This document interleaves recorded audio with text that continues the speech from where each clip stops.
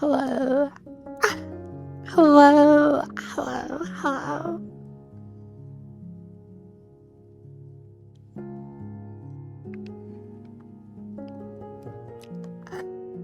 Oh my gosh. I always do like cold starts. It's like the first time I talk today, it's like after I start my stream. I should do like vocal exercises to warm up because I just like woke up and I was like, well, I'm not going back to sleep, so I might as well start stream. Hello, hello, hello.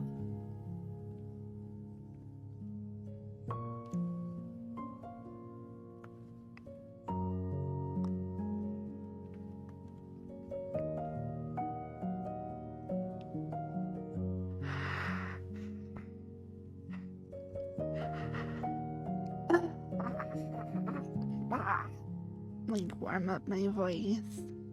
Sorry. Hello.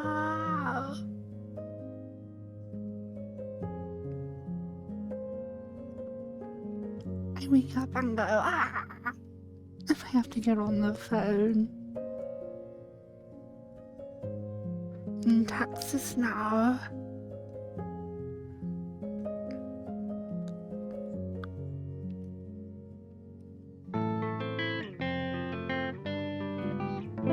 Oh, Jolly, thank you for the sub.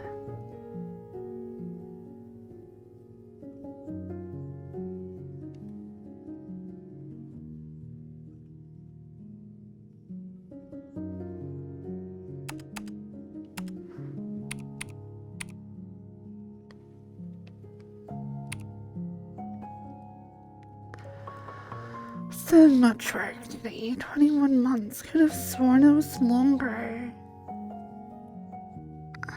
Yeah, I feel like you've been here since the very beginning.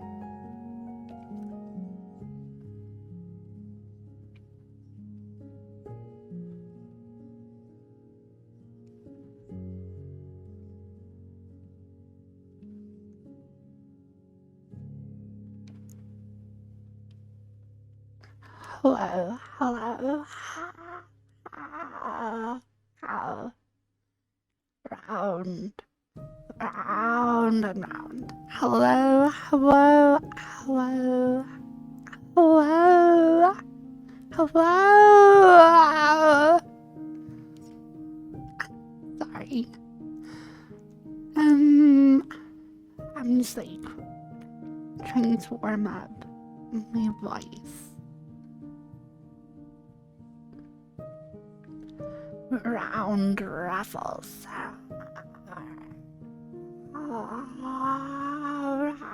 Ruffles, ruffles, round ruffles.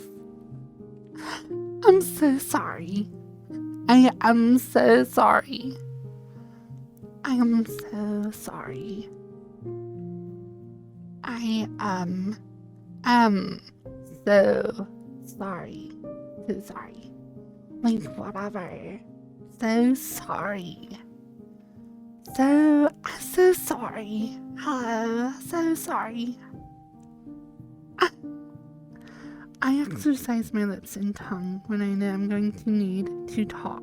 Sounds bad, but you get it. Yeah. Yes. Yes. Yes.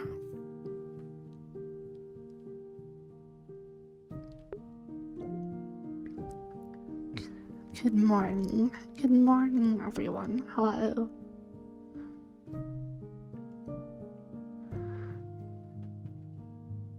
Hello. Boxers. Boxers.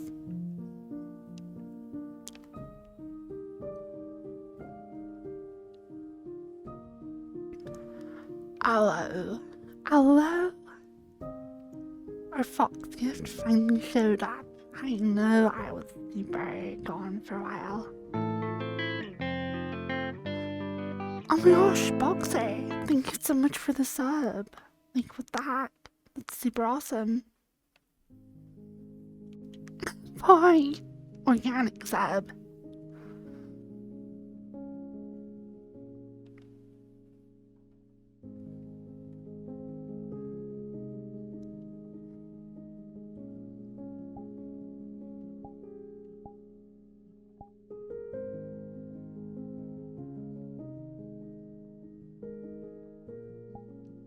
Here, I can do like green fingernails. Wow.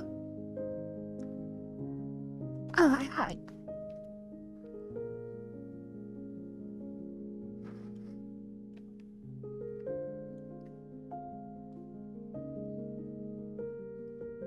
Hello, hello, hello.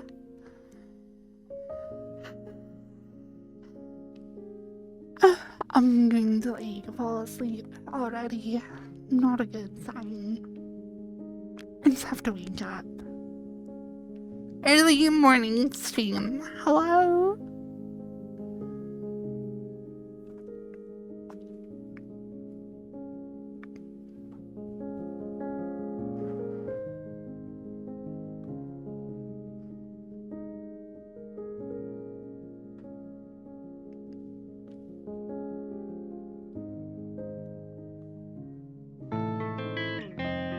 Jelly with that.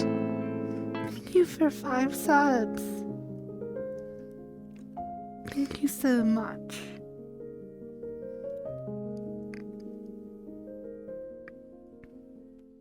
Jellyman also sent me like a bunch of recipes on Discord I have to try out. He sent me one that was like a curry chicken.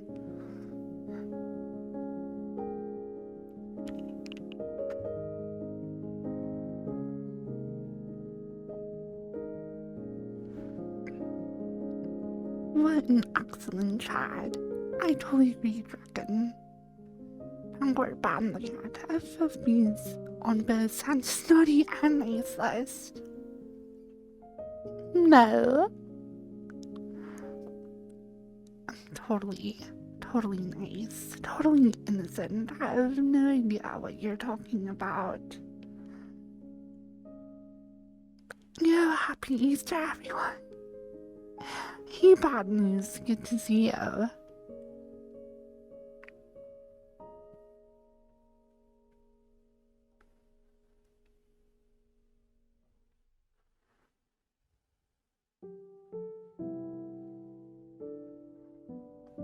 on both lists. That's the list I need to find.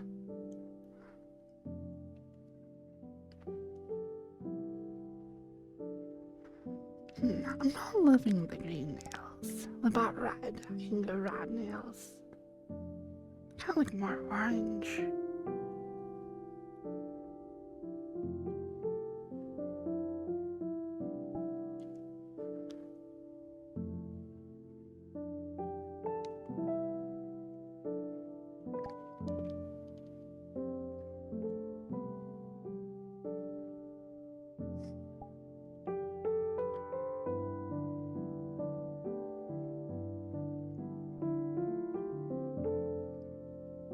Of course you have to. Hey, I came to your stream. Guess I'm here now. Thank you for coming. I love it when people come to my streams.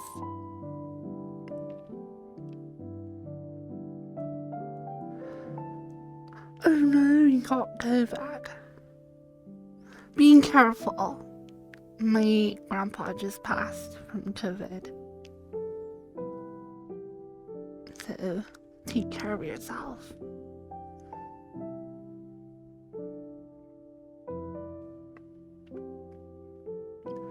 Yeah, I'm sorry I wasn't streaming for the past couple of days.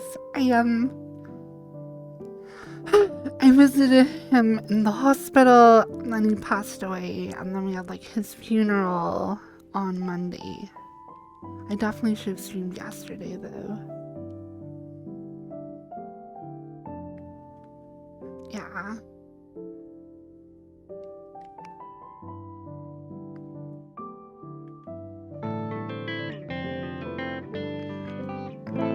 Boxers. Oh my gosh, thank you for giving a sub. You just like first time showed up today, gave me like your own sub. And now you're gifting subs to like other people. Wow. I mean, Drecken's been here for 2 years. And you're just like, oh, here, I have like a sub. Thank you so much. Hello, Laro.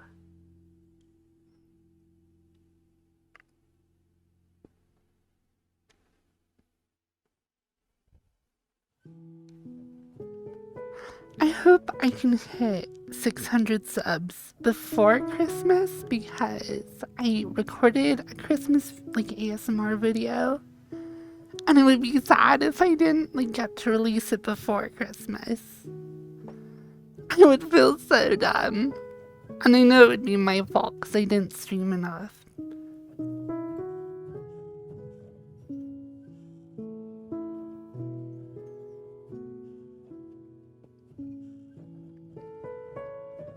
This is why I don't like Xmas that much anymore these days. Always reminds me of the people that I lost. Yeah, Christmas is always like a time of year where you think back to like all your family and all the time you spent together. And over the years, I guess, you lose people. I'm like almost 30. I'm 29 years old. And like, this is the first person I really knew that I've lost, which is a blessing in and of itself. I haven't lost any cousins, aunts or uncles, no like close friends. And even this grandpa was, of all my grandparents, probably the most distant. So I live a very like privileged life with the amount of like family I have. So yeah, I don't know. You're 38. Actually, a lot of the songs on Epidemic Sound, a lot of the piano, you can hear a lot of the mechanisms moving. You can hear the downbeat pedal. You can hear like... There's actually one song I don't like, because there's like something is just rattling really badly in their piano when they recorded it.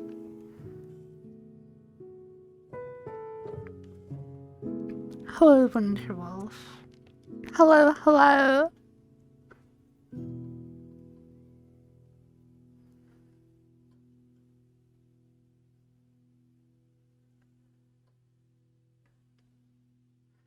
Oh yeah. Yeah, I was at a funeral on Monday for my grandpa. I cried. Like, a lot. But in a very, like... I was sad, but also very happy because even though I wasn't super close to my grandpa, I was able to like listen to my aunts and uncles. They each talked about his life and the joy he bring to them, and like all the things he did for them, how he was always there for them. And it was just so beautiful.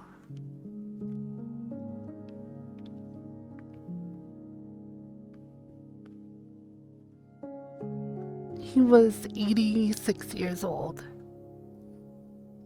So I guess pretty old. He was actually relatively healthy. He definitely would have lasted a little while longer if it weren't for... Because I guess he got COVID and it developed into like SARS. I don't know the differences technically between SARS and COVID and stuff, if they're related. I think SARS is like kind of like you have HIV and then you have AIDS, where HIV is like the pathogen and AIDS is the condition it develops into over time. I think that's like how COVID and SARS are related. That SARS is the like respiratory condition that develops from COVID. I'm not sure. I don't know if they're like completely the same thing or if it's slightly different or what. I don't know. I'm not a medical expert. Because of your parents' divorce, your grandpa was more a father to you than your actual father.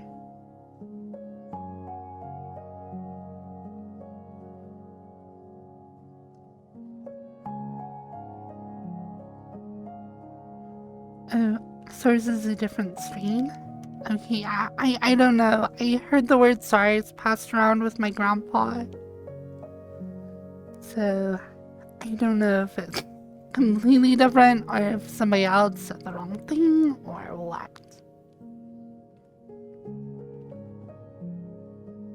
I have no idea. I don't know how it works.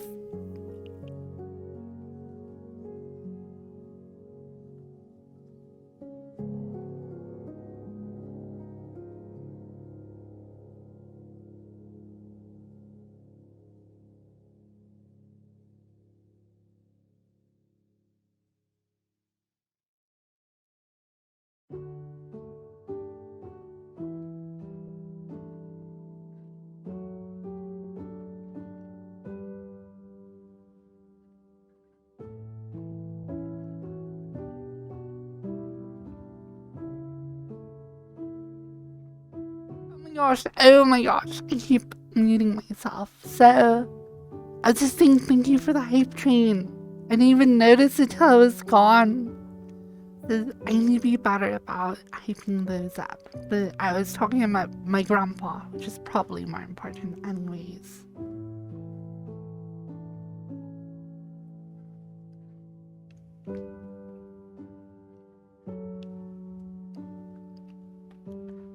So I'm listening to stuff, like the headphones I'm using are the Arctis Pro Wireless. They're like expensive headphones, they're like $300. And I also have a pair of, they're like the RX-7 from Audio-Technica. From what I've heard, they're like Audio-Technica's version of the HD 600, And those also cost about $300, but they just sound so much better. The Arctis Pro Wireless are kind of mediocre audio quality. It's just that they're wireless, which I needed for virtual reality. Running around and dancing and stuff.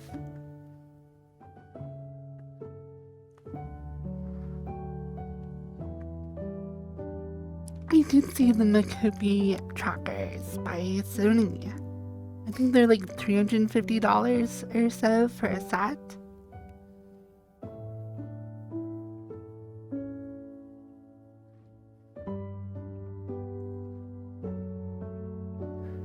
Yeah, I have them for the like Bluetooth Wi-Fi capability. Oh, that is actually so nice though. To have I compare them to like my phone and my computer at the same time. I have an annoying friend who doesn't like Discord, so whenever we play games, they're like, well, just do it on the phone. And I'm like, that's so annoying. But with like the headphones I have, I can just pair them to my phone and the computer at the same time. But yeah, they're like the kind of friend who's just like, yeah, you just have like a laptop and I just have my phone on like speaker mode next to my laptop and I play games with friends. I'm like, you're insane. Crazy.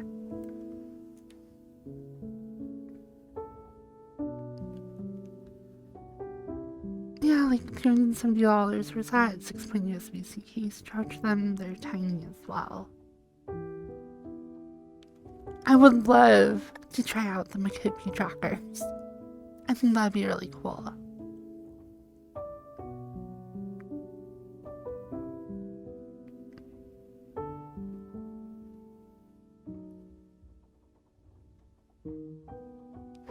I just looked up like good gaming headphones that are like wireless and stuff when at the time I had a little bit more income.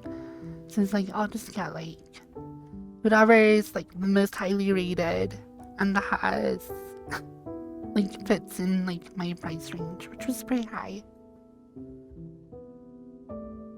I mean, you can spend like thousands of dollars on headphones if you really want, but I feel like gaming range tops off about like $400. But if you're doing audiophile, you can spend as much money as you want. But audiophile usually doesn't use like Wi-Fi stuff or like Bluetooth or whatever.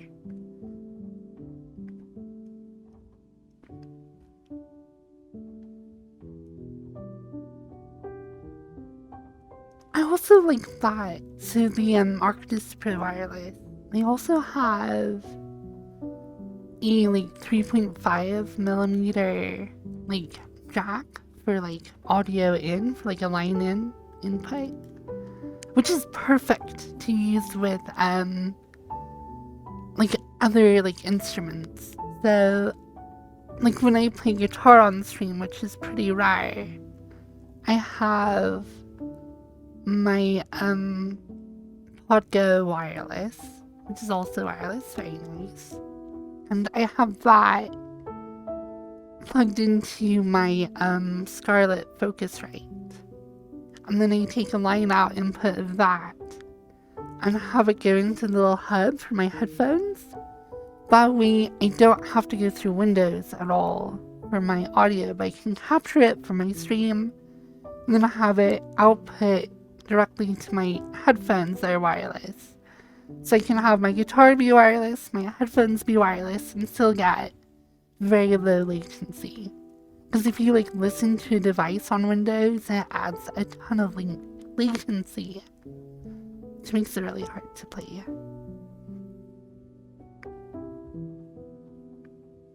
I agree, yeah. For like audio, gaming is usually a no-go. It's just gaming is also, well, I guess gaming and like fitness branded products will have wireless capability. Oh my gosh, thank you, Crispy. Or no. Oh, you're paying it forward. Draken, thank you for gifting lots to Crispy.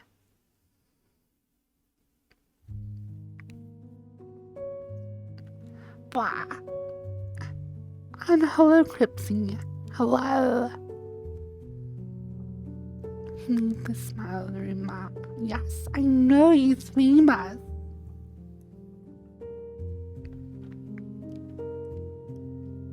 I did not play all the way through. It was too scary.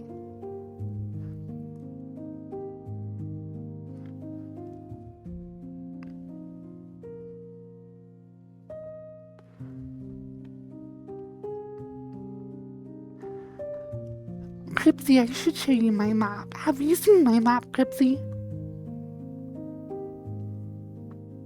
Have you seen the map I need? I would love to show you. You haven't. I'll show you my done map. I need to start another project. Because it's pretty much done. I need to add models for player characters and finish off like a menu. And that's all I have to do in my map. Then I really want to start a new project. But my attention has like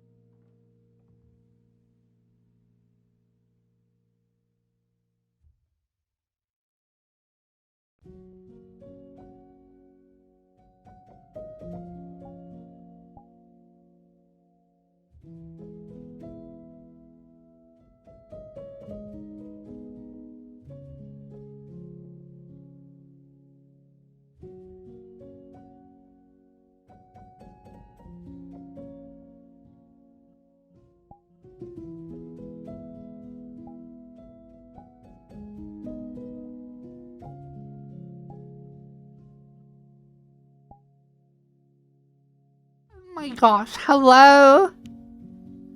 I'm so done. I was saying I really like meeting map developers. I love Snowbreeze, who I'm sure you've seen, Cripsy. If not, go follow her. She does a lot of map dev stuff. And I was also wondering if you know Dinky. Do you know Dinky? He's so cool. He's like a really amazing map dev.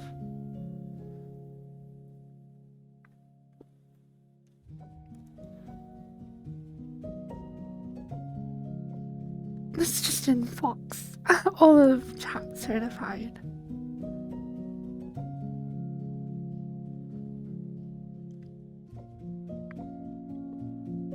But here's my map. So, you start at the top of stairs.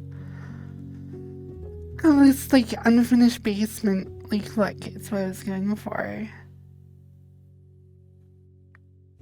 So you like come downstairs, and then it's just this like old basement. And I made all this stuff myself.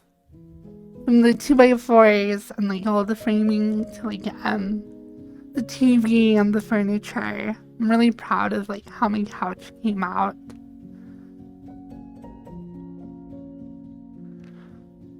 So it's like a little like old basement. I want to like add some more stuff. The pinball machine is a prefab though. That's one of a few prefabs I do have. Most stuff is made by me, but some of it is prefabs.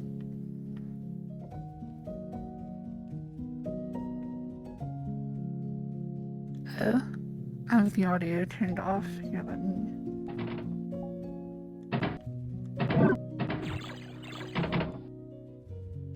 Very cool though. Very cool prefab. But that is not the main feature of my map. The main purpose of the map is through this curtain right here. It's my Dungeons and Dragons room. So, okay, also another thing I did not make all the models for the monsters. They were made by a really amazing guy who released them all for free, for like people to like 3D print them and use for their like Dungeons and Dragons games. So I decimated all of them and did like UV maps and stuff. So they would perform decently in this map. It's still kind of, like you can see there are 2 whole bookshelves full of minis. It's kind of a ton. But yeah, I have Myconids, Modrons, rocks, purple worms, anything you can think of. I have every single monster from the monster manual. This is like a ton of them. So this is a system I did myself. So I have these like character sheets for Dungeons and Dragons, and they're by default just full of like placeholder information. But you can have an HTML file saved to your computer with all of your character information. And then I have a little them executable that you can run that will take all the information from your character sheet on your computer, and you can copy and paste it all in like a single field into this bar, and it will fill out all of your character information. I can try and show you how that works.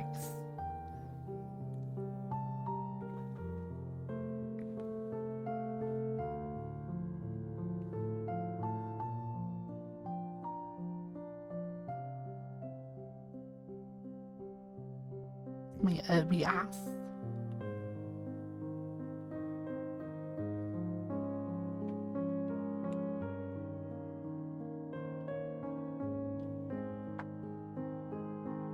Let me see if I can find it.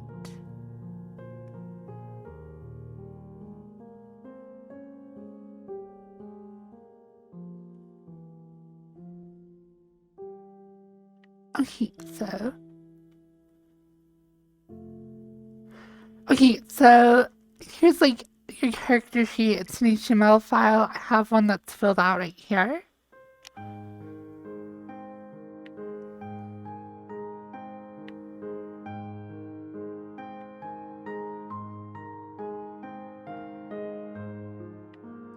So you just kind of fill it out with your stuff, whatever. This is a character that I have run in a lot of different campaigns. It's all filled out with stuff. So you just kind of type it and you can save it. And then I have this character sheet converter. But all you do is you have to find the file again. So you hit open, you go find your file. And then it will dump all of the stuff here. And you can just do copy to clipboard. Okay, and then over here, I can show you in first person. You just click on here and then hit the paste button, and all your stuff is pasted into there. Hit submit there, then hit input player 1. And now over here, this is player 1. You have your whole character. So you can see all the stuff, the backstory, and all my hit points, my known spells. It's all here.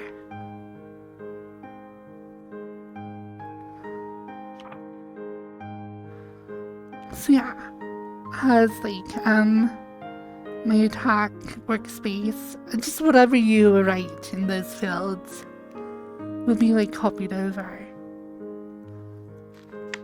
That way you can import your own character, because I was like, because I can just like import my specific character sheet, but I wanted a system where anyone could come use this with whatever character they write up. So yeah. And then to go along with that, I just have the entire player's handbook. All a million pages of it, complete with pictures and charts. It has this really cool system where you use your finger to like turn the page. It actually tracks your finger, and like as you flip over a certain threshold, it will just continue the animation and then like flip the page material. So yeah, this is like a ton of stuff. I added these bookmarks to it to skip to like any specific class or chapter that you need the rules from. So yeah.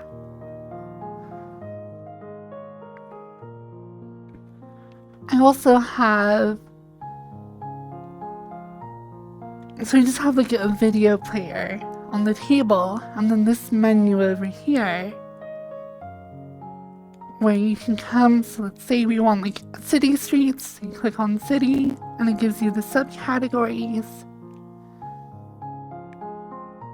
Let's do like the merchants district, and then these are the maps that you can choose from. So we'll do Fountain Square Day, and it will just load in the video.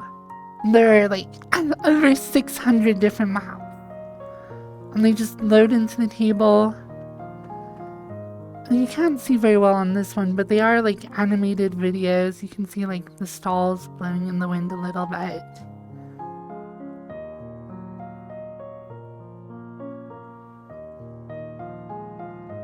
So yeah, and then so one thing I need to add is player characters. So far, I just had player characters for the group I was going to try and play with. But I do have all the files I need to do like a whole bunch of combinations of race and class. So I will get those added soon. I also want to tweak with the lighting so that the little characters show up better against these really bright videos. Because this room I lit fairly dark, but the texture for the video file is not affected by that. It's essentially an unlit texture, so all these like dark objects disappear against it. So I need to tweak the lighting. Yeah, so I have cool little models. To not lag out the map, all these don't have physics until you activate them. So you have all these buttons that you can turn on and then select your enemy. So you can do like a mummy or whatever. So you can click the button that lets you pick up the model. My little mummy. It also spawns in the stat block for the monster. So you have, it's like armor class, it's various actions that can take, stuff like that.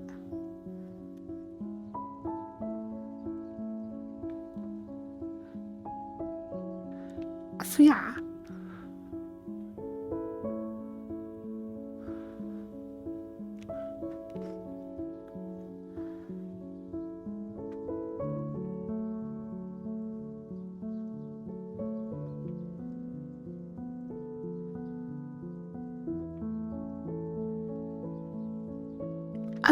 One last system that I added was for streaming. So I have this little computer over here, kind of like a ridiculous old computer, but so we just have this weird keyboard just with different camera options. You can click on them, and then on this computer it does different like you can select like the dungeon master, the various players, and then these two mixed modes.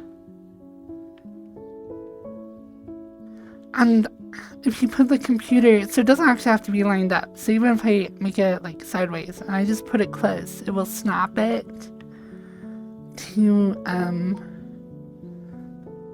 the right orientation.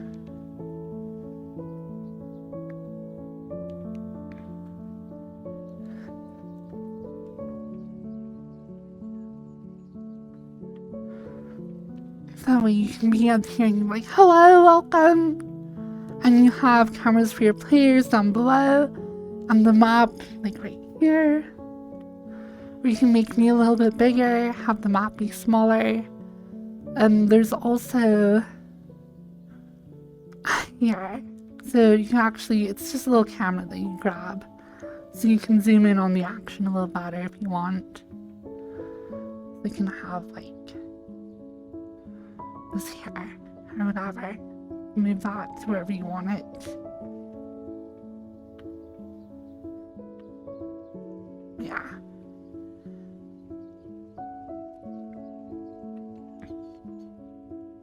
Hello, hello.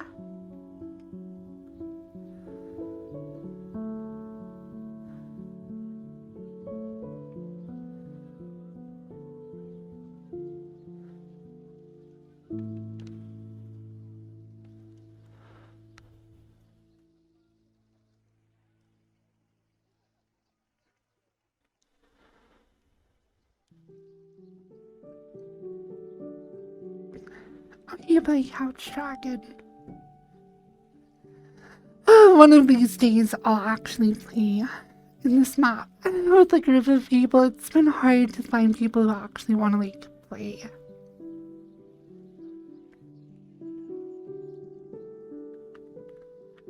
But I'm pretty sure I have all of the elements here.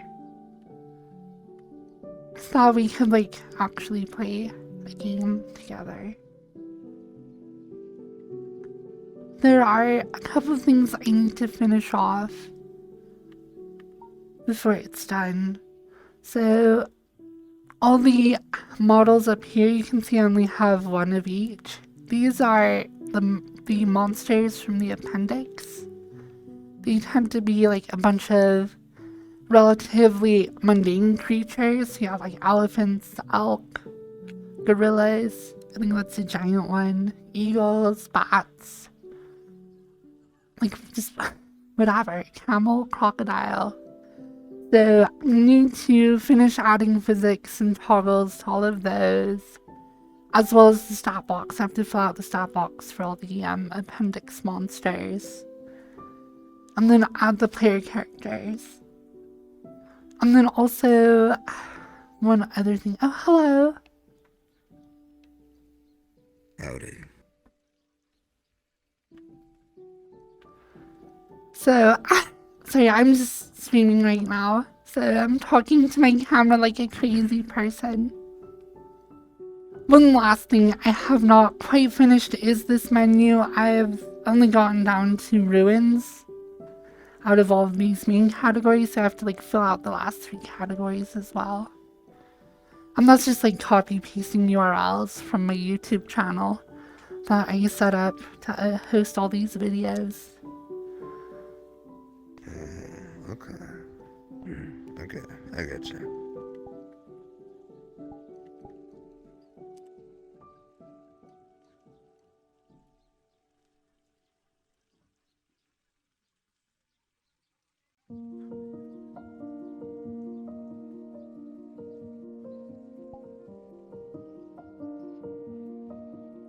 It's good to see you.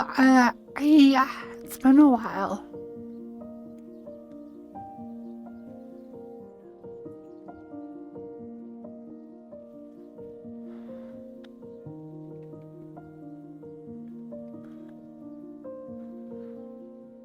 And they laughed. And they immediately laughed. I was like, as soon as I actually turned to say hello, they're just gone. Oh no.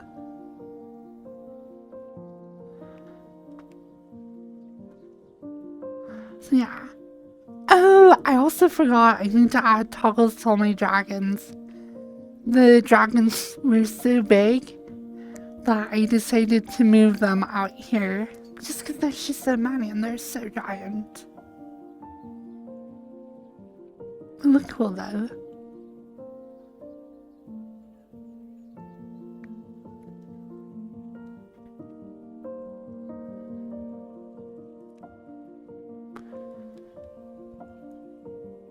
Are they good or bad? Well, a little bit of both, to be honest.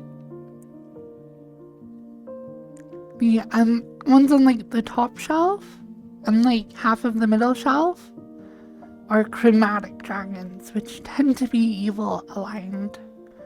And then the ones on the lower shelves are the metallic dragons. Like this is a gold dragon. I think this one is silver or something, I don't know. They tend to be good aligned, so.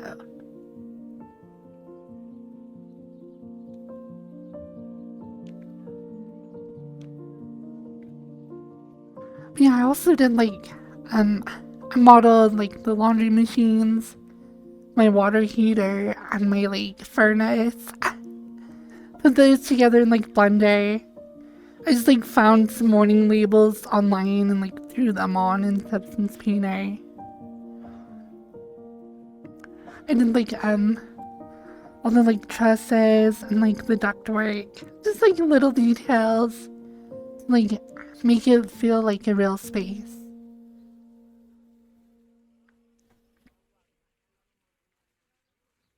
Why does it sound like you have braces? I think it's because I have a snaggle tooth. One of my teeth is really badly misaligned. I really could use orthodontia.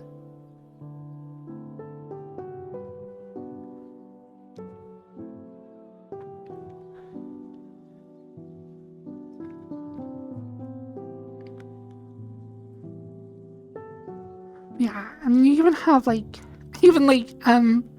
these little like blue boxes and stuff you have for like light switches, which right now are not functional. Eventually I would like to make it so you can like actually toggle the lights on and off. And lighting is kind of, I don't understand how it works yet. Especially for like big lighting. If it's real-time lighting, I could just toggle the light source on and off. But since all the lighting in here is baked, I'm not really sure how to change the light maps on like everything in the map when you flip on a switch or whatever.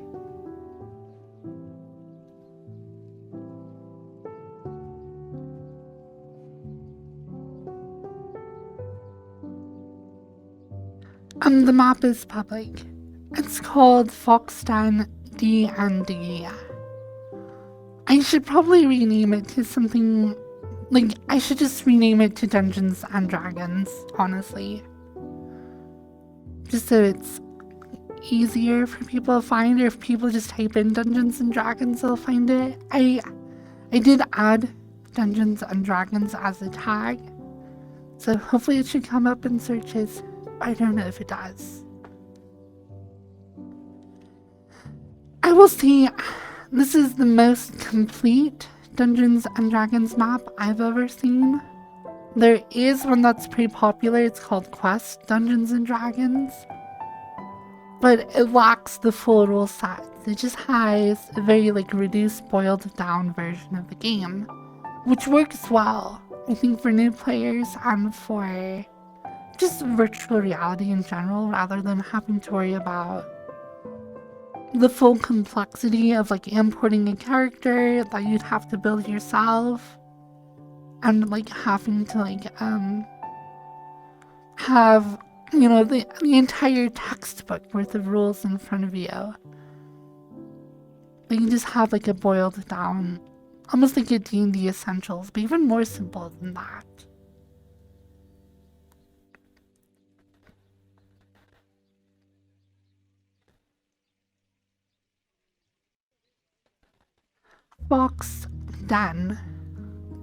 Foxden D&D.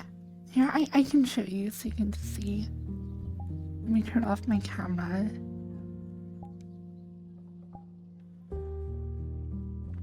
I put the WIP work in progress, which I'll probably get rid of. I might change the name entirely to just Dungeons and Dragons.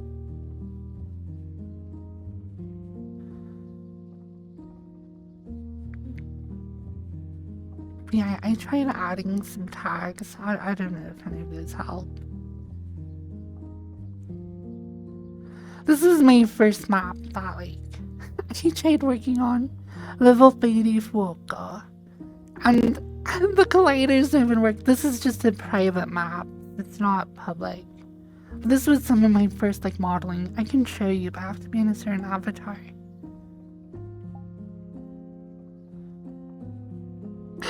You can see I only have like meme avatars. Here, I have to use this one because it has flying. But I'll show you my old map that I like first learned a lot of Blender stuff on. This is before I had Substance Painter as well.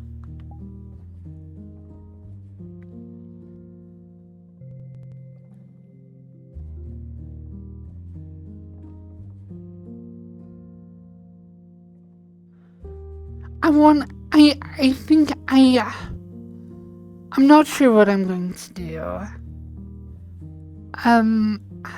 When I finish my D&D map, one thing I've wanted to do is like a restaurant, like a really fancy Italian restaurant built in like an old church, which is what this was supposed to be. You can see I was kind of working on it. I lost all the files for it though. But I'll probably start over anyways, because I'm a lot better at modeling. But I tried doing like vaulted ceilings and like a big glass dome in the middle. Like my idea was like, this would be like the main entrance. And you'd have like a maitre d' or like the host or whatever. And I'd put like a little stand there. And I would do some like booths up on the like raised area. And then have like a sunken area and put like a stage in the middle. You can see how messed up all the textures are though. This was before I had Substance Painter, so it's just doing all the texture work in like Blender. And then I had like these like outside areas. I was gonna like set like a little garden and like some little tables. Had another one in the back as well.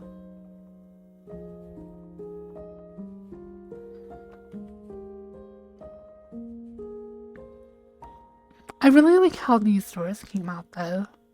I like how I did. Because all my work, all this is all done like from scratch in Blender. So it's just like a lot of learning and like figuring out how to do cool designs. I've definitely gotten a lot better. This outer area took me forever, even though it's all like copy and paste of the same like design. Like figuring out how to get this to like work well. And like be at the right angle to do like a nice rounded corner. I remember that being annoyingly long to do. This took me way too long. I can do it so much faster now. So yeah. That's a really cool idea though. I like the idea of like this romantic Italian restaurant built in like some old church somewhere. No hablo inglés. I'm sorry I didn't speak Spanish. So yeah, this is like an English only channel. And unfortunately, like we do have to ask people to only use English just so that we have the ability to moderate the chat and stuff. Because, you know, like if you were saying like really terrible things, then like me and my mod team would not be able to like understand that because we didn't speak Spanish. So we have a rule where you're only allowed to use English, unfortunately.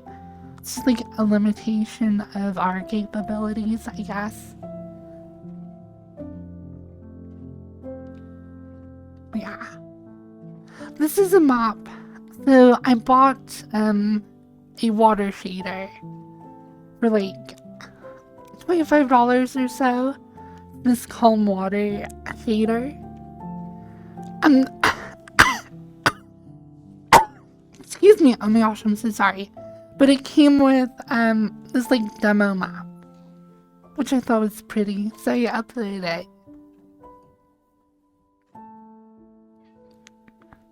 Yeah, this water is like, it looks really cool. This is some of the best, like one of the better water shaders I've seen. This actually does like good mesh deform.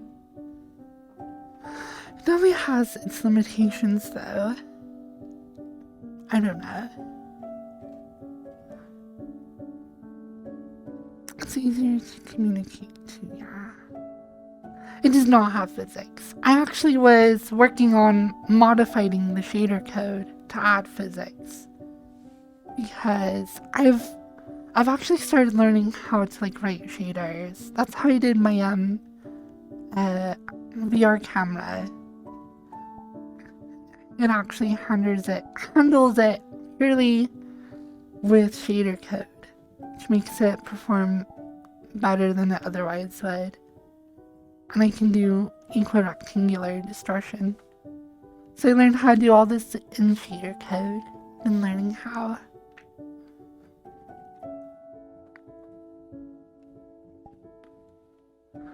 But it's pretty cool because I can like record videos and like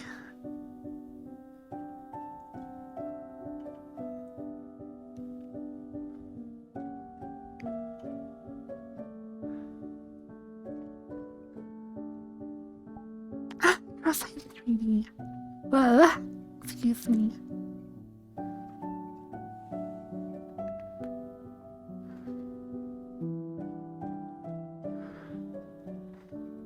The most amazing water physics I've seen are in that like I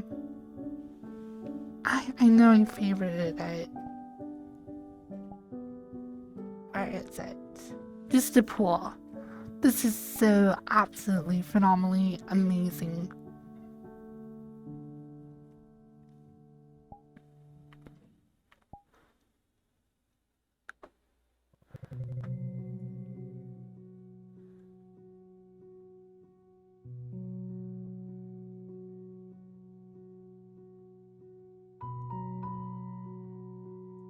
Oh, it's way too bright though. Somebody needs to take the system that they developed and like put it in a prettier map because this like blinding white is so harsh on my eyes.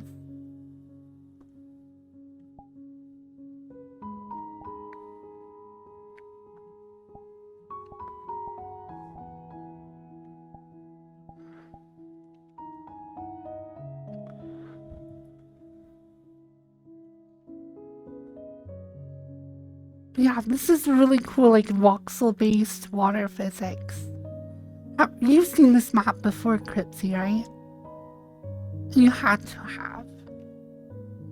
In my opinion, this is like the most amazing map in all of VR chat because it has like actual 3D physics simulation that was like ground up developed for this. It's actually just so cool. It's also a little bit laggy.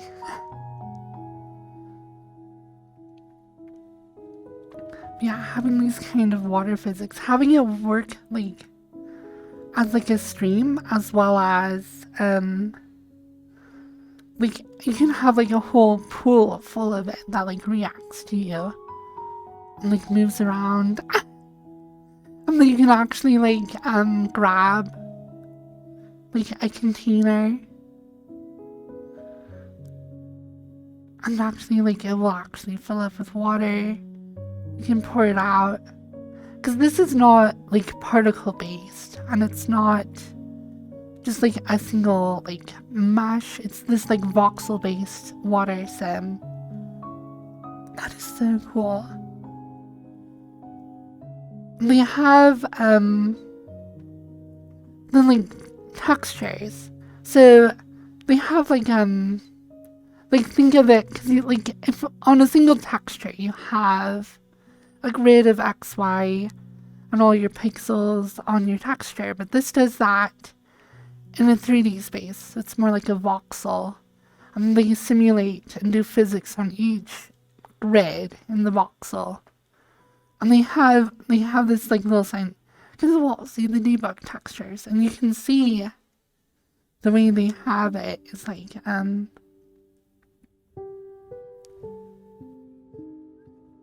these textures where they do all the math and stuff. So it's definitely running these physics simulations on your GPU. It's actually so cool. I would say definitely check it out.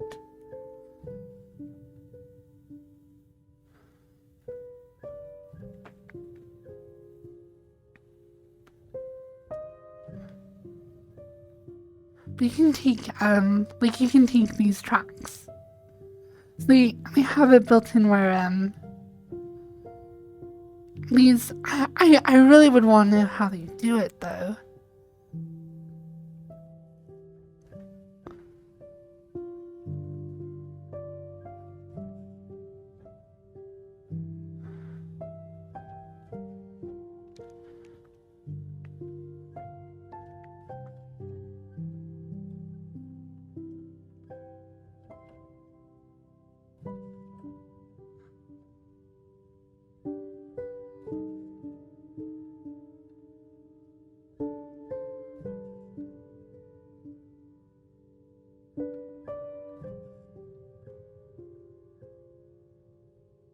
But yeah, it like works with like these cool little things so you can make little like tracks and they will actually pour out of them and stuff. It is the coolest water I've ever seen. But yeah, you can tell it's a little bit laggy.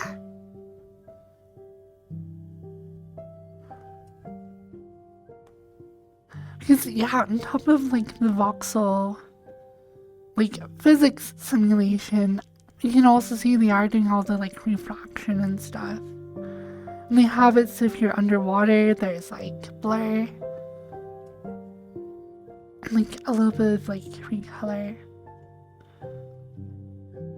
It's actually so cool.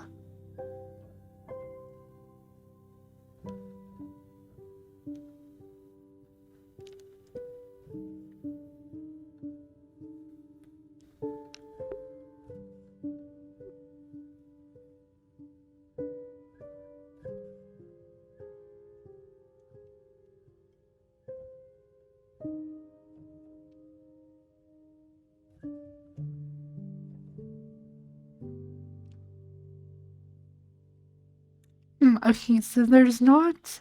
I always forget what it's called. So when you are underwater and you look upward, you see a circle over your head on the surface of the water where you can see through it. And then outside of the circle, you won't be able to see through the water, it will just refract. And it's called something's window. I forget what it's called. But I don't see it doing it on this water. So whatever they're using for refraction isn't actually completely accurate to real life.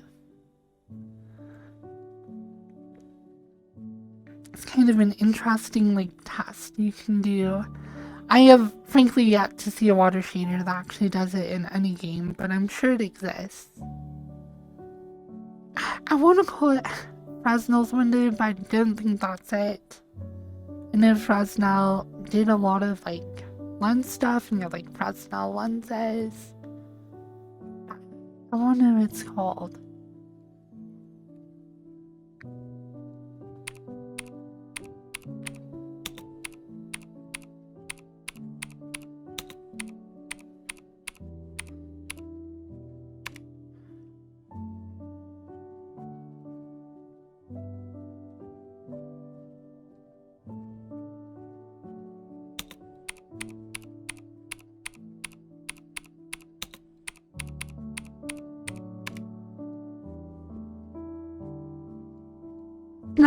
Snell's window, that's what it's called. Yeah, Snell's window. Okay, it's you, Cripsy.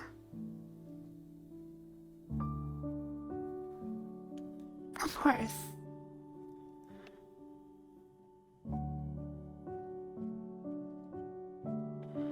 Yeah, Snell's window is an artifact created by the like internal refraction of light when you're underwater, like the refraction of light at the surface of the water. So you have I forget what it's even called. It's a measure of like how easy it is for light to pass through a given medium. Whenever you have a boundary between two mediums, you'll get refraction. And you have, I guess it's called the index of refraction, which is a measure of, I still have my camera on. That's expensive. That's probably lagging me really bad right now. Oh yeah, oh my gosh, that's so much better. Yeah.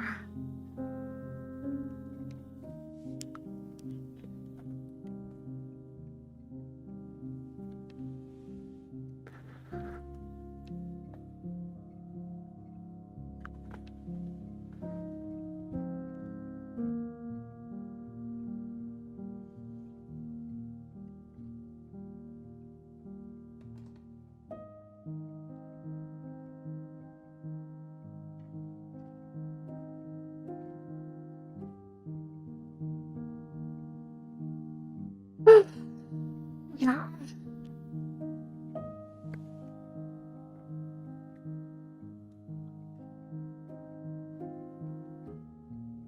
It's just so cool.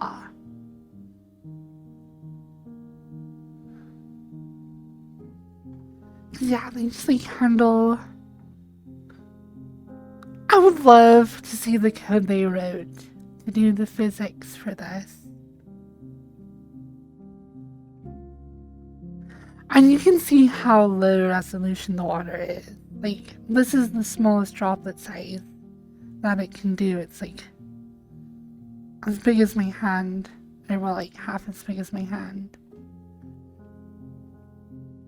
So yeah, depending on the size of the area you're trying to simulate and how small you want the smallest water droplets to get, you get very performance intense very quickly.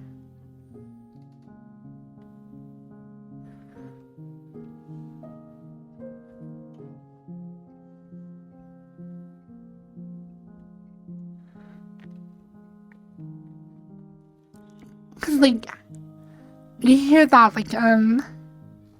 so going from like 1080p to 4K, the resolution, like in terms of its width, like the length and height or whatever, is like double. But you're actually pushing 4 times as many pixels. With a voxel like this, you're going up by the cube. So doubling the width and length of this space, and height, I guess, would make it be like 8 times more computationally intensive. This world is called Just a Pool.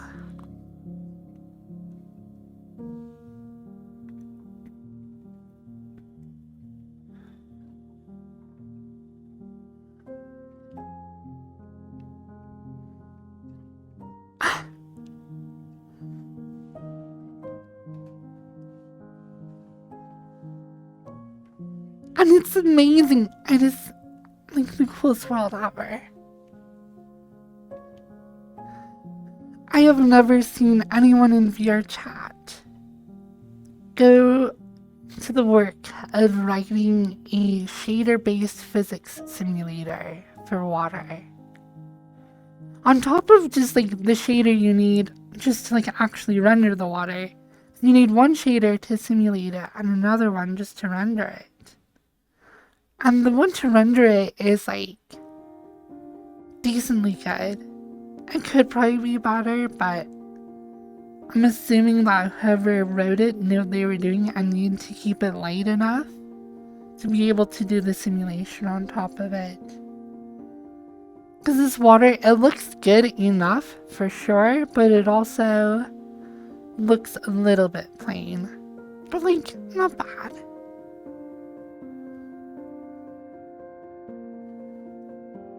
It's just so cool though. I wonder if they would sell this on Gumroad or Boost though. The thing is, the volume of water you could do while keeping the droplets the same size would only be this big. So it wouldn't be great for like a swimming pool or an ocean or a pond. But you could definitely do a hot tub. In fact, if you did a hot tub that was a little smaller than it, then the spatial resolution could actually go up a little bit as well.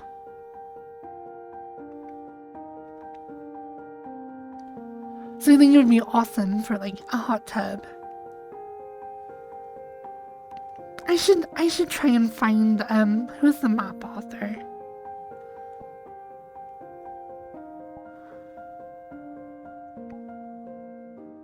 Worlds. Sahran.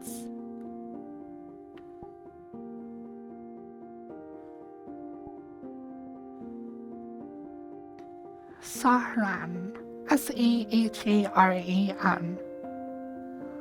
They also have this food playground. What's this? We have another map. Let's go check it out. See what it's about. It also looks like some sort of fluids and reminds you of the goop physics from Portal 2. Yeah, I wonder how that was handled as well.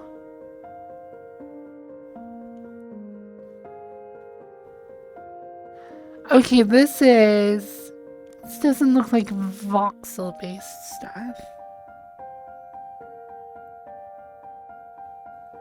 Yeah, this is, okay, I have a map, like this one. And I wonder how they did those. There's some interesting textures up here. They have some sort of like currents, it looks like they're actually calculating.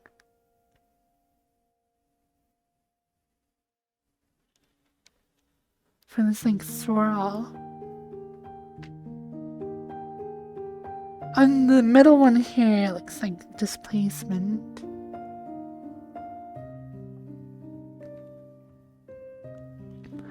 I think I actually got rid of my world. I think I unuploaded it.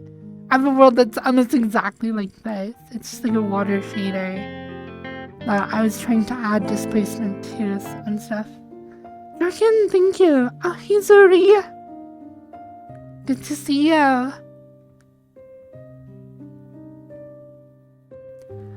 Fiber optics work off of a principle known as total internal refraction. So if you have a medium that has a very high index of refraction, going with a boundary to a medium that has a very low index of refraction, so like glass, which is very high, or crystal, to air, which is very low, then when light hits that boundary between them, rather than passing through it, it actually will be bent and just reflect back into the medium. Which is why you have light bouncing on the inside of a fiber optic cable, rather than just like passing through the cable or like being absorbed by like the outer casing of the cable. It just kind of bounces around the inside. However, different wavelengths of light will actually bend different amounts. They'll refract differently. So you actually get scatter in your fiber optic cables. So if you have like a red light and a blue light, one of them will have a lot more bounces as it goes down the cable, and will actually take it longer to get to the end of the cable because the length traveled is much longer. So even that becomes an issue even just from modulating the light that you are sending information on, because you have like a carrier signal that you modulate, and that modulation adds variation in frequency, and that variation in frequency can make it bounce differently, so you'll get like distortion on your signal. So like fiber optic cables have a lot of like physical limitations due to the way different like wavelengths of light will behave when refracting. It's kind of cool though.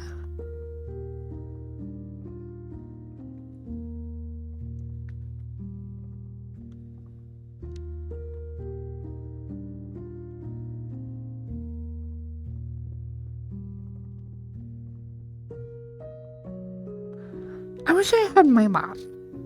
But I did. I definitely got rid of it. Because I had another water. I was messing with the calm water shader. Trying to get it to do distortion. Or, like ripples, like this has.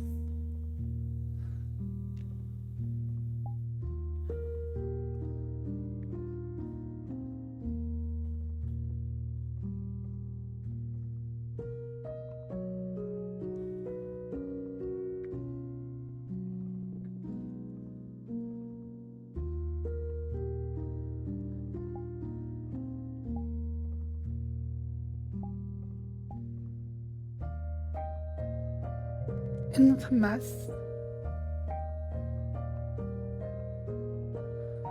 Big saps.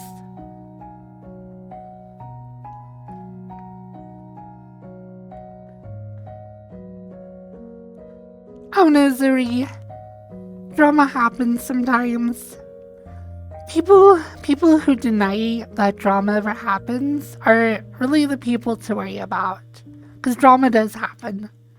And it's not about whether or not it happens, it's about how you handle it. And people who deny drama don't handle it well. So I've had people who are like, oh no, I never create drama, I'm like totally free of it. I'm like, no, you're not. You just deny it and don't handle it well. So just finding ways to be mature and like handle drama and like have understanding and like patience, which I myself am terrible at. I have huge issues that way. Definitely things I can work on. But it's all good. It's all good. I enjoy seeing you, Zori. How many polar bears are on the ice hole? I think I figured out how this game worked. I went with Crumpet to this world, and people were just barely, they were just like spamming buttons. Here's my hypothesis. We'll find out if it's right. But my guess is that the ice hole is in the middle of the die. So if there's a dot in the middle, there's an ice hole. Then you just count how many dots are around a middle dot. So 4 has like 4 polar bears, but none of them around an ice hole. And the 1 has an ice hole, but no polar bears. So given this arrangement, I'm guessing there are only 4 dice. Or 4 polar bears. You won! Sweet! Okay, I think I got it right then. So if I reset and start again. Okay, so no ice hole there. Those are all 5, so they have 4 each. 4 times 4 is 16. So should be 16 polar bears. Okay, I won. Awesome. Yeah, I totally figured out how the game works.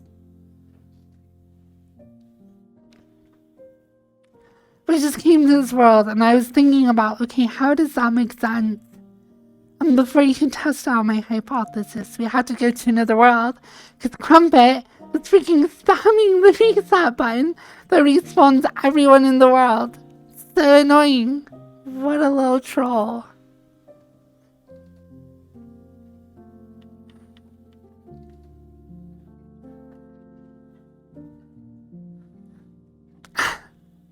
Alright, next world. I just wanted to come see if I was right about how that works.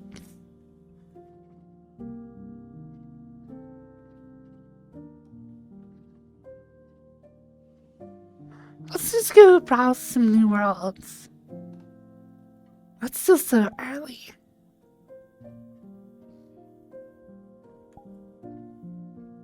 The Garden of the Flowers of Resilience is located near the end of the 4th layer of the abyss, brimming with lovely white flowers and tall water gobblers.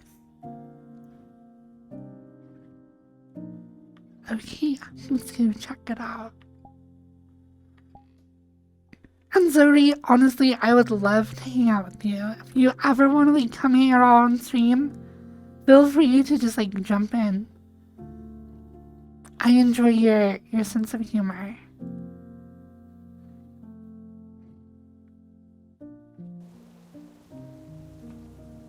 Oh wow.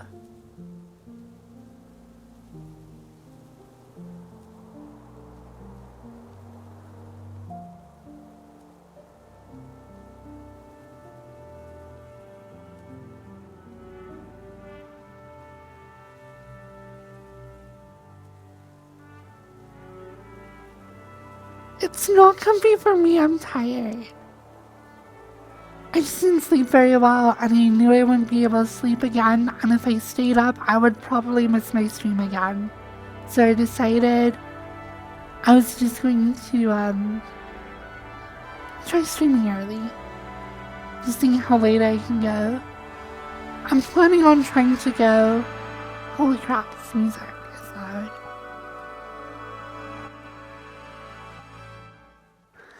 I'm gonna try and go till my normal end time at like 3 p.m. or whatever. But we'll see. I think I should more of my casual VR chat playing fall off. But after losing fun for it, I think I should give it more time spending with others. That is what makes VR chat fun, to be honest, is spending time with other people. I have, like, I spend way too much time alone on this game, especially when I stream, which is okay, because I have, like, chat, but, like, if you want to have fun, you kind of have to have people to hang out with.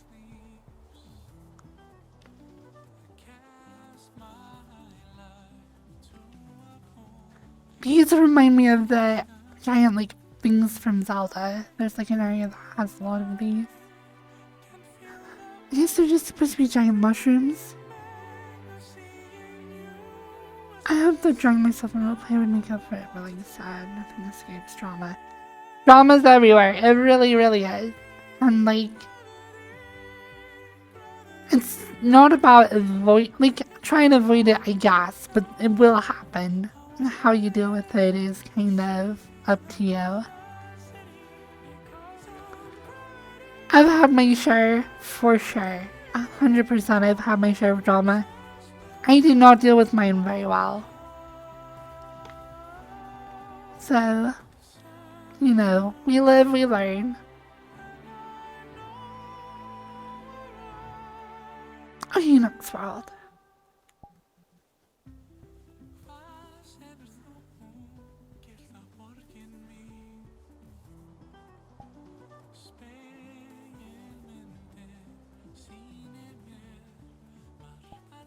Random Minecraft world.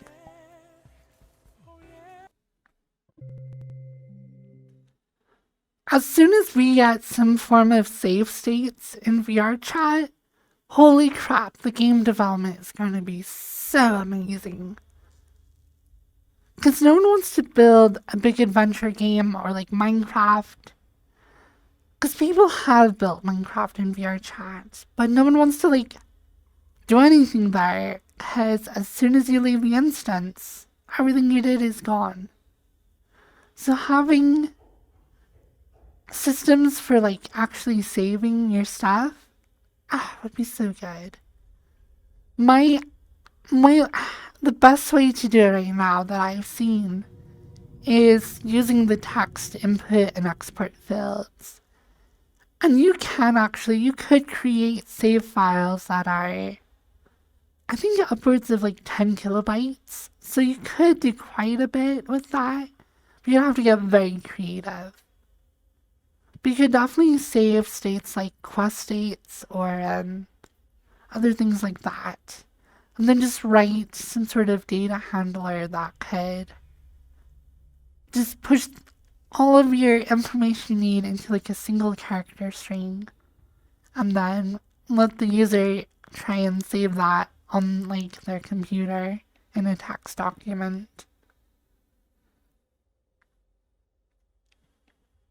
It can be done, but it would also be annoying because that means every time you want to save your game in VR chat, you as the user have to like go to a special interface, copy a bunch of text, and then paste it somewhere in your computer, and then like hope that you didn't like screw up and miss a character or something, and then throw everything off.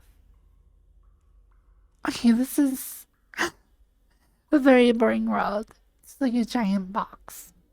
We'll go check out the world.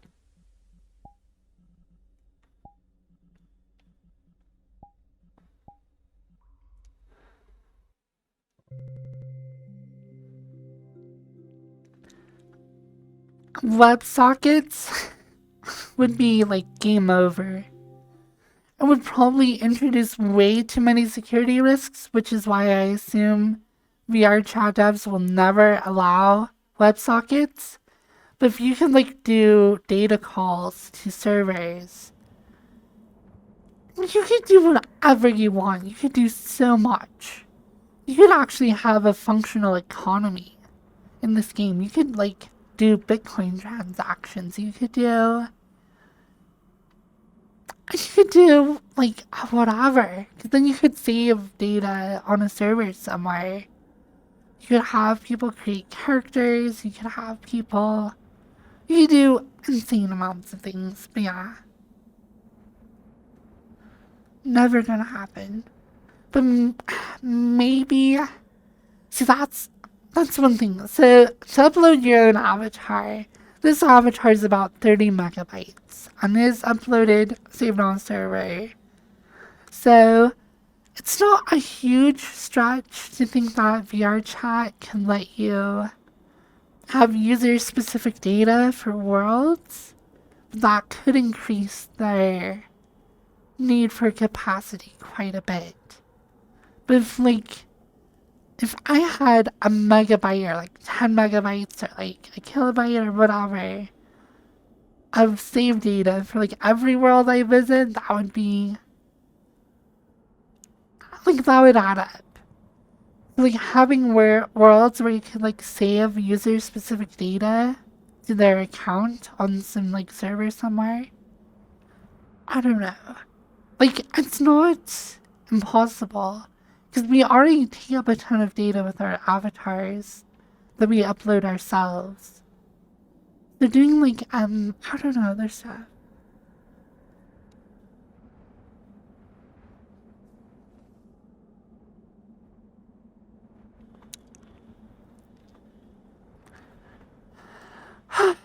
Well, I don't know what this is. I don't know what this world is. Oh. That's so bright. Oh, that looks so cool though.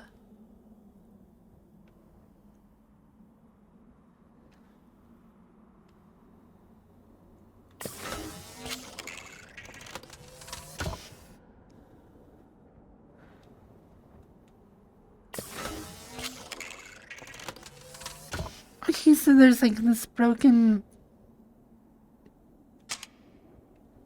bike.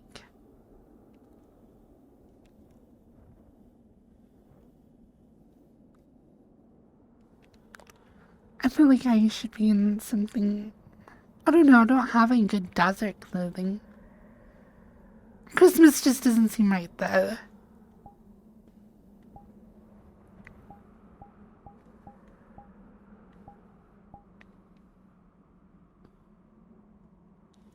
Let's go at least slightly sci-fi. So, I don't understand. Are we supposed to repair the bike or... Because there are things you can click on, but I wonder if that's just for fun noises. Because that would be cool if you could, like, pick up a bunch of, like, parts that you need and then, like, put them on the bike. And then you could, like, drive it around. This is a very big world, though. I can't see anything because that sun is so bright.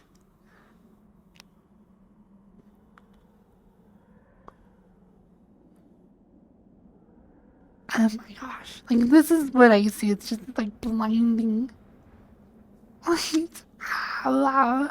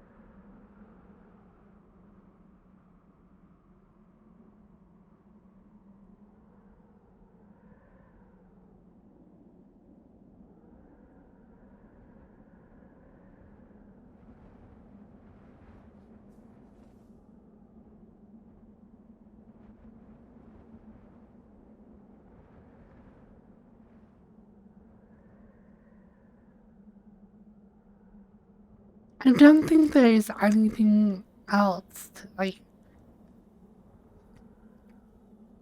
I think it's just like a lot of barren wasteland. I think this is like a work in progress map, maybe. I don't know, maybe they'll add more. I'm gonna respawn and get back to that, like, first room we were in. Okay, so it starts us here in just like, a world builder box. Which, honestly, I thought world build... I forget what it's called. I think it's world builder, some sort of, or like pro builder. It's like a Unity tool that lets you do geometry for, like, creating levels and stuff. Don't use it. Go learn Blender instead. Pro builder is cool. It's really cool even. But it's also very, very limited. And it would be better to just go learn some actual 3D modeling software.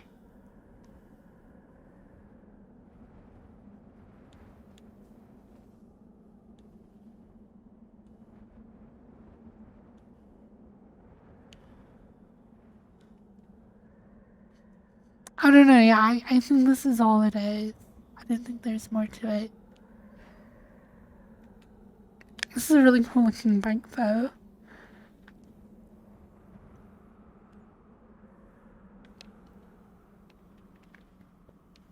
Okay, next world.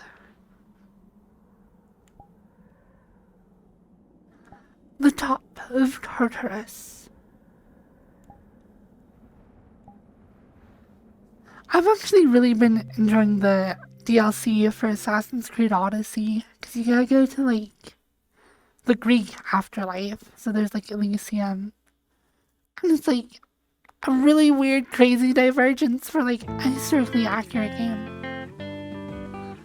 We're sick, thank you so much. 15 months. Wow.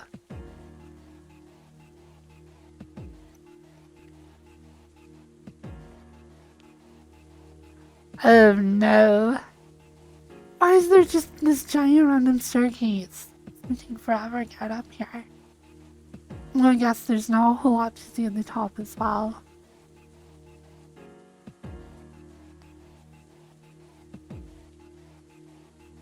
Some people...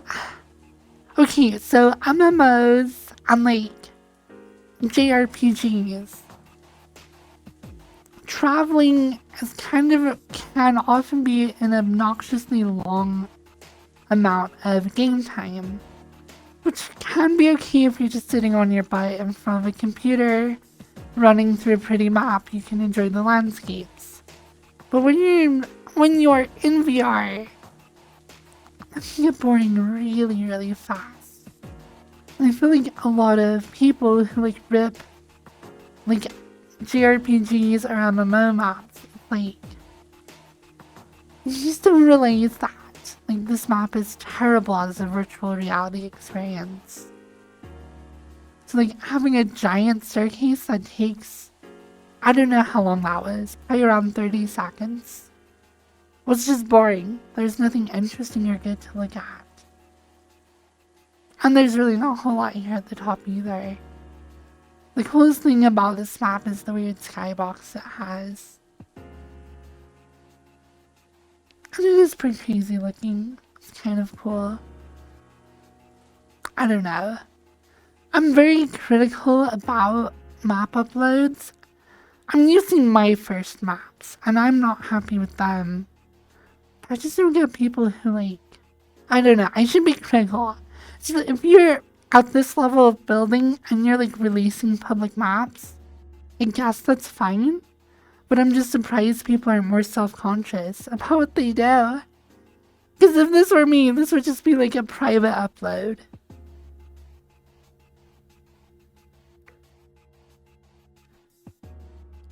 I don't know, whatever. It's whatever. Let's go to another world. I don't know, it does dilute, like... A lot of the good maps are diluted by maps like this that are like, oh, you should just keep this one to yourself. Like, keep learning, keep working on it, get better.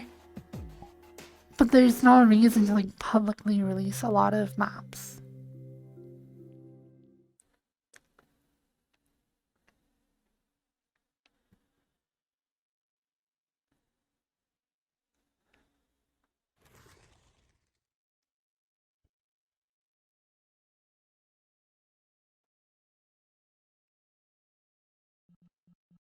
What the heck?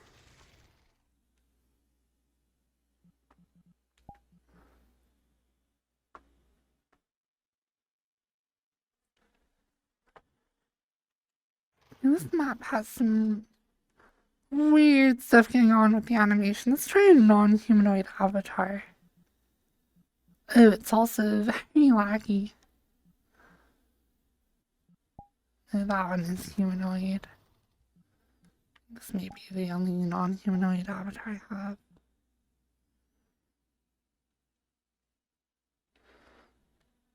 I'm dying. Okay, so this map is broken the animator system somehow, so humanoid avatars don't work, which is kind of a huge issue.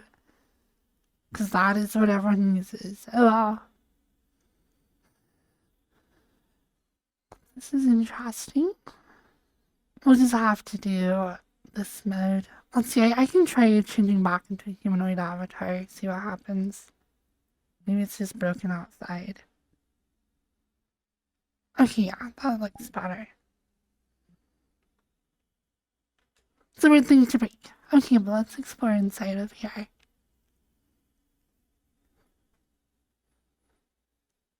Savion! Hello!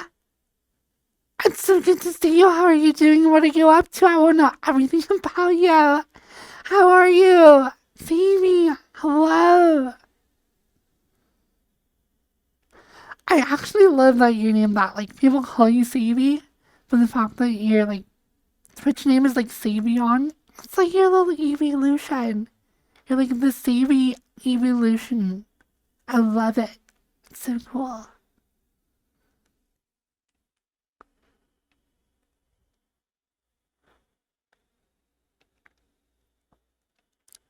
It's starting to feel like the medieval back rooms or something. It's like yellow lighting. No idea where I'm going.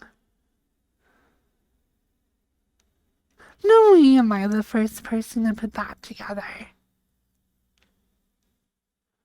This map is interesting. It's better than a box with a mirror on one side. Definitely still a work in progress. Hoping you're doing alright and stream is going well. I'm doing okay, I guess. I think this is the beginning again. I don't know, I'm lost. This reminds me of something I was working on at one point. I wanted to make a like modular space station system. Cause I want to make like a cool space station. So I started working on hallways that you could just like snap together. So like built them on a grid and like made them all so all the like entrances and exits and everything would be like the same shape. There's so many maps I want to like work on. And all my like time has gone into that D&D map, which is cool, but I'm also ready for it to be done so I can work on other stuff. Came like you said in the title. Oh no. I've had people, I don't know why, my DMs on Discord are usually pretty tame. For some reason, all the weirdest messages I get are like Twitch whispers. It's so weird to me. People will whisper me on Twitch and be like, can I masturbate to your streams? Can I have your permission? And I'm like, wait, what? Why are you even asking me that? Oh my gosh, it's so weird. I mean, I make jokes like, oh, you can come on my channel. But they're just like jokes, just lewd jokes. But people will whisper me on Twitch and be like, "You're so hot." It's like, can I, like, that's where I've gotten requests for like feet pics or like nudes or like just asking if they could masturbate. I think one person whispered me and was like, "Will you be my mommy?" And I'm like, "Whoa." I think they were like, "Will you adopt me and be my mommy?" And I was like, "Whoa." I don't get it in DMs though. My Discord DMs are usually like really good. People are just like, "Hey, I love your stream," or like, "Wow, you're really inspiring." I'm like, "Wow, you guys are so awesome. I love you." But Twitch whispers are a different story.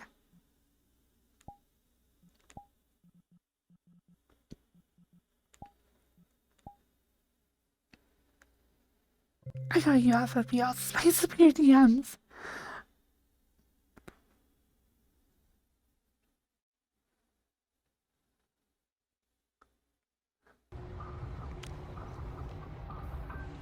I don't get whispers very often, to be fair. They are very rare. But I would say probably half of them have been weird. Half of them have just been like positive or people who are trying to reach out to me for some reason or another. But half of them are just weird. It's like, I don't know. It's so crazy. But I got frozen. It's supposed to be a carbonite chamber. What if I just jump down?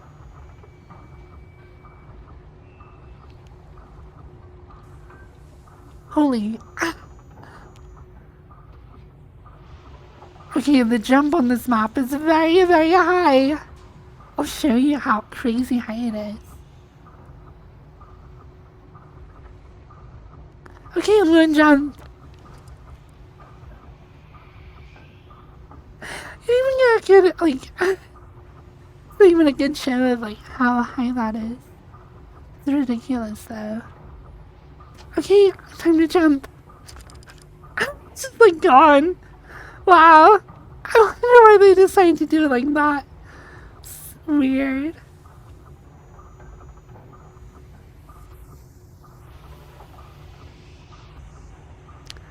Oh yeah, I definitely agree with that couch dragon.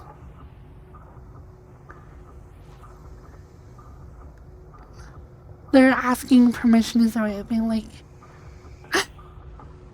being a little sub. This is probably why I didn't respond. Because I'm like, I don't want a sub. I want a dom. Also, I don't usually respond to sexual stuff. In DMs, I'll just ignore it. Unless it's someone I know really, really well. And I have a crush on. Like Savion. DM me if you... if you DDF. Who knows what will happen? No promises though. Wow. No, but hacking like random stuff is just weird. Yo! Okay, I'm gonna go next map. See, this is... I can understand doing a public release of this map. It's interesting. It gets a pretty good vibe going. The fog effects are cool. There was definitely time and energy spent into like modeling this platform. It's maybe not the most amazing map I've ever seen, but it's like, it's not bad. Like you could even do like an RP scene here, do some like Star Wars roleplay or whatever.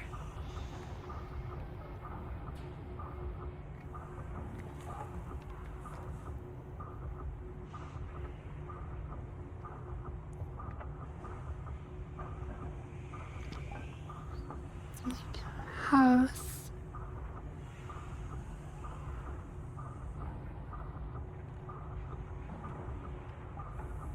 I want to find like cool maps that I can like show Crumpet. And be like, wow, Crumpet, look at the cool map I found. And I'm like, wow, Firefox has all the cool maps. Maybe I should try following some more stuff on Twitter. Is Firefox always one of the best parts of the streams and you're being nerdy about it? And super cute are the other best parts. That's so flattering. I think it's to replicate the jump in the movie. That is true. The jump where like Luke jumps out of the thing is like a pretty crazy jump. Not like weird. But yeah.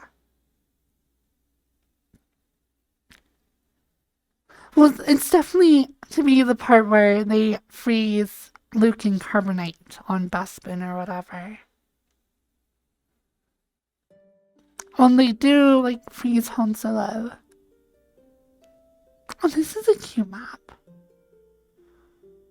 This is some sort of JRPG for sure.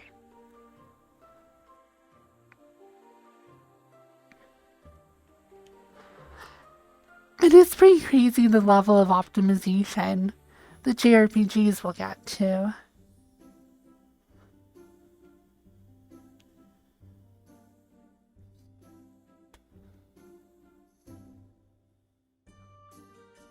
Oh, is this Final Fantasy? I know they use these boundary markers. I don't typically chat in here much, mostly like, but I've been loving you on your streams for a long time now. Oh, thank you so much. That's so nice. See, that's how most people are, and I appreciate it so much. My chat is full of the nicest, kindest, most supportive people. I don't have a lot of memers, I have a few. Usually people like Spike Tiger, who makes a lot of lewd memes the same way I do, which I appreciate. Yeah, I just have a really good community. Crumpet was saying he has the best community. No, I have the best community. I love you guys. He definitely has a bigger community though. And for being a community the size that he has, it is a pretty good one, I will admit.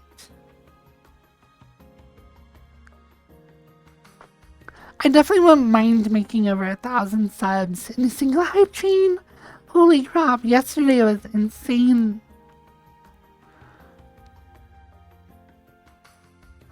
Definitely reminded me I just need to stream more. Honestly, I feel like I should be doing like 8-hour streams and like start at like 7 AM and go to 3 PM. I don't know, it's so hard to stream for that long though. Have like any form of like interesting content. I'm gonna go. My alarm to wake up just went off.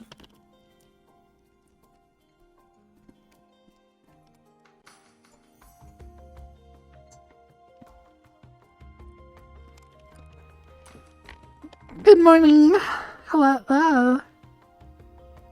Okay, we're good.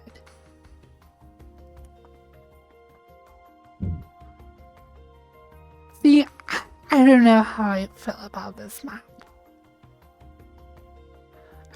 It's definitely that same problem that I was talking about earlier. It's just like some JRPG rep.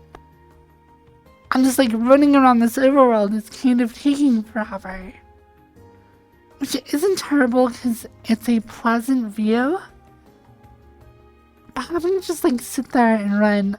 See, that's the annoying thing. On VR chat, you can stand around in a circle of friends and talk forever. In a JRPG, you're all sitting at your computers and just like holding down W while you run. And you're just talking to each other through like voice calls or whatever. But in virtual reality, it's like I don't want to have to be in voice calls. I want to be able to like talk to my friends and sit in a circle, but still be able to do exploration, I guess. I don't know if there's really a good solution to that. I do like maps where like you drive a van around, so you're all like sitting in a van talking to each other while somebody's driving. So maybe that's a good solution, but I don't think it's perfect.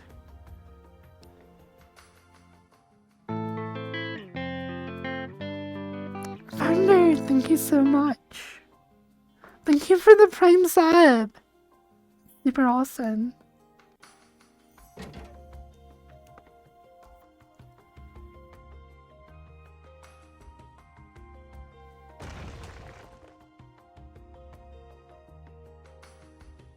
This is an interesting rip of this game.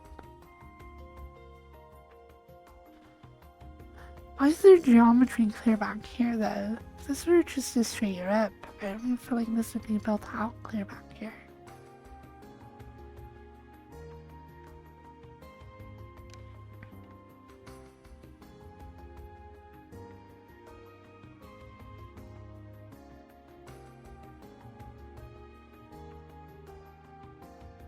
This is a very large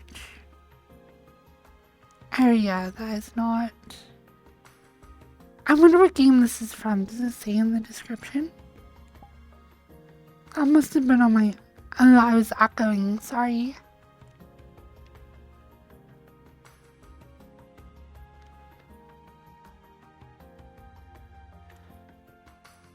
What was this sort of called? Part of the Spinning Town. From the Trails of Cold Steel series. This map is specifically from Trails of Cold Steel 3 and 4. I wonder how difficult it would be to rip like a whole level from a game. I've ripped smaller assets from Cyberpunk and Final Fantasy for like outfits, but I've never like tried to rip a whole entire game.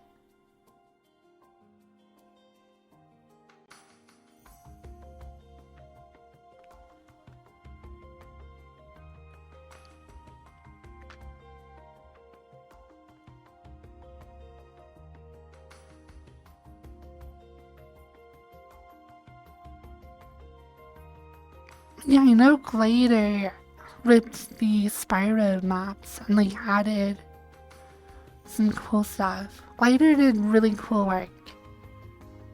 Unfortunately, they're like really busy with school and other stuff, so they haven't really updated much in their maps. I'm sure if they get free time and the will to like actually do it, that we'll see some more updates. That's the thing, is a lot of these projects, like you'll work on them like an insane amount for like a year or a couple months or whatever, but then like you kind of burn out and a lot of these projects don't get finished. Like the entire that like Sword Art Online map that like people are working on, I don't think that will ever really get finished. It's just too big a project. You need an actual company behind you to work on something that big. You need big teams and like a lot of stuff. Stuff like that is not easy.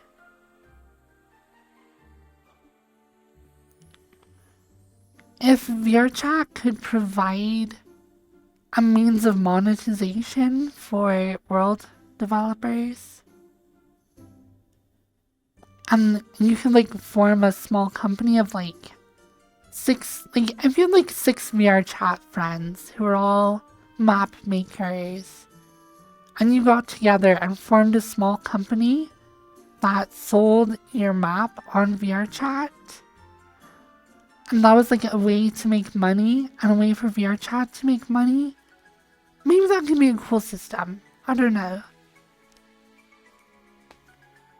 But that may not happen.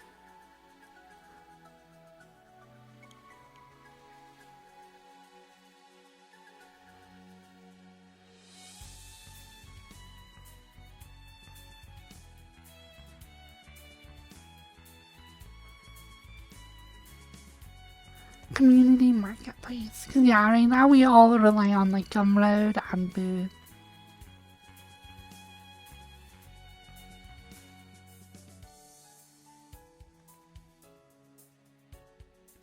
Hello? I don't even know how to say your name, Jara, I guess?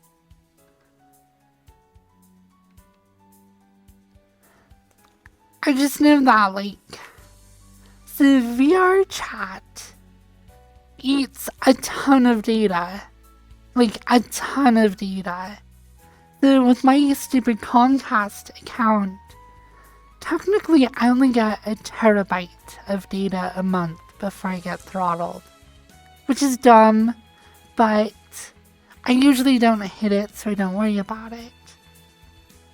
But when I downloaded Assassin's Creed Odyssey and like Fallen Order, those were both like 100 gigabyte games. So just like adding those on top of my normal usage, I actually got to my terabyte limit. And I know that most of that was from VR chat. The VR chat is sending out hundreds of gigabytes to their various users all the time, and all the avatars and worlds that people go to, which is not free. Like, that is, they have to pay for that. So VR chat as a company definitely needs to find a way to pay for their servers and like make money off of their game that they made. Because right now it's all investor money, all money from like HTC and other sources, various rounds of funding. So somehow it has to make that money back and more and be sustainable. That might just turn into a monthly subscription that's like mandatory. I don't know. Maybe a marketplace could work.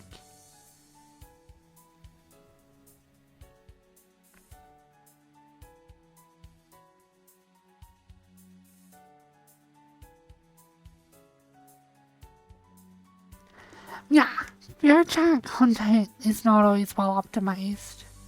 For sure. I even will skip optimization that I know you should do. Like this avatar, I actually need to optimize it, and I can. I just, right now it works, and so I'm not really motivated to put more work into it. It's already like, it works, it runs good enough.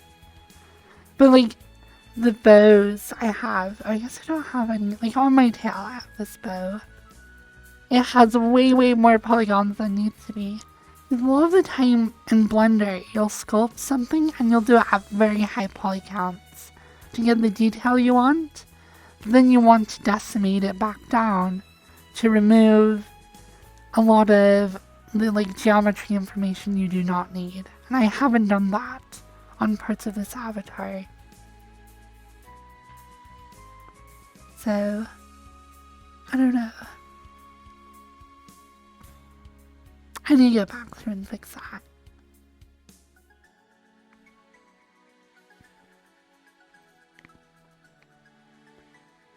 Because I hate to admit how unoptimized it is, but each one of these bows I have on, I have one on my back, one on my tail, and one on my panties. And like each of those is like 200,000 polygons or more. Which is really bad, that's more than the rest of my avatar. That's just for the bows. I just need to go back through and decimate them. You won't even be able to tell.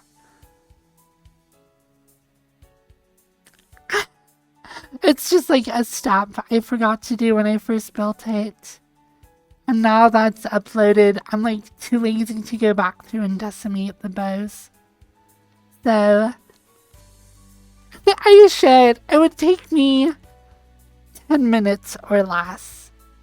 All I'd have to do is decimate them, export the FBX from Blender, then import it into Unity, reset up the humanoid rigging, which only takes like a second, and then upload my avatar.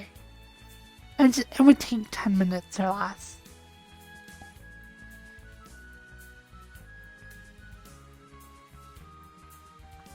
I'm just too lazy right now.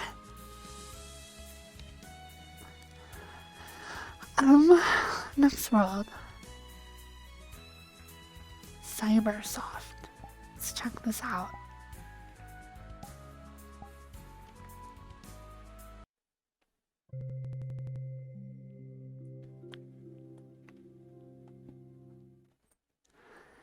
think the other parts of my clothing are appropriately, like, have a good number of vertices and stuff. Like my mantle, my bra, my skirt. Those are all okay. It's just the bows that are really bad.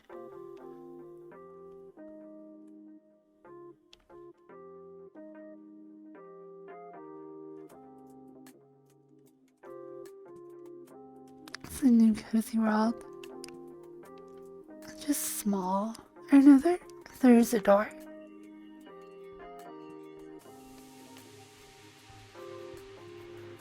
Wait, is this the world that Trumpa was talking about some girl who had some, like, abscess drained of pus that got, like, 1,000,000, like, views? Like, somebody clipped it? Oh my gosh.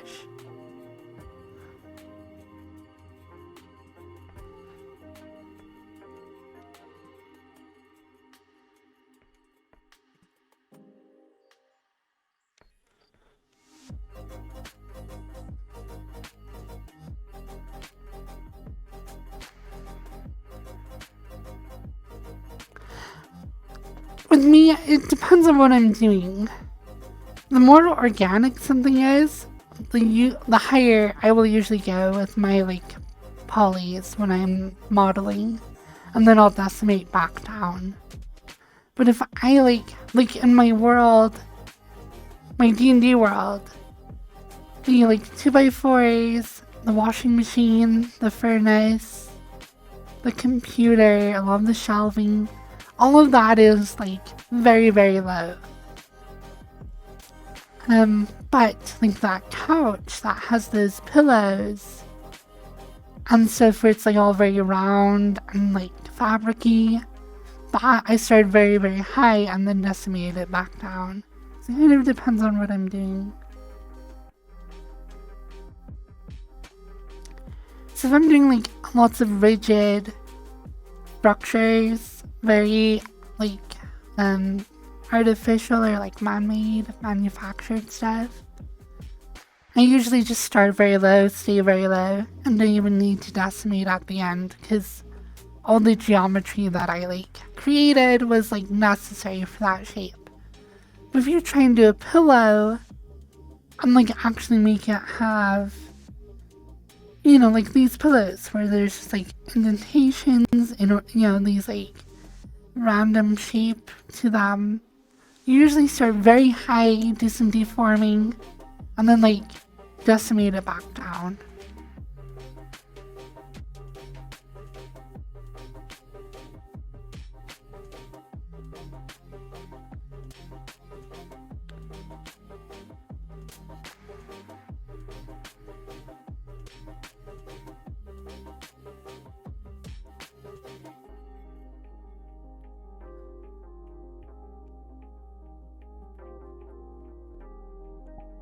It all kind of depends on what you're doing. Like, getting down to 10 materials for, like, a world, like, that's not, like, it depends on, like, I don't know, because that is limiting to only have 10 materials.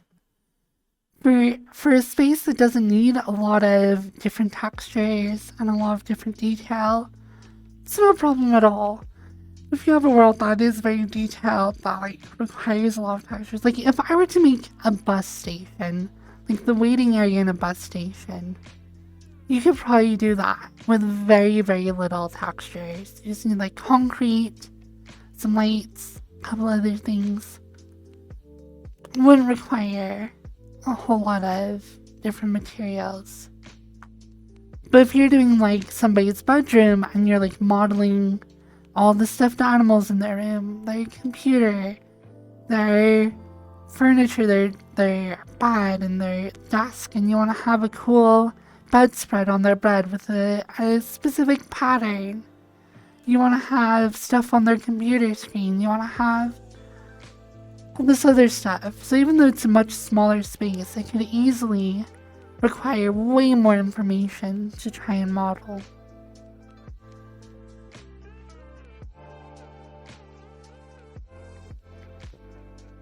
the object count as well. Yeah. Yeah, which is why I said, yeah, if you have like a ton of little objects in this bedroom, then yeah, you'll have higher stuff. If you're doing like a lot of clutter. So you can atlas things together, mush all the UV maps into a single thing. But then you are limiting like, you know, the resolution of the textures of an individual object. Because if you have 10 unique objects that all require unique textures on them, and you push them all into one material, which you can, but then you only have like 1/10 as much resolution for their textures versus doing them all separately. Which is okay, because you can have like a 4K texture spread over a bunch of different objects. Like, you could take all the like base geometry of a world, even a world like this. Like, they have the walls that have this cool like foam look to them. They have wood panels over their carpet.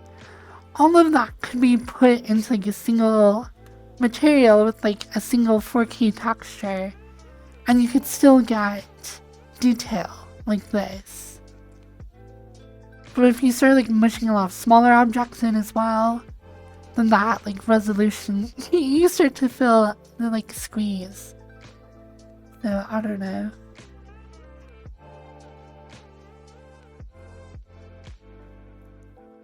So the eye tracking I use is actually not DIY.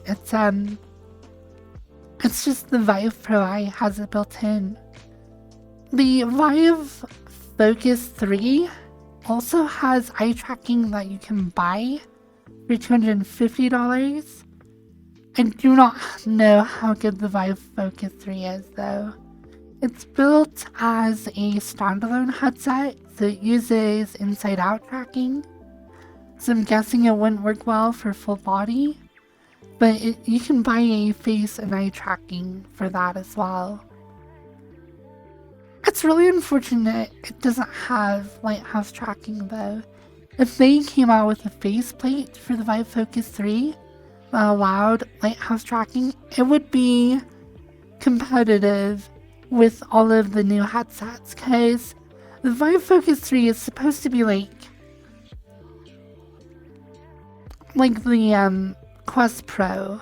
It's like that same level of headset. But like, they're not going to do as good a version as Facebook is, because Facebook has Facebook money. So they should have just been like, well, we'll just make it so it's usable by PC users. But maybe the Vive Focus 3 with like Makopi full body would be a really good like VR chat headset, because then you have full body, face and eye tracking, really high resolution. But I don't know. I don't own one. I'm just looking at like the feature set and being like, would I use that? And where it's at right now, I would say no, because it doesn't have lighthouse tracking. So I don't know.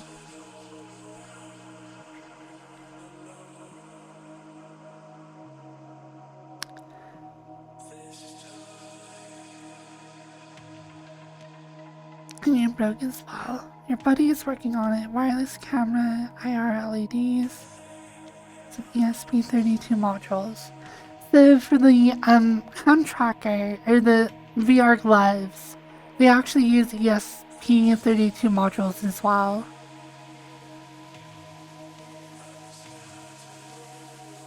I'm gonna mess around and do some research, thank you.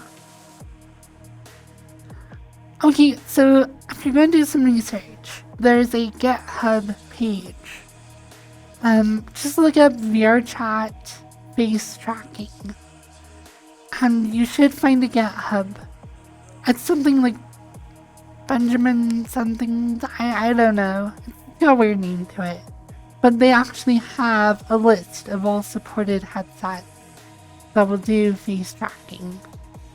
I don't know if they have support for the Quest Pro yet, or if they're working on it, or if they even can since it's standalone. I assume, and complete 100% assumption here, that maybe you can run the Vive Pro or the Quest Pro with the PC and maybe have access to all the face tracking data. And if you can, then I'm sure it will get implemented. But it depends on how hard that is to do.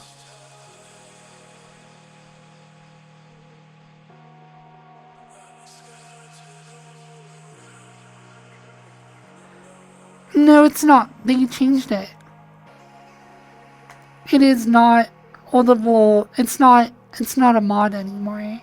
As soon as VRChat introduced the OSC, that face tracking software that used to be a mod, like a modded client, was switched to be a standalone program that interfaces with VRChat's OSC. So now you can run a vanilla client and just use that software in conjunction. That's what I'm doing right now.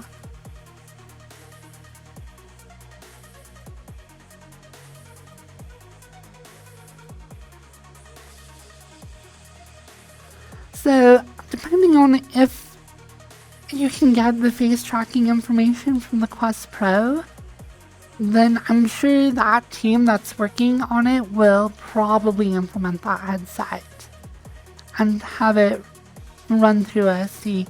But maybe not. The thing is, okay, so when HTC Vive did the face tracker, they released a SDK, or an SDK, for all the parameters that their face tracking software will keep track of and will output.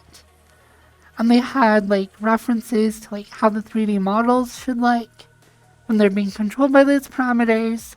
And I'm sure that, well, I know, given the tutorials, use examples from that SDK on how to put together your avatar. That project was based off of Vive's implementation of face tracking. So depending on how absolutely different the Quest Pro is, it may not be worth it to them to add support for it because they may be using completely different parameters to control it. So maybe they'll try and convert them. Maybe they do line up. I don't know. You'll have to look on their GitHub and see if there are any plans to implement the Quest Pro.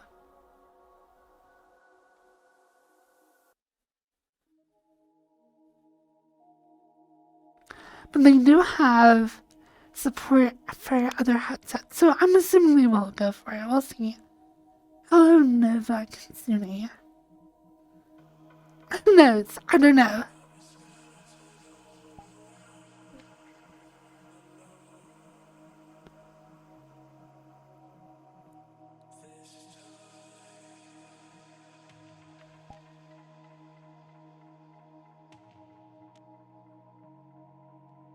This is a 2 to 4 hours rate. Okay, so there is a world called Nora's Awakening.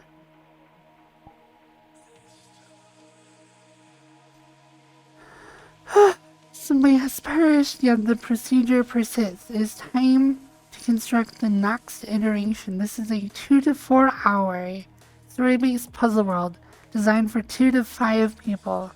There are some challenging puzzles and some potentially spooky encounters. I'm gonna check it out, see if it's good. Even though I'm just by myself. Let's see. If you have an Abby you really like, you can head swap with all the blend shapes for tracking. Yes and no. Like, you could just do a head swap. There are a couple of heads that have all the blend shapes done for them. I have not seen many. The avatar I'm using right now is definitely my favorite of all the avatars I've come across with face tracking. So you could use this avatar head. But, I don't know. Don't do it, because it's mine. It's still my avatar. But no, actually, Cam made this avatar. Very talented. Very cool avatar. I actually have down below my panels, you can click on where it says avatar by Cam. Click on the picture and it will take you to their Gumroad. But yeah. But the blend shapes are not like copy paste to a new base. Like, you would have to custom do all your blend shapes. I am from Utah.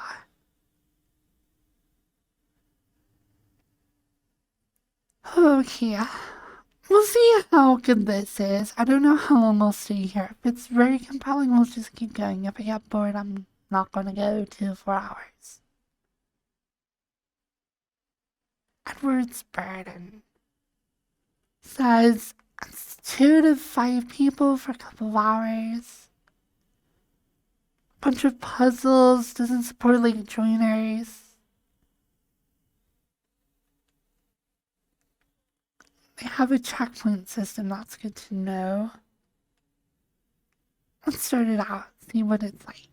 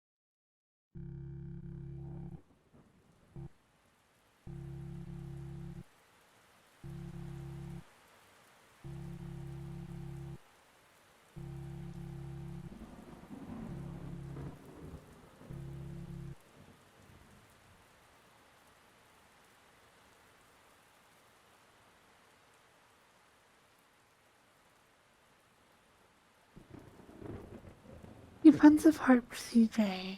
That is initializing.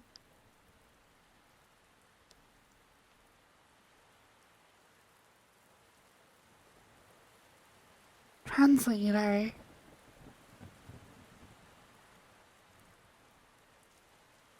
I don't understand.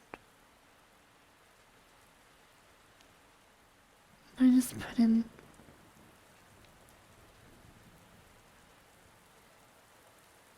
iteration ID.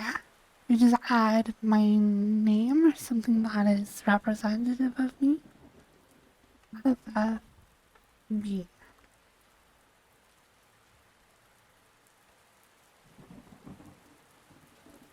And then a bunch of zeros. No?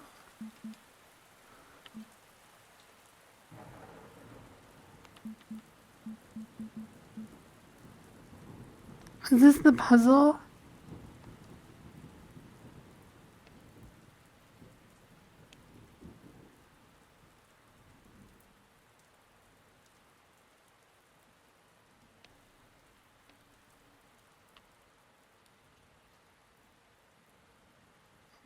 I cannot see what's going on here. Am I supposed to put in a code? I don't understand. There's a key.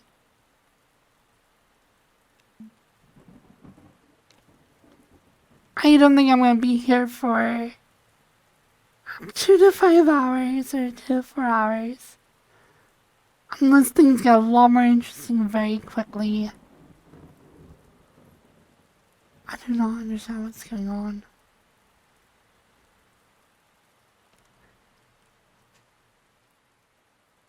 Iteration ID. Am I supposed to put something in here? Is there a code? I don't understand what's going on. I didn't see a submit button. It's got 5 question marks.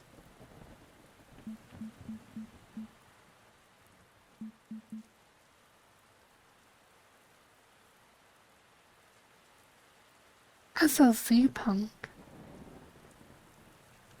I assume there isn't much to do with kind of like Ohio. I don't know, there's Salt Lake City. She's like, it's like a medium-sized city, medium small. Well, I don't know. Okay, so in Utah, there's a lot of the middle of nowhere. But then there's from like Ogden, Utah to like Provo, Utah. It's like all one metropolis that has around 3 million people that are all like, we call it the valley, or there's like the Wasatch Front is another word for it, or just like, it's just where all the people in Utah live. And it's a couple million people. So it's like not tiny middle of nowhere. It's not huge either. So like there are like clubs and stuff downtown if you really want to go do that kind of stuff. And you have like the Lagoon Amusement Park, and there are things in Utah. It's not like there's a lot of Utah that is the middle of nowhere. Like all of southern Utah is the middle of nowhere. But I live in northern Utah, in like the suburbs, so it's not quite as like nothing to do. I don't know what Ohio is like.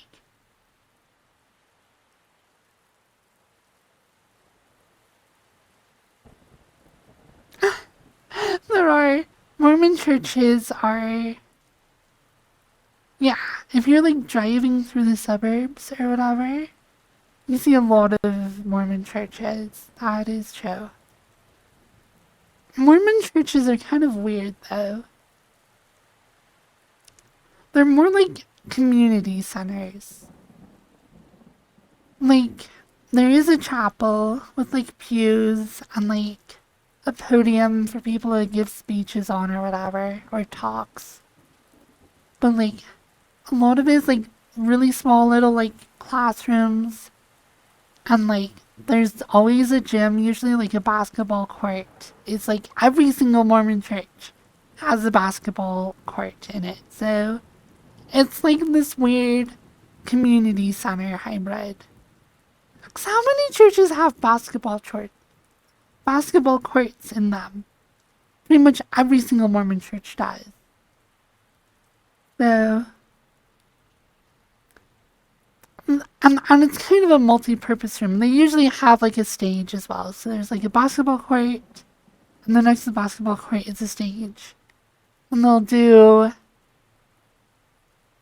Christmas programs there. They'll do, like, so my grandpa's funeral was held at a church.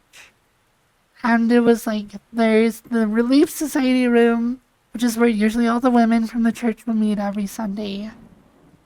And so we did like the viewing there. So it has a bunch of like fold out chairs. And, you know, for the funeral we had my grandpa's casket and the viewing and stuff.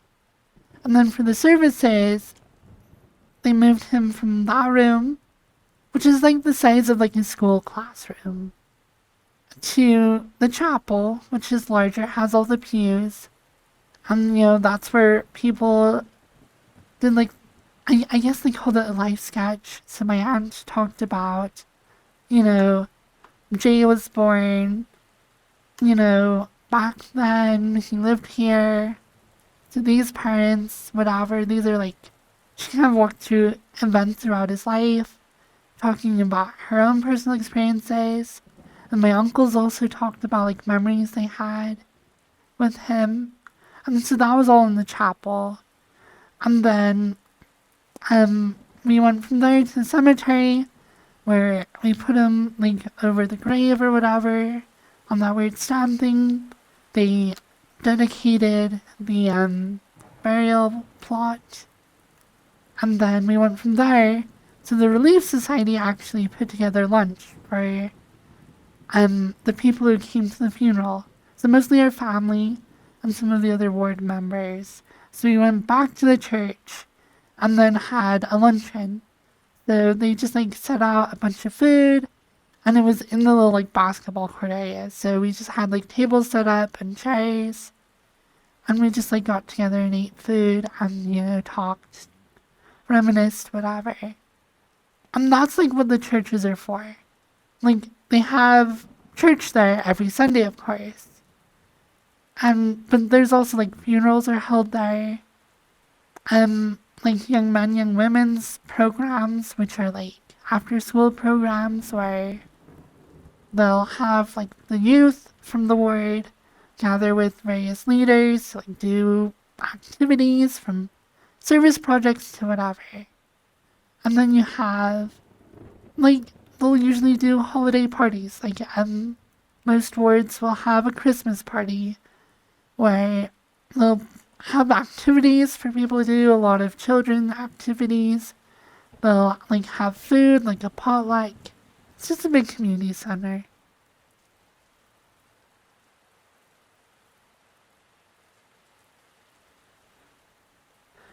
So yeah, I don't know.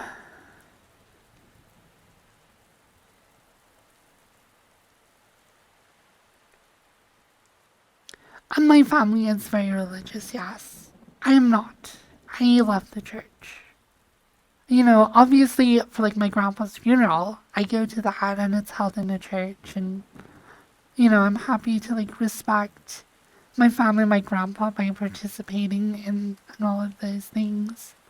But no, I do not go to church. I am technically agnostic, but practically atheist.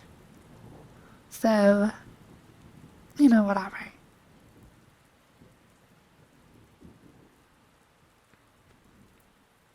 I know you from Crumpet. Pog, I love Crumpet. He's a great friend. I've really enjoyed hanging out with him more lately. I'm glad that I've been able to do that. I I don't know. I really like him, and I wish him the best. And it is always so good to see him succeed and do so well. Alright,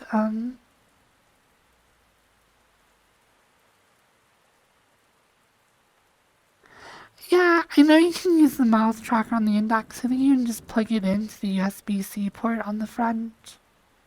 There's probably some other software you need to run in the background. There's some software called the Senpai Super Reality Runtime that is like Valve or Vive's software or HTC's software to actually I don't know, do all the stuff for the face tracking.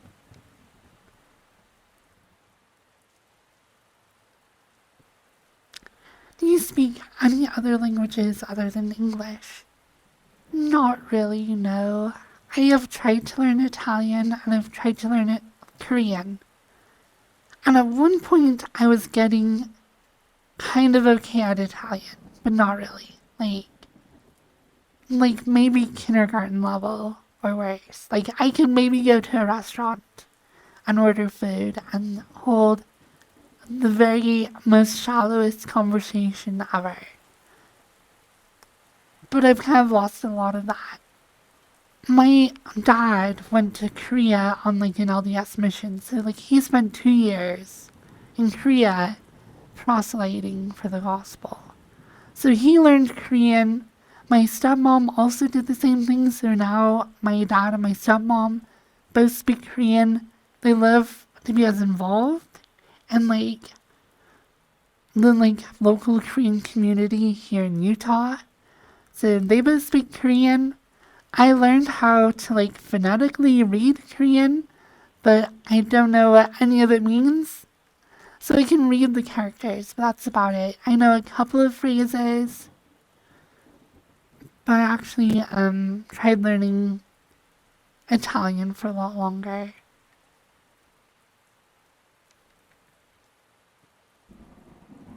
So yeah. Mostly I just speak English. Just a little English speaker. Hello. I was born and raised in Utah. I lived in Idaho for like a little bit when I was going to college there.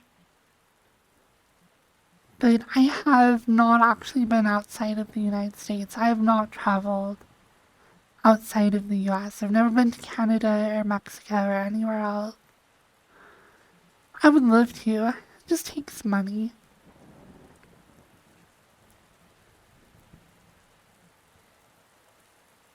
I don't even have a passport. I was going to get one, but I ended up not getting one. Because my sister married a guy from Mexico, and the wedding was here in Utah, but they did a trip down to Mexico to meet with like their family and to do like more celebration there. And a lot of my family went to go meet their family in Mexico. By the time I was like flat broke, so I just couldn't afford to go. So I thought about getting a passport, but I never ended up doing it, unfortunately.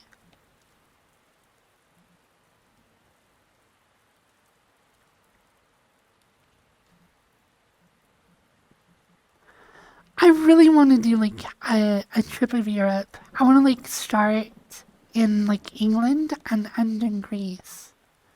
I want to go like from England and then go up to like Norway and then go south to like Germany and Denmark and then go to like France and then go to Italy and then Greece. I want to do like a big crazy ass through Europe.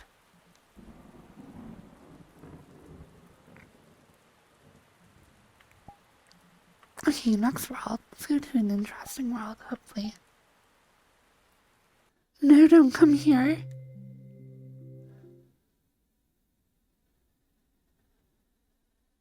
Visit the Baltics. I don't know, the Baltics are a great place to go with like the whole Ukrainian war. I still watch like YouTube videos every week trying to follow what's going on in Ukraine. Things have... It sounds like Ukraine has made a lot of progress, which is really awesome. I definitely hope that they are able to protect the sovereignty of their land, including Crimea. It is, I don't know, but war is also a terrible thing, so...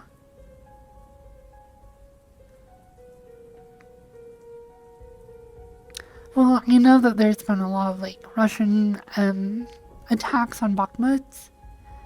I know that Ukraine has taken on the land up to like a river that's just north of Crimea. But yeah, like Russia's still occupying a significant like amount of like the Donbass region. So I've heard that like Ukraine does have initiatives and intentions to retake all of it, and I hope they can. And I hope that they can do so very quickly and efficiently with as minimal life loss as possible, or loss of life as possible. But I don't know, it's a mess.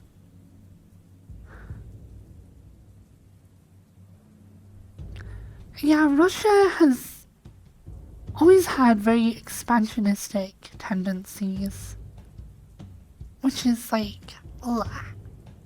Like, what is this? Like the 20th century? I feel like Russia exists in this like political mindset that is like 100 years out of date with the rest of the Western world. I don't like it. But I don't want to get too political right now.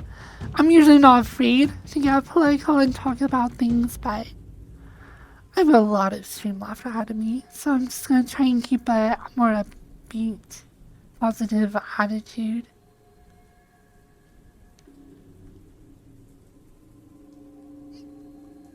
I support Ukraine and their initiative to drive back the invaders from Russia.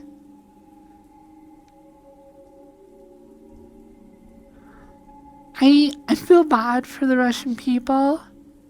I feel bad that they have to have a government that is as oppressive as the one they have. I hope that that can change. I also hope that that changes in China as well. I know their government right now is doing all sorts of crazy stuff and using COVID as justification. And like, I think Chinese people are cool. I've never met a Chinese person that I didn't like. But I know that the CP, or the China Communist Party or whatever, is extraordinarily oppressive. And I think that's just so unfortunate that such a big country with like such diversity and such amazing people have to deal with such a terrible government.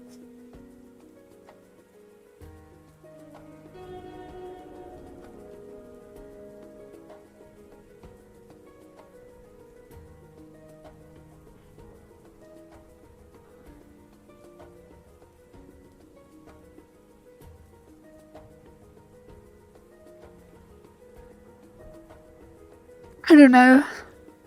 I hope the world can figure things out.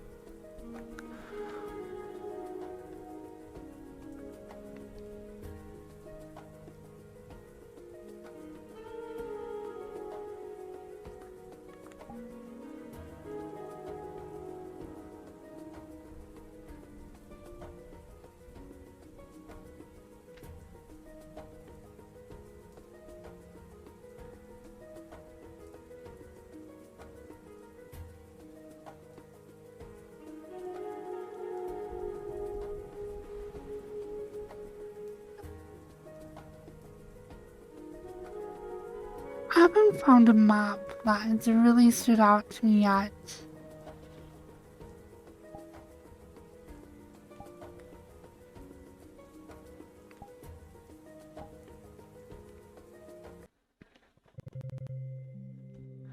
I have a special love for Korea that I got from my dad since he served his mission there.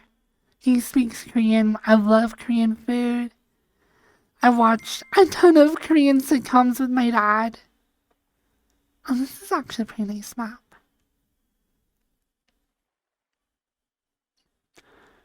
Obviously, Japanese culture has like an enormous impact on the United States pop culture. Anime is huge here and has, its origins in Japan.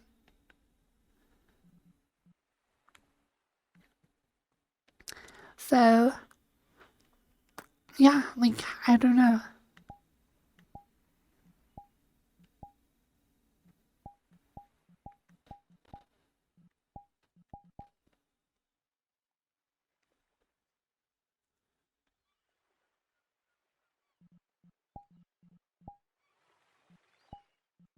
No sound in this map. That's too bad. It's a really pretty map, but not having sound is such a like. Sound is really important. It's something I need to actually work on my map. Like, especially for like a beach. To have like wind and waves and stuff.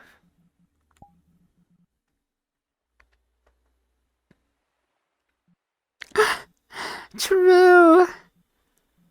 I don't know. Most Japanese people I know, like, all the crazy, like, hentai weird, crazy stuff, like, it's very frowned upon by most Japanese people I know. It's, like, seen as very taboo. Like, I don't know, but there are definitely, like, parts of it that are maybe, I don't know. Japan's weird.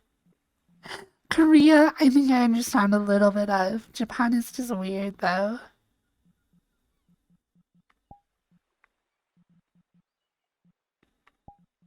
Let's just go to a nice beach. Hang out for a little bit.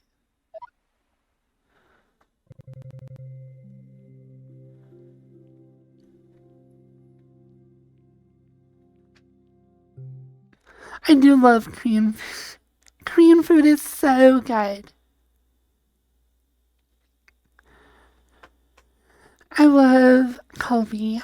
It's probably one of my favorite dishes. It's just like bulgogi, it's like seasoned the same with like short ribs, and it's so good.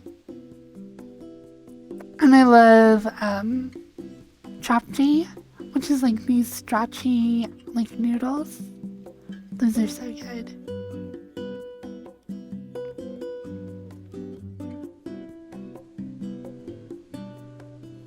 This is such a cool map. I forget how awesome it is sometimes. It has all the like under like, because you can go swimming out in the ocean. It has like all the fish and stuff. But even just up here, it looks so nice.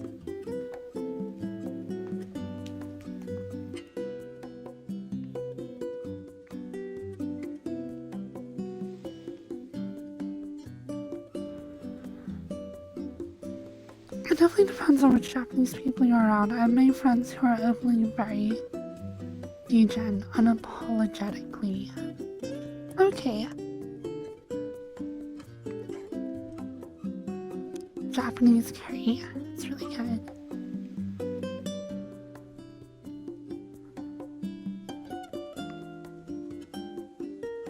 I mean, it depends on what your world is, I guess. My world right now has no ambient audio. And there are things I want to do, and it's just like what's already there. So I have a furnace there. So it'd be cool if it had just this like low background rumble from the furnace. I kind of want to add like rain on the windows and just have like rain outside. Rain always makes things cozy. That's mostly it. The thing is, I don't want too much because the map videos that are in that menu I have their own ambience mixed into each and every one of them. So if you're in like a cave, it has drips and like that low kind of wind sound that you get inside caves. The market squares have just like random villager chatter in the background. It's really cool.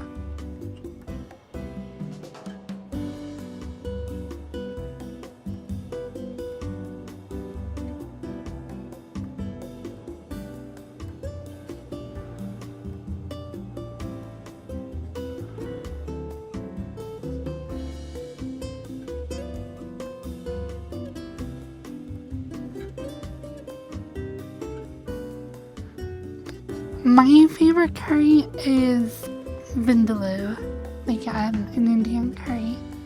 Like this vinegar tomato based curry. It's like a red curry. And I love it with lamb. Lamb vindaloo is one of my favorite dishes.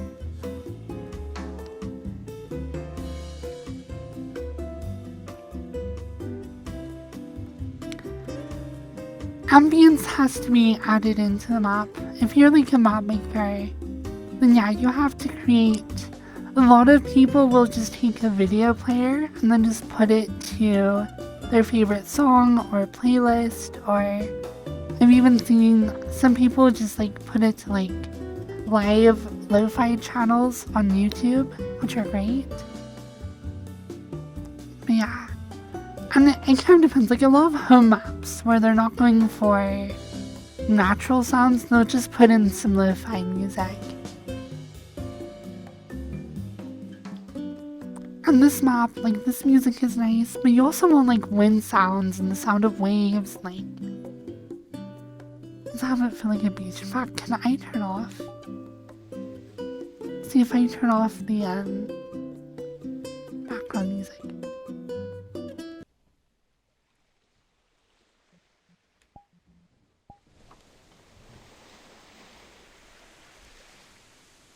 See that right there? The music is pleasant.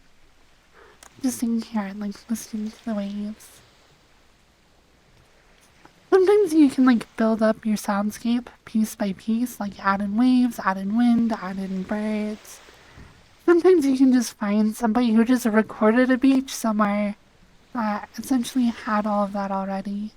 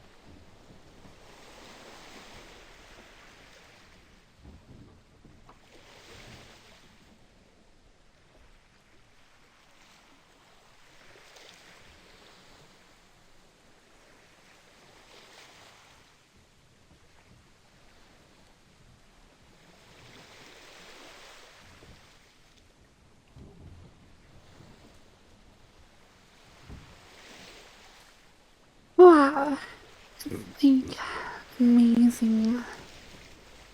The variation in quality that you can get in this game.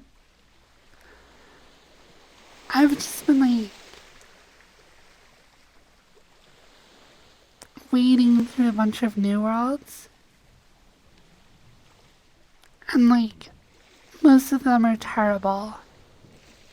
I'm just like for a moment here, I just like sat here and like soaked in the wind, the trees, the beautiful water. I love these like crazy islands in the background. And then this isn't even the cool part of this map. The cool part is all under the water.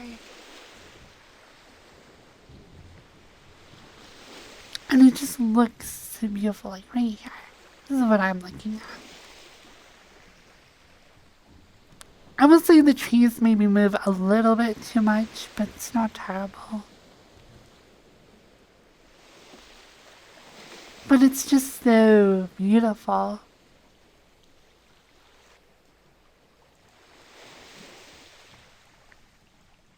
Oh no. Oh no. Oh heck.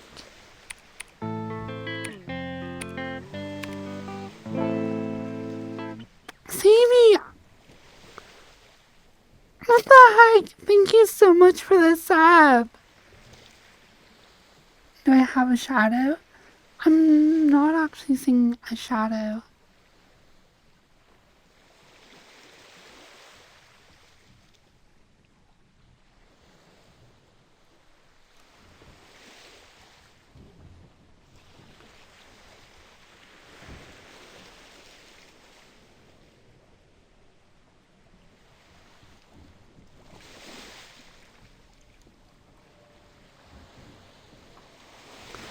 Yeah, this water looks really good.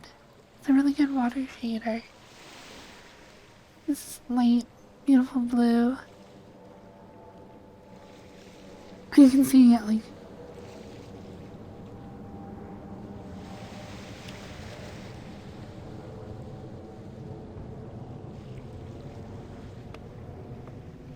it's like a jet plane. Oh, there is! Holy crap! I never noticed that! They have a jet plane in their map! It's just flying overhead! That kind of detail is ridiculous. That's so cool.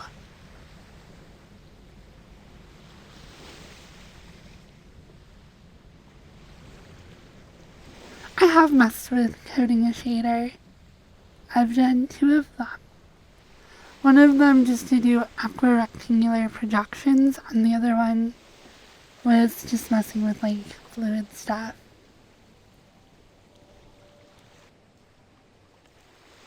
This map is so insanely good. I forget just how good some of the older maps are that are on my favorite list.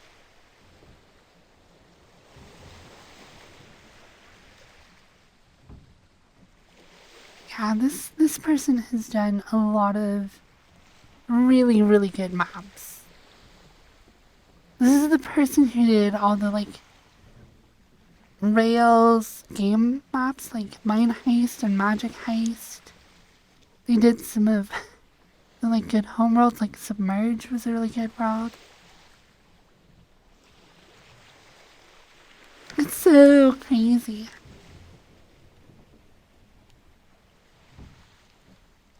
Blue is my favorite color as well. Hence the name, the map, Firefox Blue. Hello.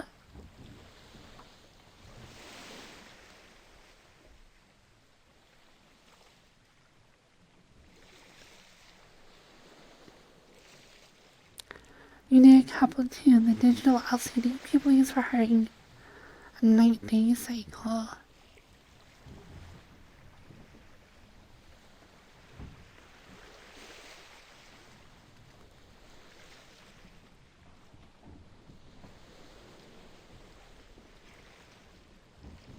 This is also a really good view. I can see the cool like arch.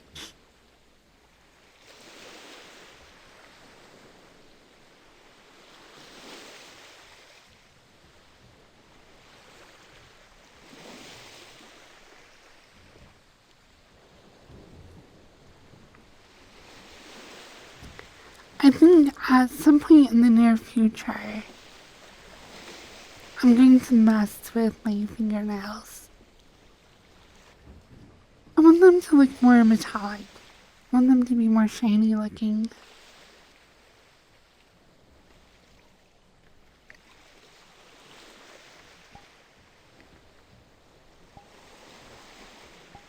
I can actually do different lengths of nail. This avatar has so much stuff built in.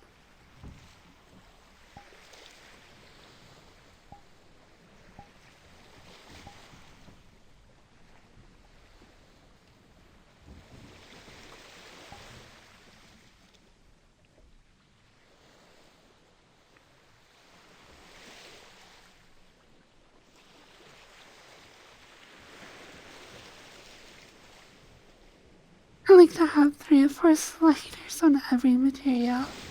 This avatar is kind of built that way. It's not a very optimized avatar. It's really cool though. Um,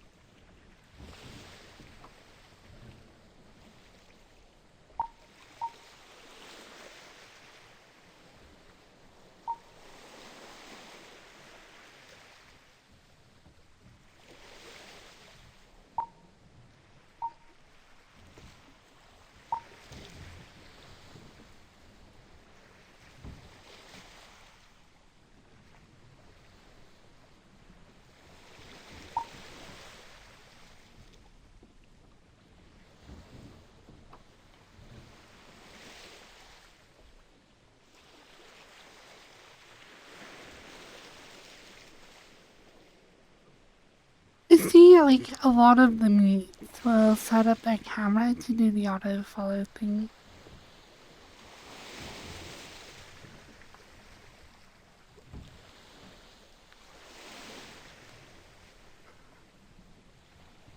So I can always see them to my microphone. Push being people when you sneeze.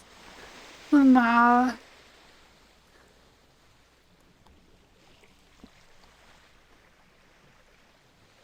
So I actually did create so Oculus, which of course became Meta or whatever, did release a script, like a Unity script, to do audio spatialization, so that it gives you like a binaural audio effect. So you plug in, so if you have like a Unity scene with audio sources, and then you have a listener object, it will make it so all of your audio is spatialized really well, including like reverb and like other stuff. So I created a separate like Unity game almost. I mean, I don't know what you'd even call it, a tool really. So it's just a Unity scene that has this script in it. And I made it so that my head, so it has OSC script in it as well that will control the position of an audio source relative to a listener object. And the reason I did that is so that I could take my position of my head relative to my microphone in VR chat. So, or not my, sorry, take the position of my head relative to my camera, output that through OSC from VR chat, and then import it into my other game so that I can feed my microphone into the other game and have it spatialize my microphone audio. So rather than just listening to my microphone by itself, I can make it so that you can hear me as if you were the camera looking at me. But I'm not done yet. I kind of stopped doing it because it was kind of a really huge hassle to achieve a fairly minimal effect.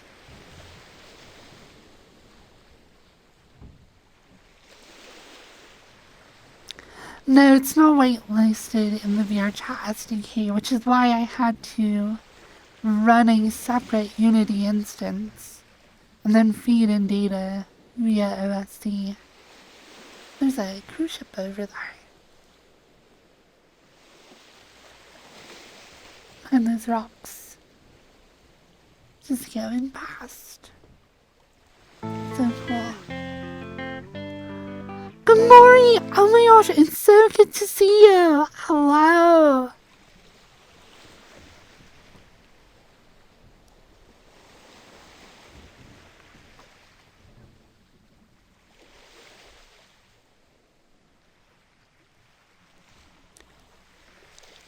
Well, Oculus released the entire SDK, of course, for their whole platform.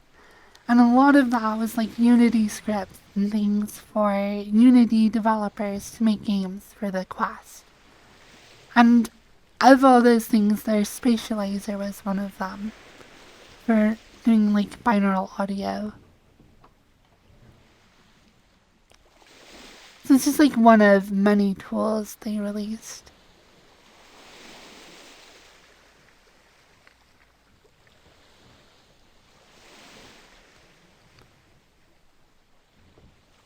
That's me. I'm Gamori. I know. Hello, Gamori. I love your butt.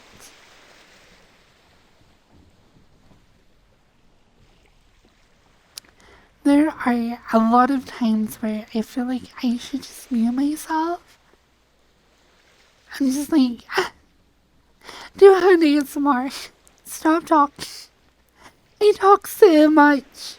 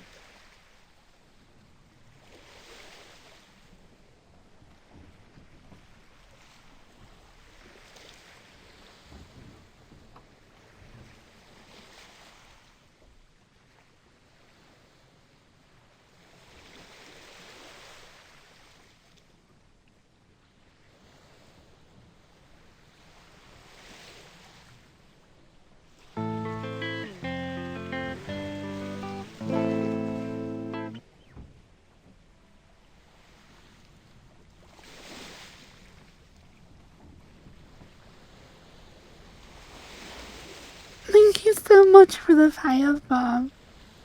That is super huge. It's like relaxing on the beach. Just enjoying soaking in some rays.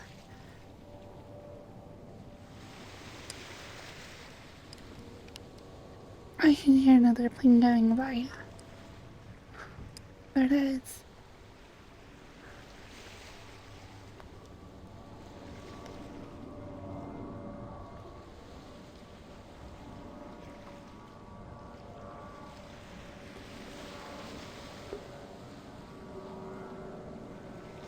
I almost went.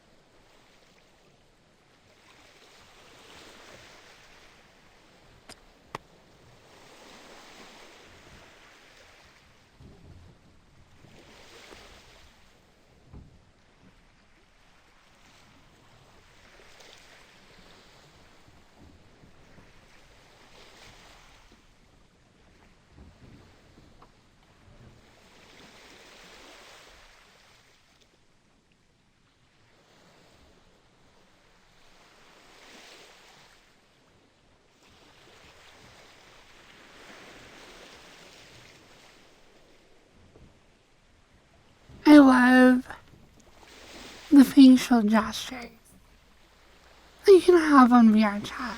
It's very cool.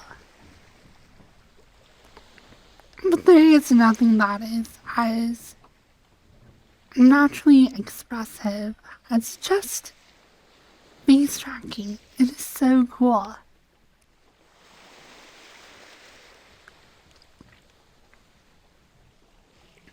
And there's no line to it. Like, with facial expressions on your hands or whatever that you toggle on and off, you can look angry if you want to look angry. You can look happy if you want to look happy. And you can look sad if you want to be sad. And usually, with those, I do try and correlate to the expressions I would normally be expressing. But with this, it's like, it's just there on my face, whatever it is.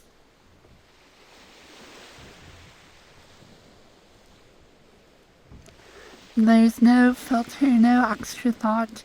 Even though I got super used to using the facial expressions all the time, switching them, toggling them on and off, whatever.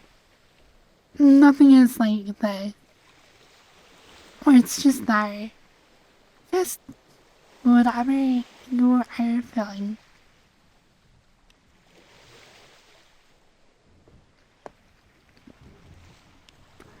Hello, Willy Belly. Hello!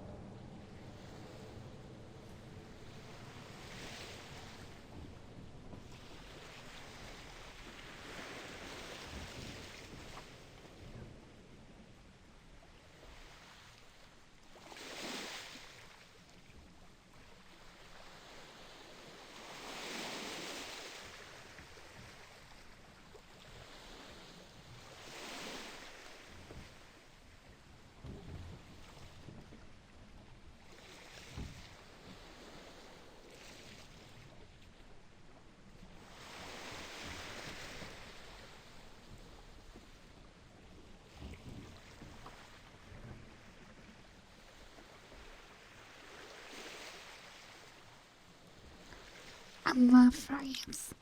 I love fries. It's really good to see you.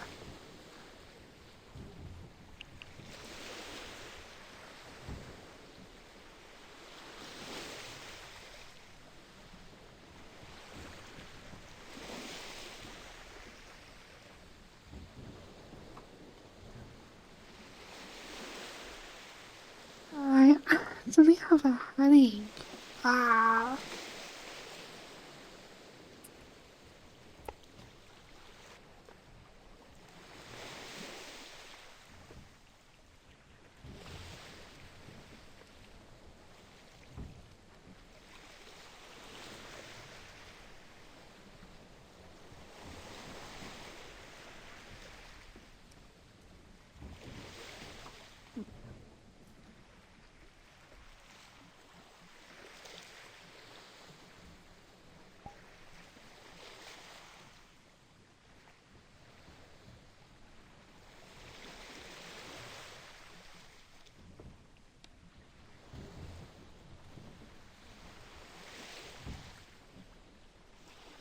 Alright, I think it's time to go do some other stuff.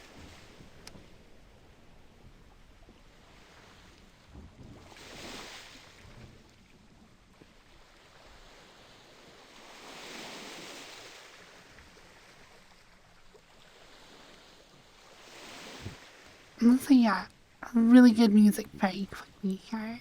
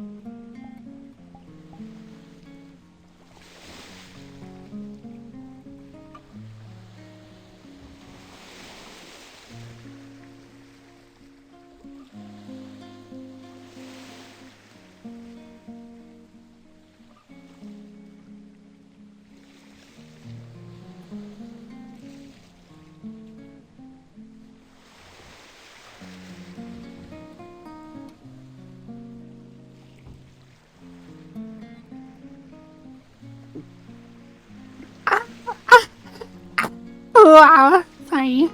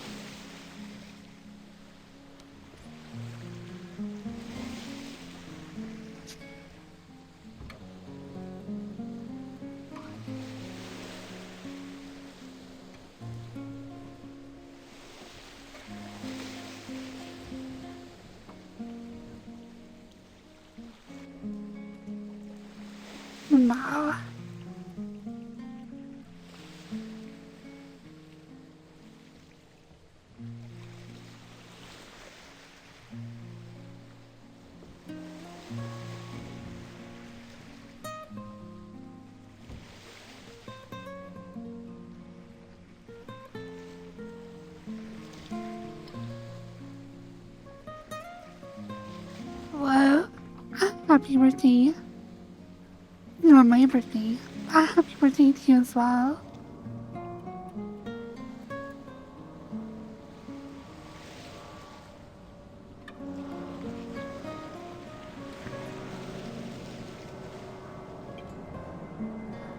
Hello, Saunders.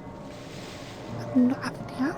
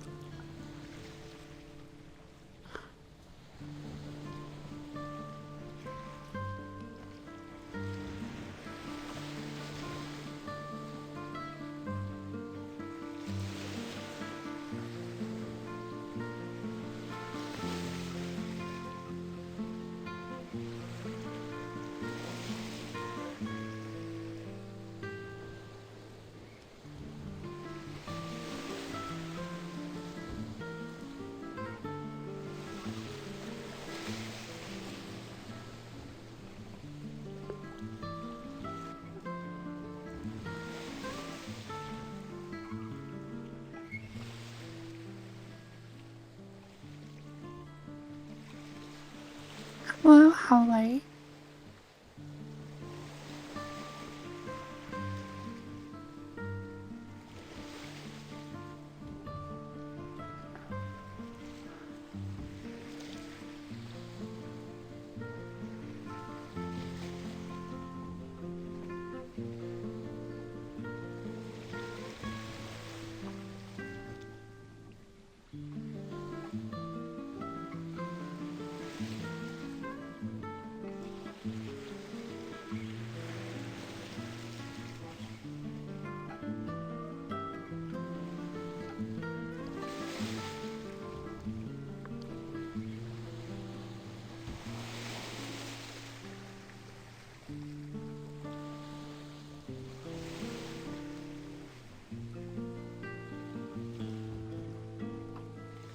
I'll have to come up with a Christmas list, you know.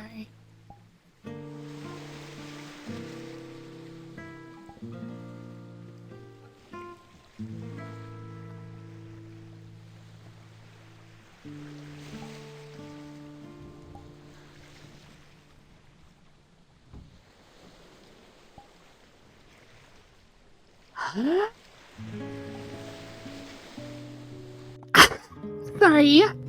Hello?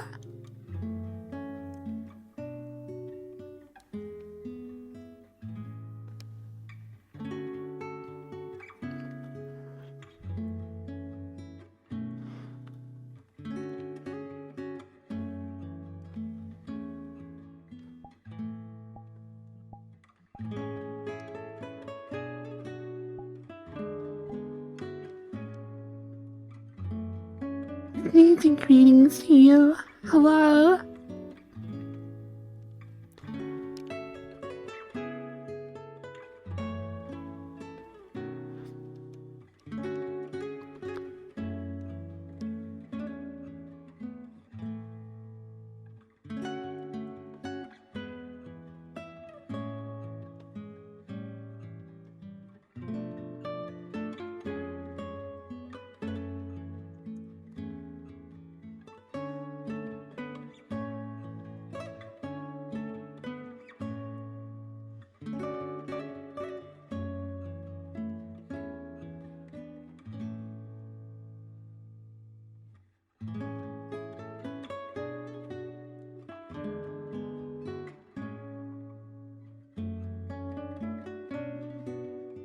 Okay, I'm getting rid of my microphone.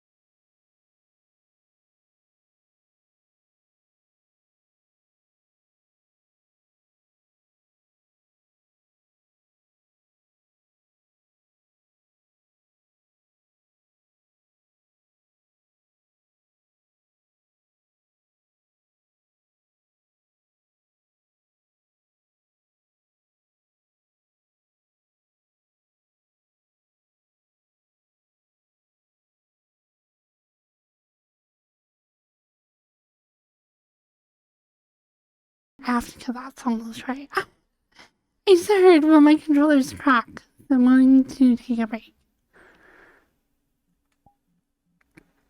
It's really fun though.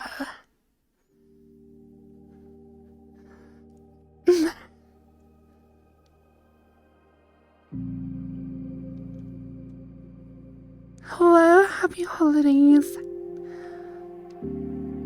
This Lord Potato, thank you for 3 months.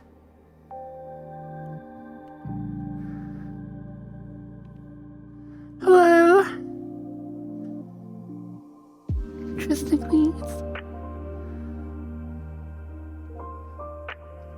They dance like an angel? No. Oh, hello, Valkyrie. Hello. Oh my gosh, Anti-Hero. Oh, 25 subs. I totally missed that. Thank you so much. Oh my gosh. That's epic.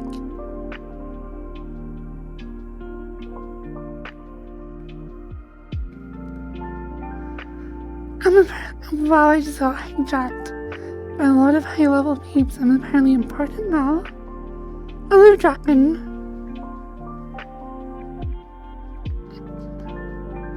So, I have a complaint to make. So, I have some boots on. Literally nice boots, but they have kind of grippy soles. And I'm on carpet. And it makes my knees get like sore. It's kind of annoying. Well.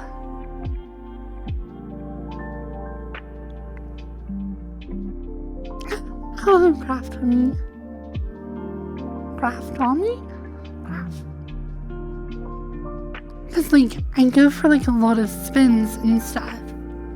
And like, I'm used to dancing on hardwood where like, my feet could just slide across the floor.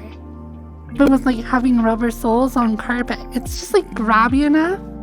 It just like puts like torsion on my knees. And I just get sore knees now. It's like not that bad, I can dance through it. It's just really annoying.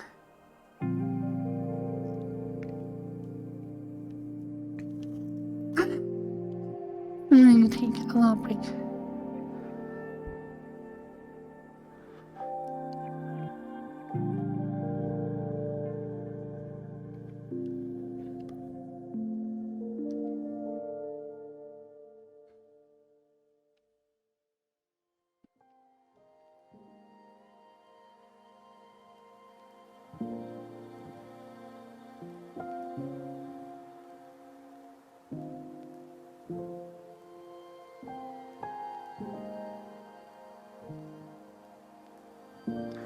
I do love my Christmas outfit though.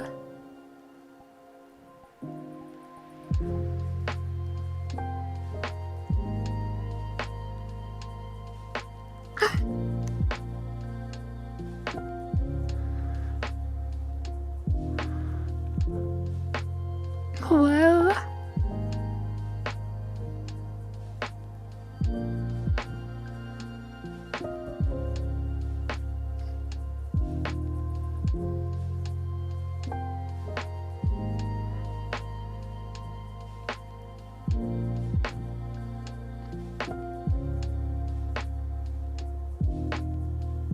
Like, I need to, recalibrate real quick.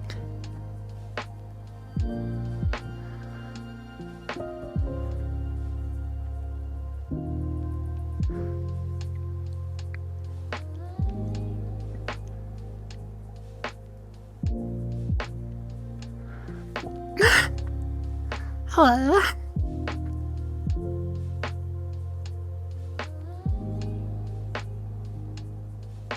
Hello, Bruce. Nice to meet you as well.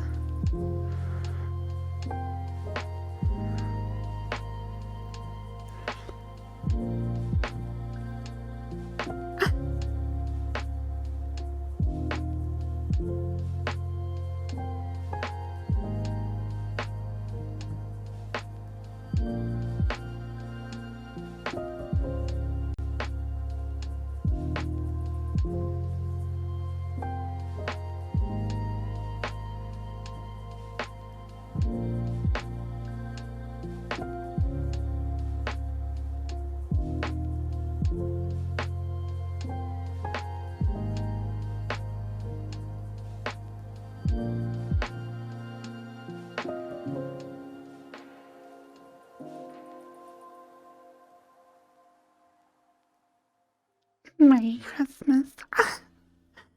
We wish you a Merry Christmas.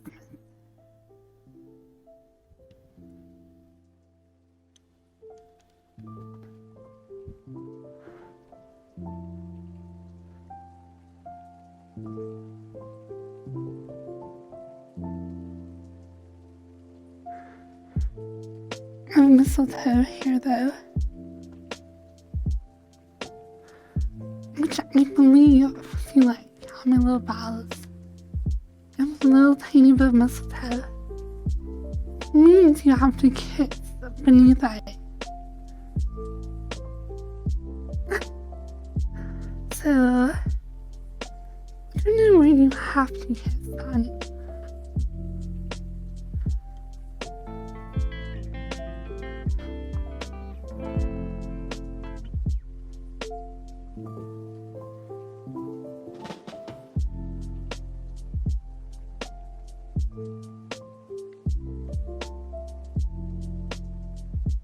Thank you for the sub.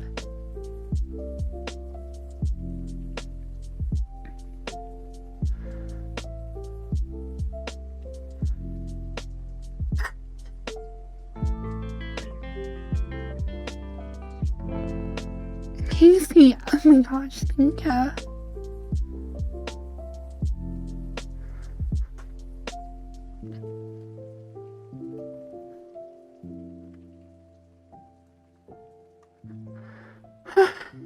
Oh my gosh.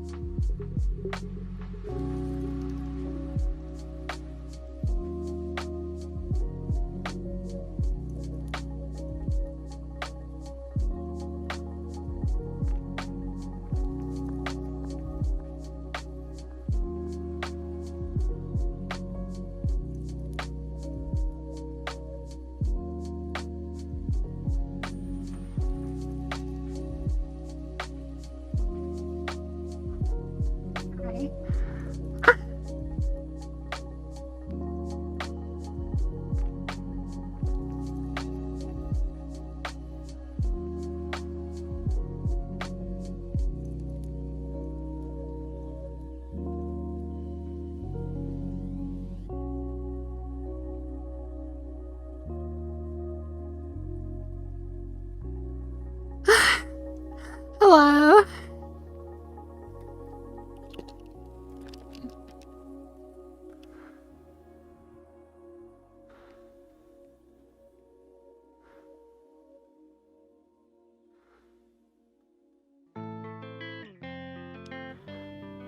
Oh, sweet, I've been. Thank you so much, Fudginator. That's super awesome. And Casey, thank you so much for the subs. Oh, sorry, I'm here, Maj. Sorry, I hope I didn't miss you. I from earlier. A new vision. A new vision? A new vision. Thank you so much for the subs. I've been super cool.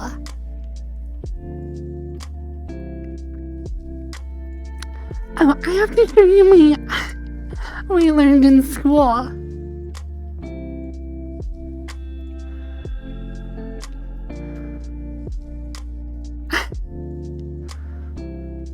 My friend here has such a low self-esteem. If only someone were to gift like, subs just to let them know that, like, they're cool. If you guys think this person's cool, give 10 subs. Oh my gosh. I learned it from Crump University and Compat University.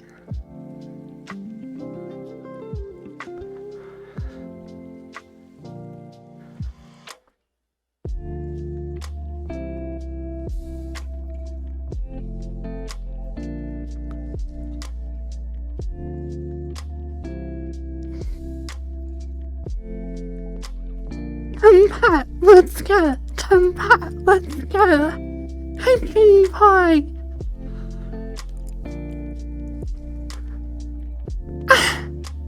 Oh no.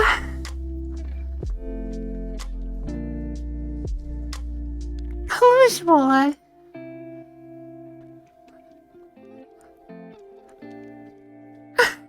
Here we go.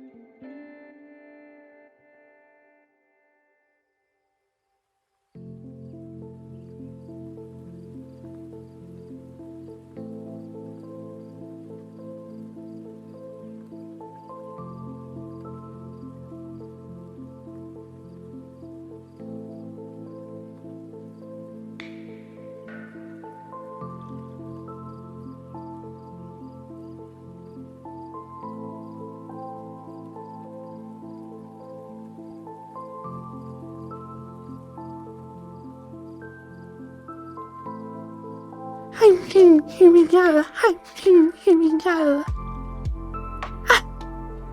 Am I good at cheers? It's like, how hiking near? Wow. This is so exciting. Hiking, wow. Oh no.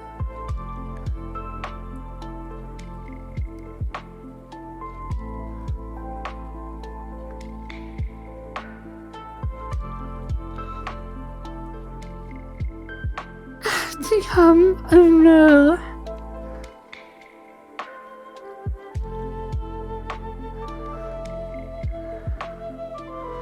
I feel, oh no spree. So, one of our courses was, called Steppies.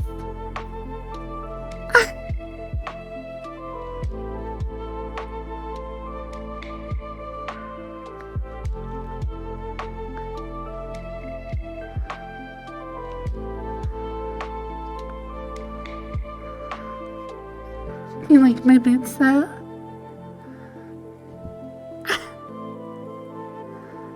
Wow.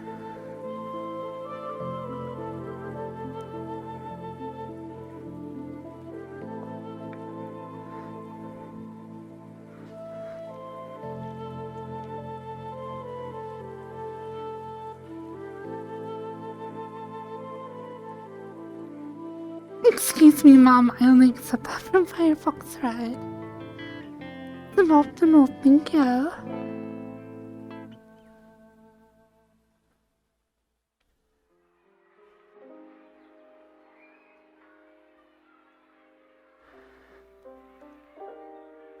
Thank you guys for the hyping. Thank you for 8 subs. Let me kick you off. See, this is actually the first model I've ever had that had latex like finger gloves. It's kind of weird. Well, actually maybe my Firefox Red one did have that.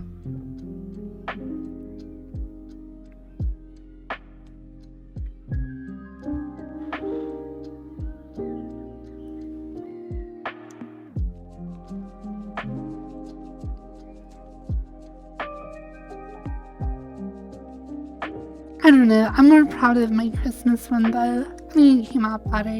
The cheerleading one is okay, but this one is like top tier. At least for me.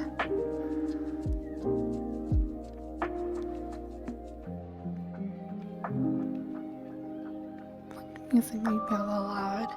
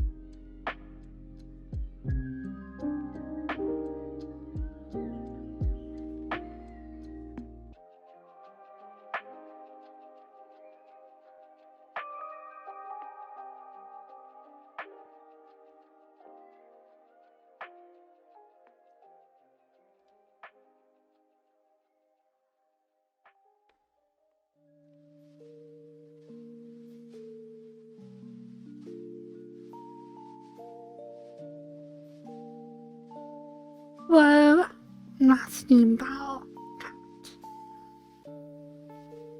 Hello, Brandon Smith. This isn't no good. I actually want someone to like me.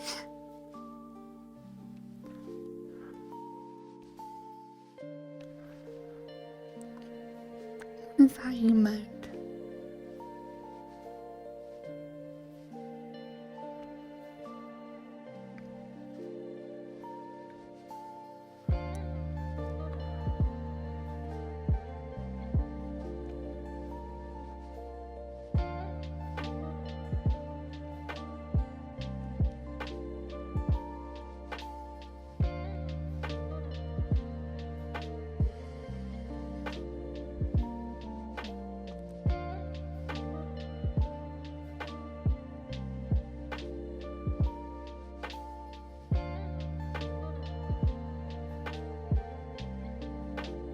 Hey, what?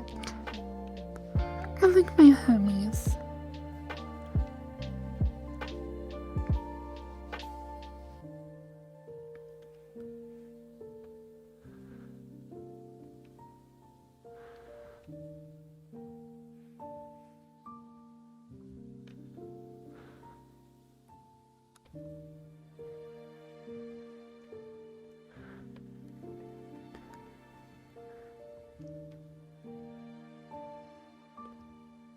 Like, this is you. You're my little homie. I did that.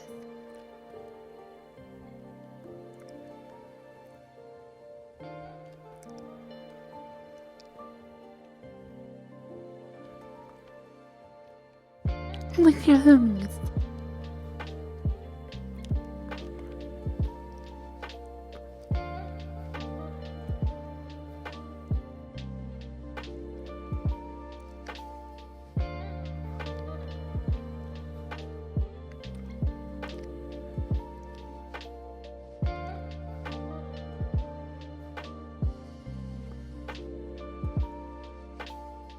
Leave that gingerbread alone.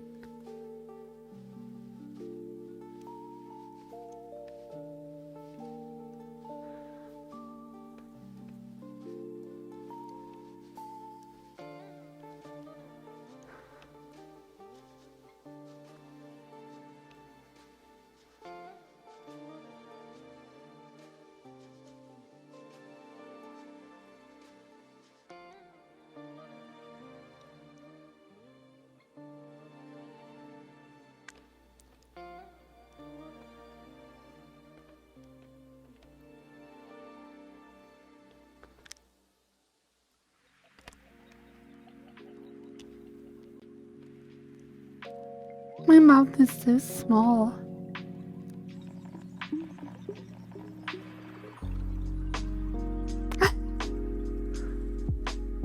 I love all the homies.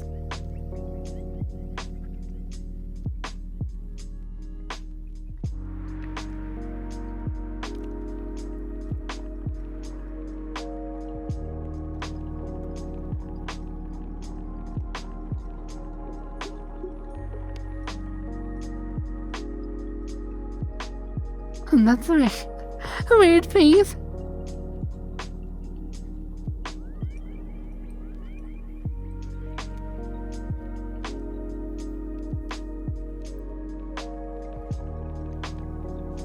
Oh, sorry, I should try. It might be covered in saliva. I don't know why. Yeah.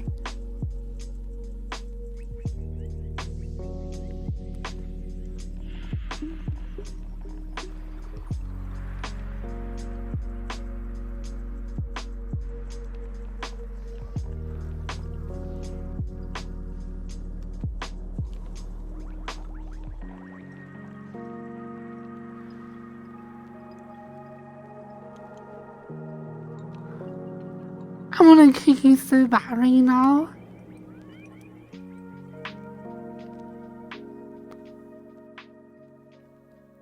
I want chocolate. Or like chocolate chip cookies.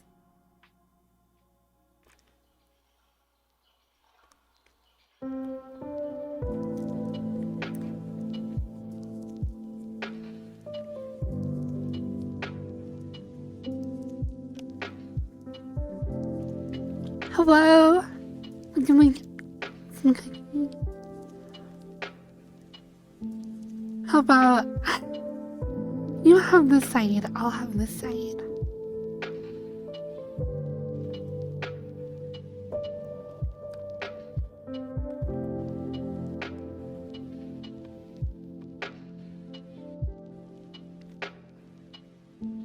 That would actually be fun and ridiculous. Like a fun, like weird, like dating game. Like you have to hold the cookie in your mouth, and I have to eat it. Be careful, I might bite you. Will you eat the whole thing? No, sorry.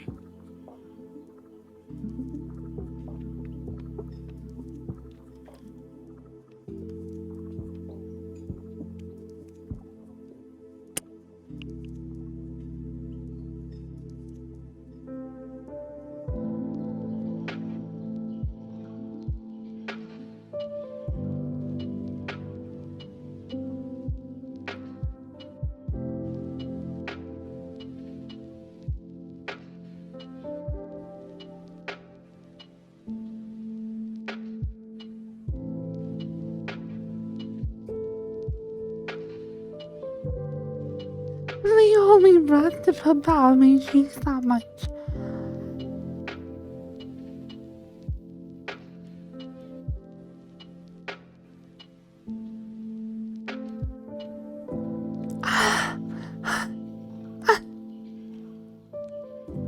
I won't stop until I get the cookie back.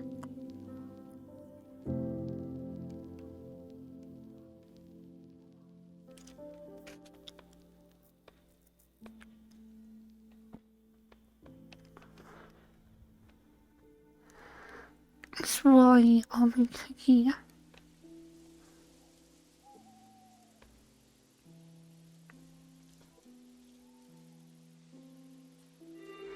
New cookie.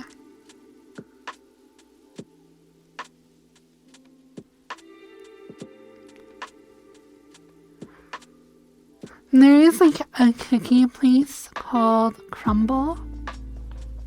Maybe I'll do a treat team that's just like a bunch of cookies. Lamau.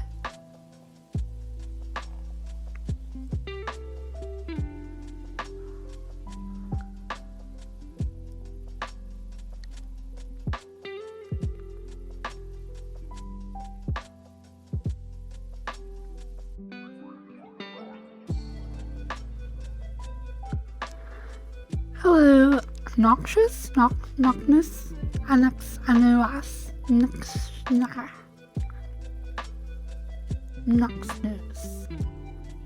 I have no idea what your name is supposed to be.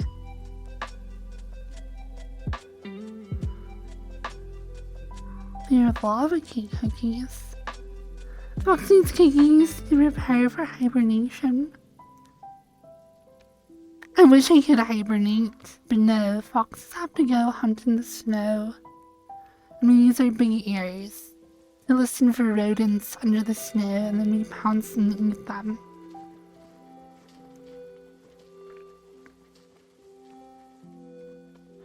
Hello, Puzzle.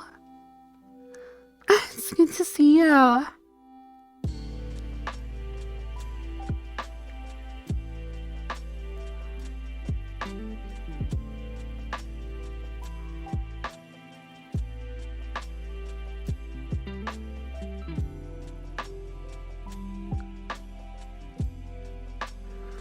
It's Mr. Crocker.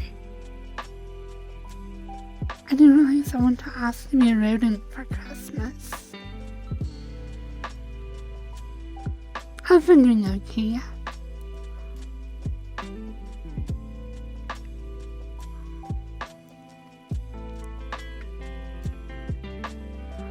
Dragon, thank you for giving Puzzle a sub. Little mod doesn't even have a sub. Wow.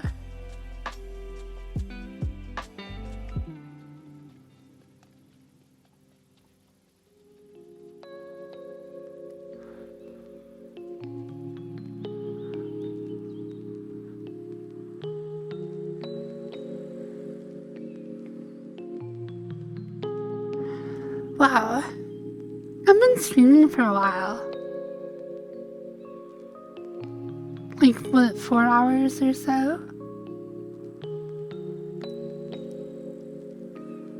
How long has it been? Yeah, 4 hours.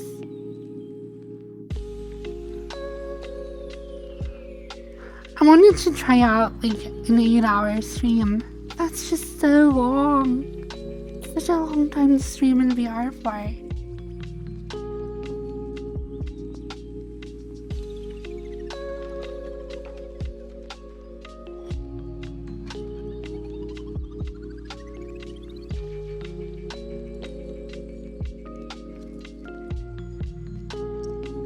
I should play that Star Wars game, yeah. The Fallen Order or whatever. I can do that right now. I don't know.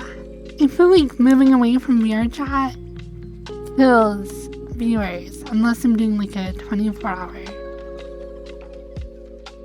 And even then it still does.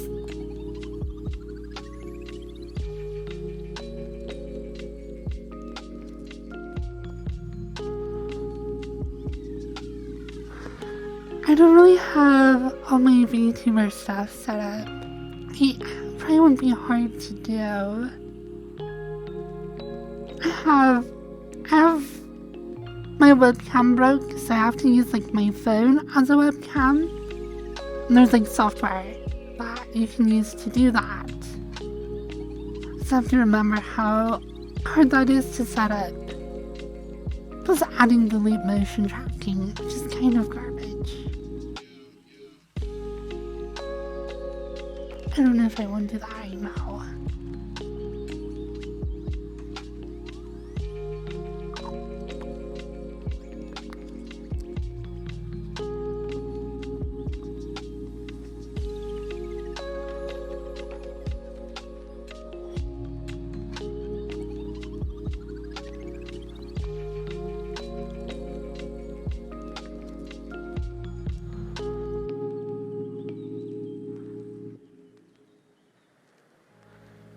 I wonder what would happen if I streamed 8 hours a day, 5 days a week, or 6 days a week. If I did like actual 40 hours of like streaming a week.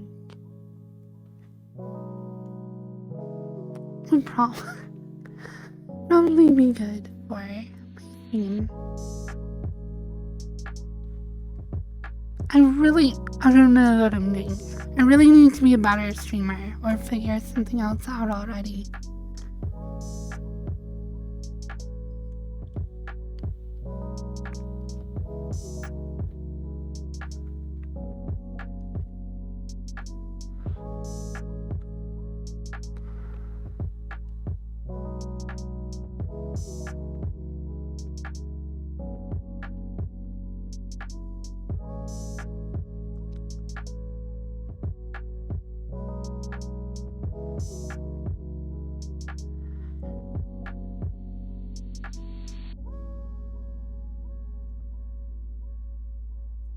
already explored new worlds. I've already done a lot of hand ASMR and did a short dance session. And I still need to stream for 3.5 more hours. And get to 8 hours.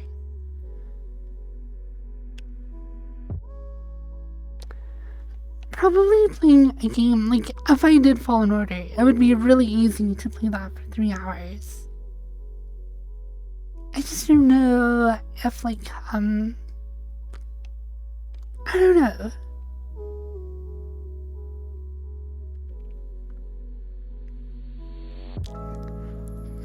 Hi. Sorry. Hi.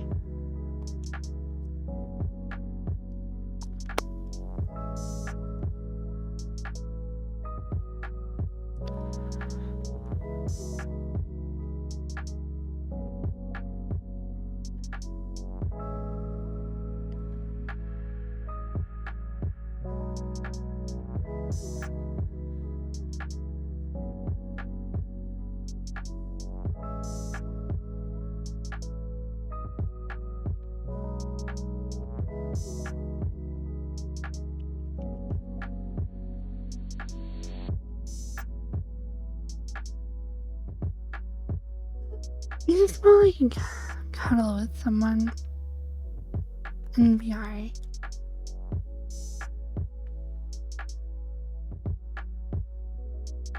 Just lay down and talk softly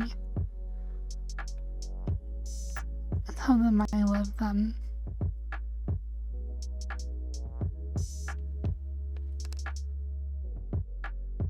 Wouldn't you want to do that? I know, right?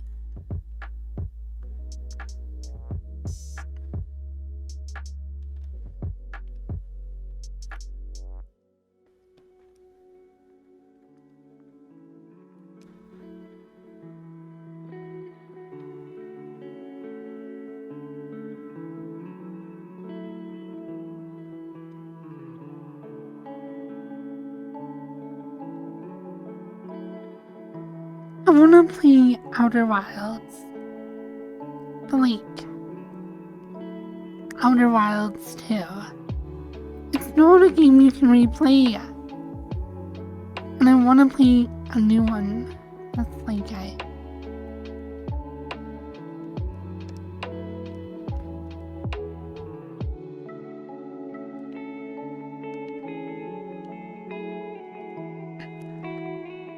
I did play through the DLC as well.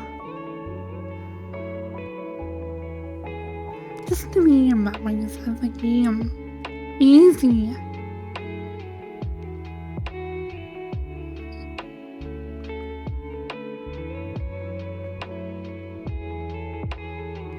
Yeah, you can just play it in VR. There's like a mod that you can just get. And it's a really good mod for VR. Because it's not just like, oh, you can play it and like you can see things in VR and it uses just the same like keyboard and mouse controls. No, it's like a complete virtual reality integration, complete with like rigged hands and like index controller support. You actually like shoot the like probe gun thing with your like trigger. Like move around. It's actually so cool.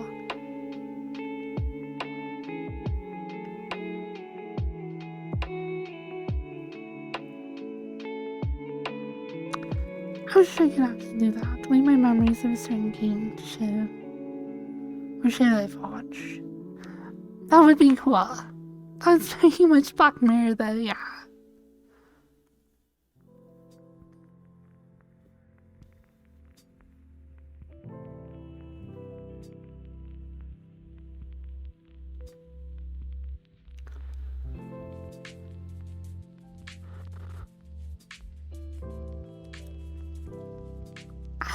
This carpet looks like nice and cozy.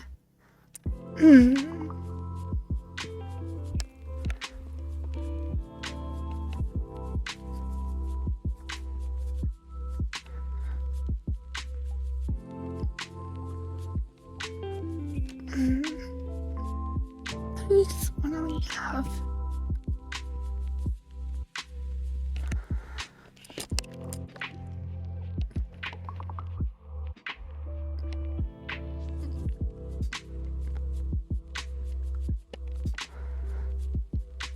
I've never actually watched the show Black Mirror.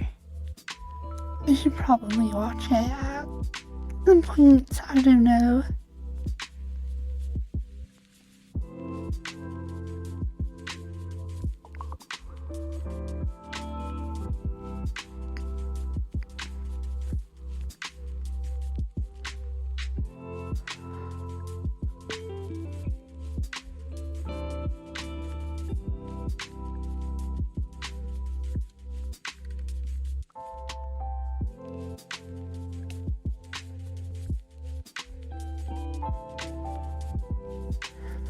All I know about Black Mirror is like vague context hints from like memes. I assume it's like a dystopian sci-fi show where they take various like ideas about like sci-fi technology and show how it can lead to like some sort of dystopia or like weird living standards or like weird moral quandaries. I don't know.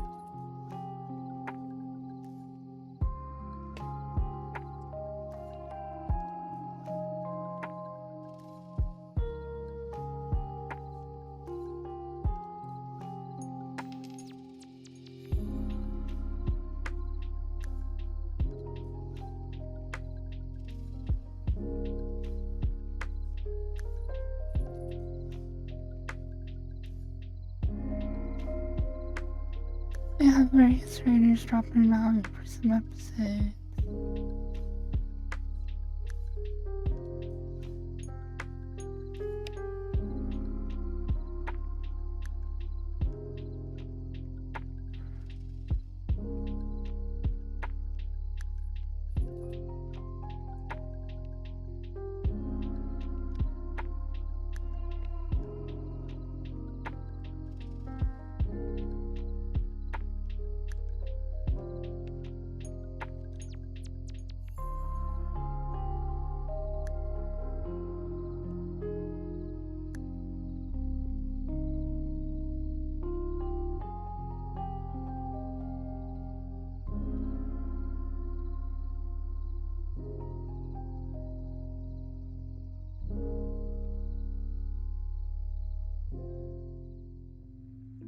I'm so tired all of a sudden. I don't know why I laid down, that was a mistake.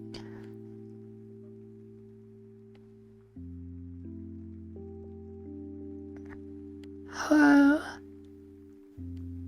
Wait, how? You're like a first time chatter. But you know the pet the fox emote. That makes...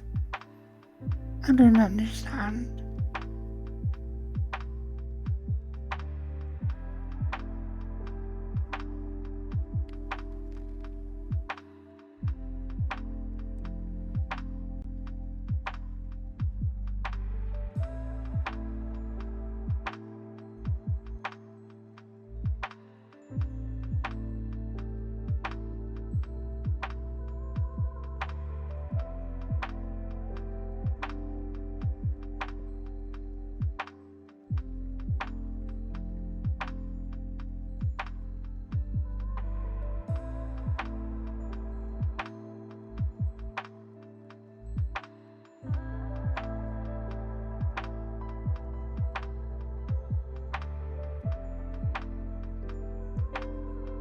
Hello?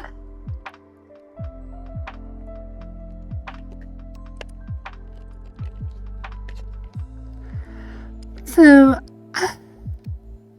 on Monday, when I got home, I ended up watching a lot of Andor. I caught up with all of it. It's really good. So there are 3 shows happening right now that are all crazy good. There's Andor, there's Rings of Power, which I guess finished their season, and then there's, what's the other one I watched? House of the Dragon.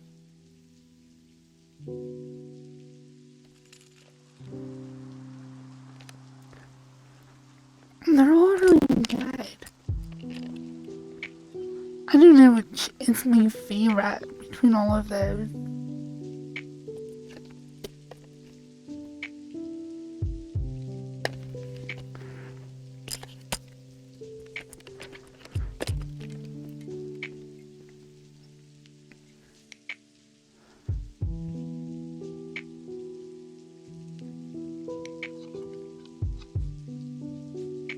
I don't know if I liked House of the Dragon as much as the other 2.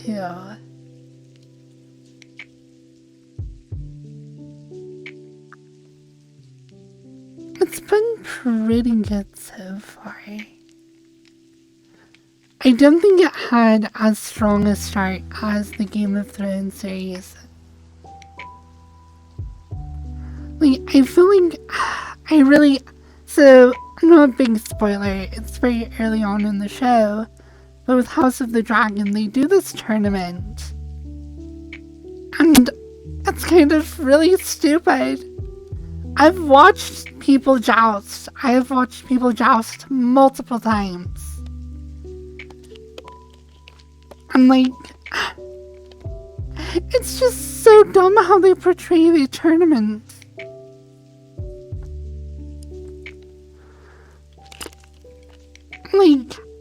One, they have a bunch of people straight up kill each other, which is the stupidest thing ever. No medieval tournament would have lords actually actively murdering each other and have multiple people actually killing each other in a tournament. That is so stupid, and I feel like the show suffers from that level of stupidity throughout. It has no basis in reality. They just have this, they're trying to hype it up and make it so intense all the time that they throw away any sense of groundedness or reality. So it's just stupid.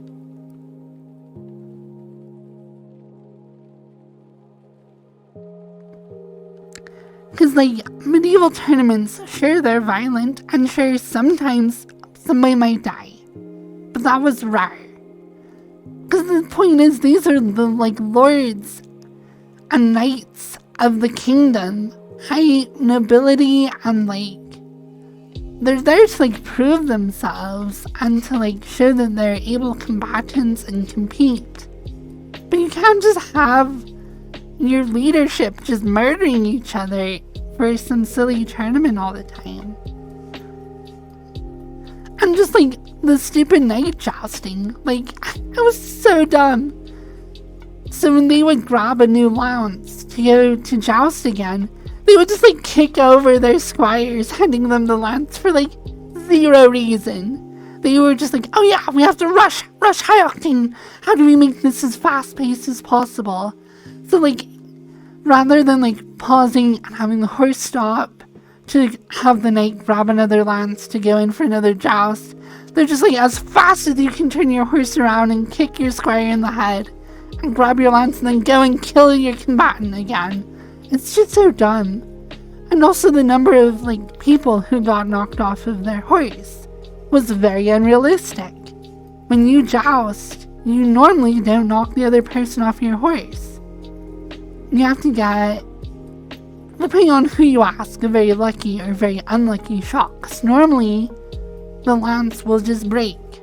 So it was just such an inaccurate, overly dramatic, and Michael Bay-esque version of a tournament that was just stupid.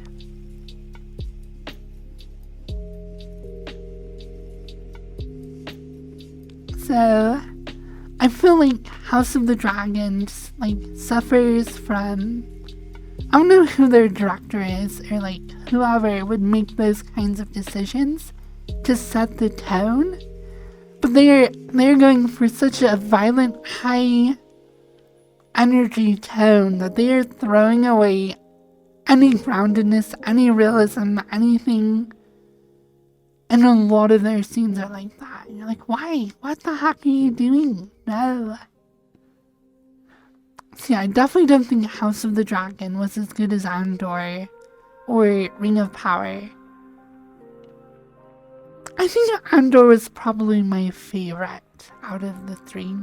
Probably, like, Andor was the best, then Rings of Power right beneath it, and then a ways down there's like House of the Dragon. It was okay, but it wasn't like amazing. That's my opinion.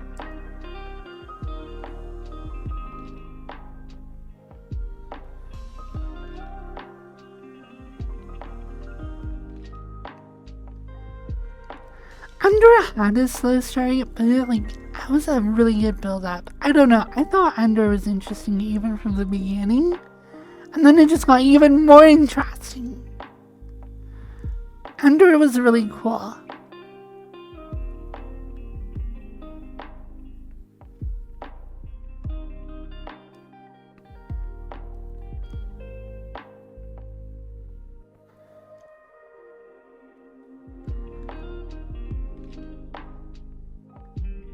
So yeah, instantly House of Dragons for... Because I used the tournament, that was definitely the worst example, or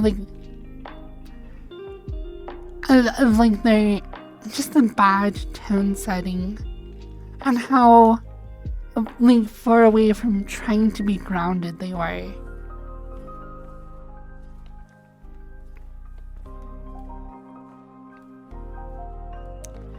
And just the lack of pacing. They just tried so hard to have so much hype right out the gates. There was no good pacing. Andor actually had decent pacing. You guys it started out slow, but it did. And then got really good though. Oh, Tamara, good to see you.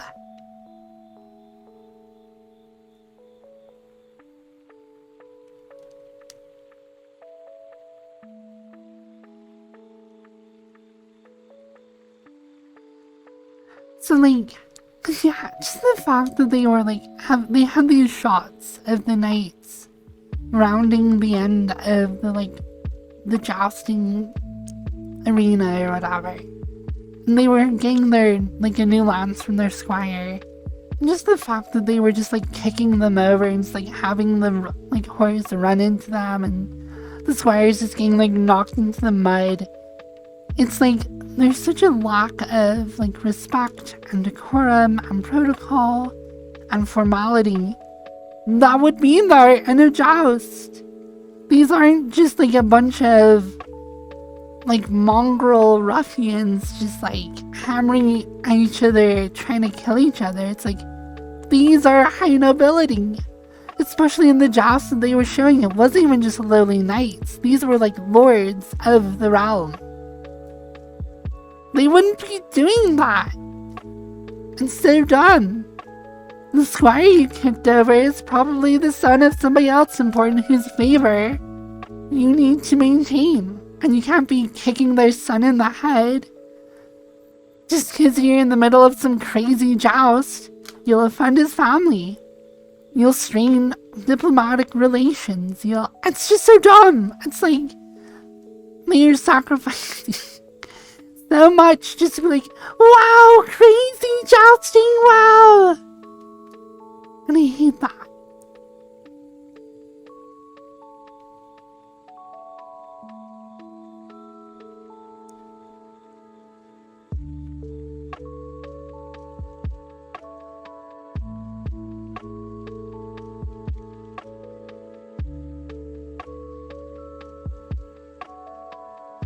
So yeah.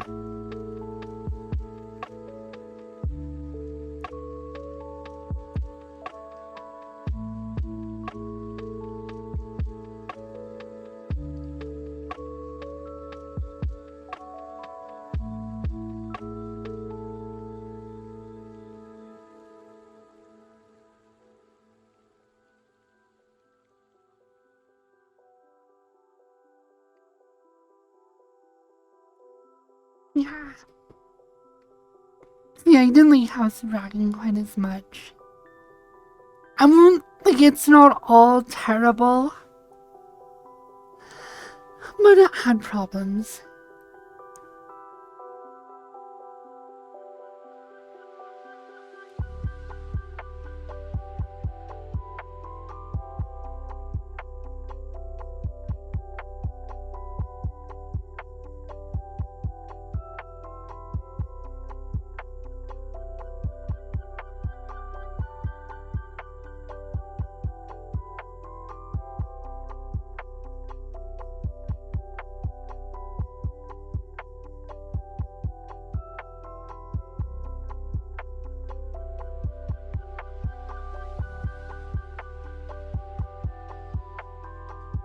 Oh my gosh, and it's so weird to see Doctor Who dressed up like Legolas. Lamau.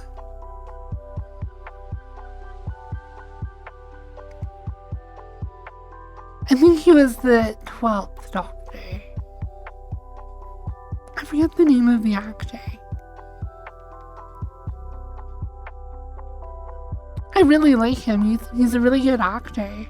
And it's crazy to see this, like, completely opposite side of his character of being, like, the 12th Doctor. Seeing that same actor play a personality that's, like, nearly the opposite of Doctor Who was really interesting. Matt Smith, yeah.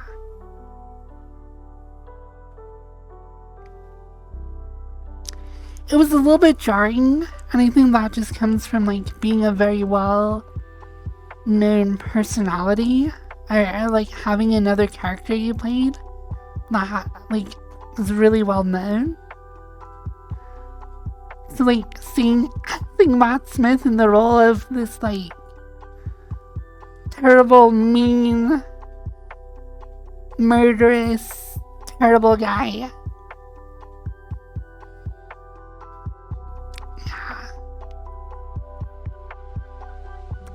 Like, I think he did a good job so far of playing that character. But yeah, it's crazy.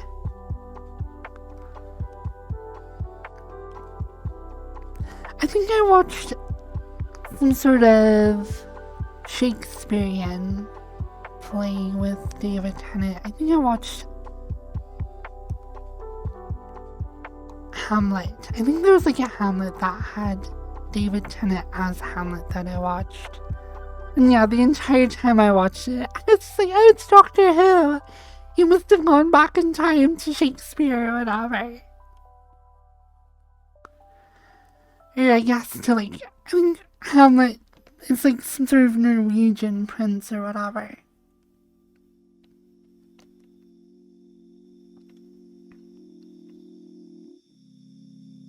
Those are the two Doctors I probably liked the most and watched the most of. Was David Tennant and Matt Smith. There was the older Doctor who came after Matt Smith who was really good. I think I stopped watching during his run. And then wasn't there a lady who played the Doctor after him? I don't even know what Doctor Who is doing nowadays. Is it still going? I assume it's still going. There's no way they stopped after this long. I just haven't, like, kept up with it though.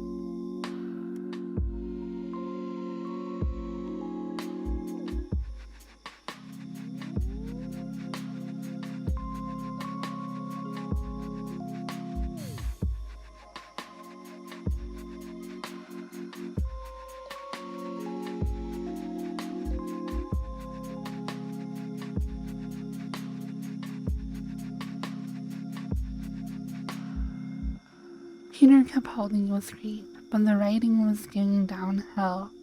That's the thing, Peter Capaldi. I thought he was pretty good. I enjoyed his Doctor. I mean, Doctor Who is such an old show that it's bound to have, like, ups and downs for, like, its writing. Like, how old is it? Like, 40 years old, 30 years old. I don't know. It's ancient though.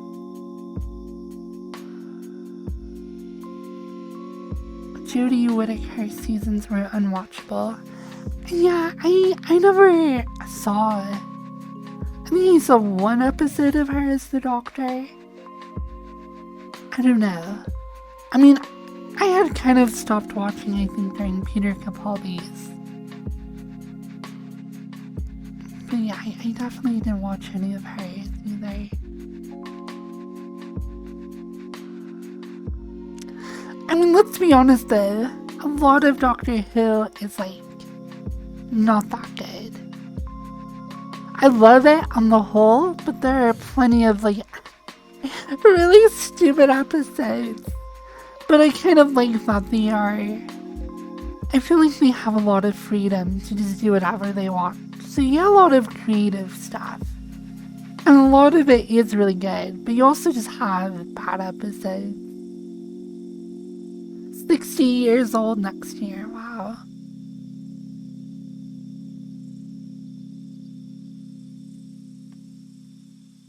They brought back David Tennant.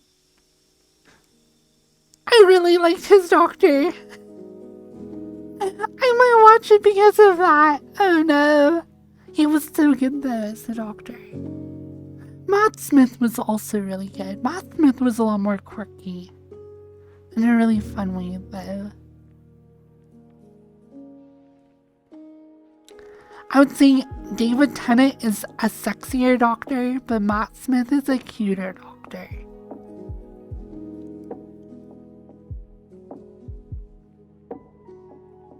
But they're both very attractive.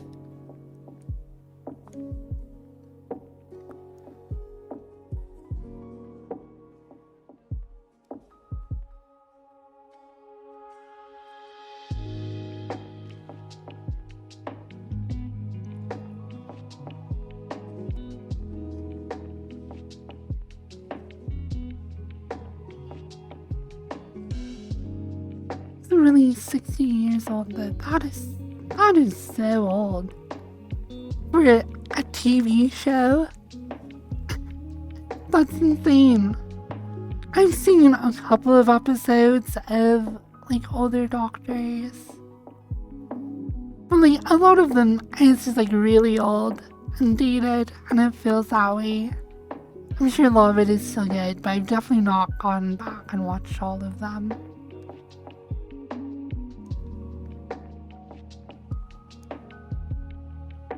Because I think I started watching when it was on Netflix. And they had it separated by like old Doctor Who and new Doctor Who. And I think the cutoff point was the Doctor before David Tennant. Who a lot of people I guess didn't like. People call him like the action hero Doctor or the like...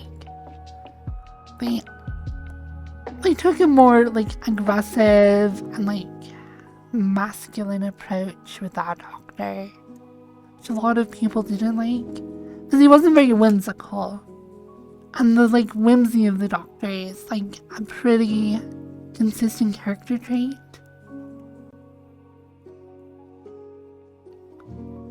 So yeah, I think I started on the 10th Doctor, whoever was before David Tennant, and then David Tennant was like amazing and did it for a long time. Definitely one of my favorites. Like him and Matt Smith are probably my two favorites. But yeah. It's all good though. I thought Capaldi was a good Doctor as well. I don't know.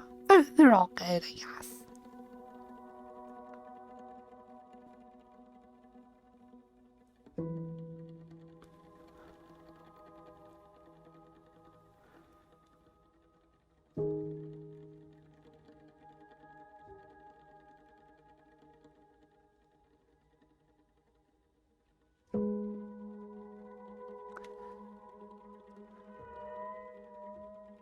It's been a while since I watched any Doctor Who. It's been like years.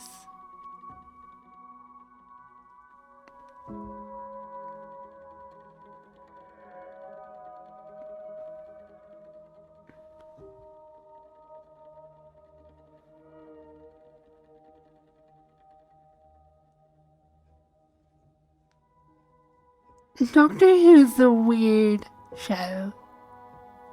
I mean, it's super old. The writing definitely varies in quality. It's generally good though.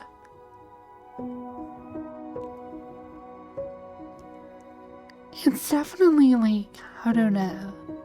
It's a different show though.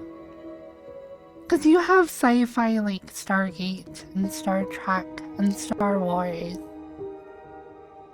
Like older, I don't know. Star Wars is the same thing as well. But you kind of have like the serial drama, I don't know what you call it. It's like Star Trek was definitely like something. I don't know, Doctor Who is always just weird. And always felt very low budget and very silly compared to like Stargate felt much more professionally produced. A little bit drier in a lot of ways. Doctor Who definitely has a lot more comedy in it. And the fact that it's just this like time traveler rather than just like some sci-fi space show, they kind of just do whatever they want. It's like a complete variety show in a way.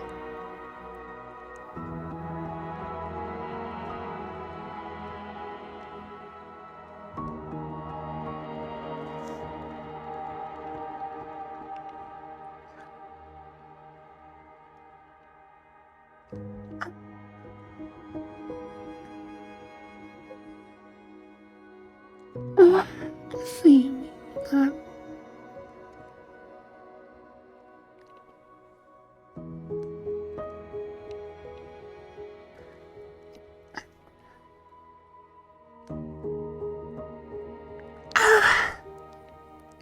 hello, space magic. Or of course, the best line from the show, wibbly wobbly, timey-wimey. That is such a good description of the technobabble of Doctor Who. That is the extent to which they went with their suspension of disbelief. It's wibbly wobbly, timey wimey stuff. That's how it works.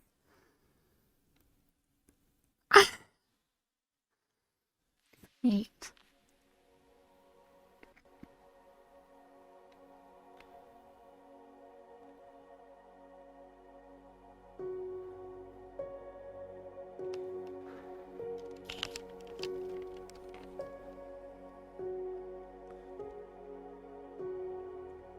Probably, I don't know if it's my favorite episode, but definitely the most memorable one is the freaking crying angels.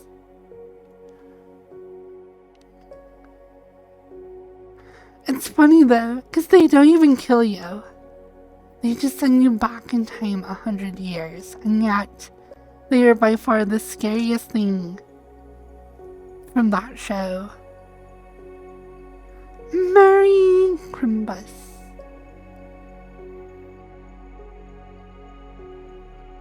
Yeah, the wibbly wobbly line came from that episode. And they revisited the Weeping Angels a couple times as well, just because of like how good they were.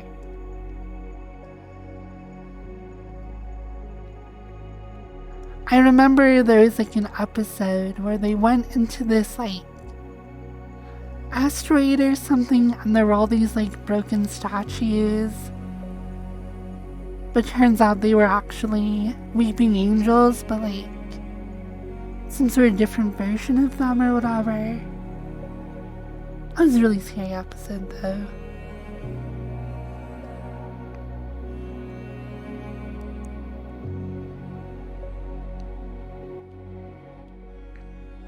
Another scary monster from the series was, I think they were called the Silence. They were the like monsters that you would forget about as soon as you're not looking at them.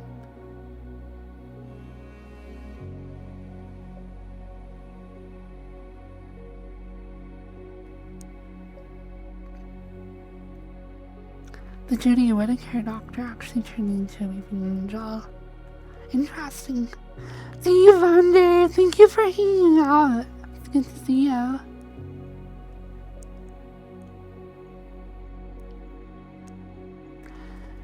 Yeah.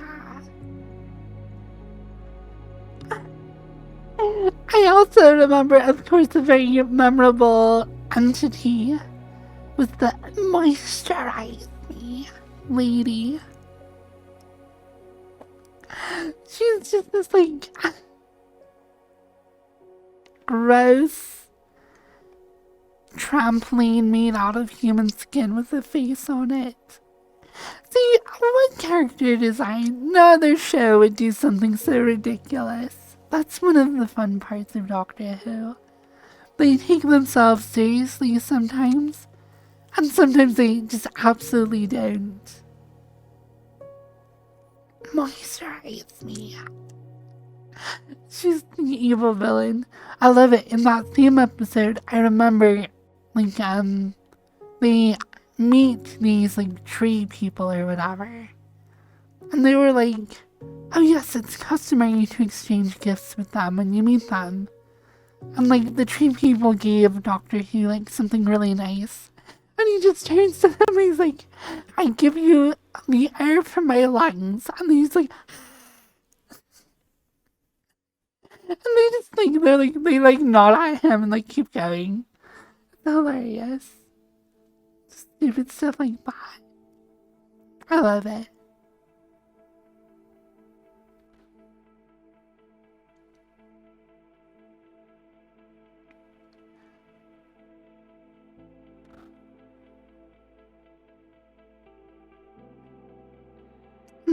That was with David Tennant. I think a lot of the episodes I remember the most were with David Tennant.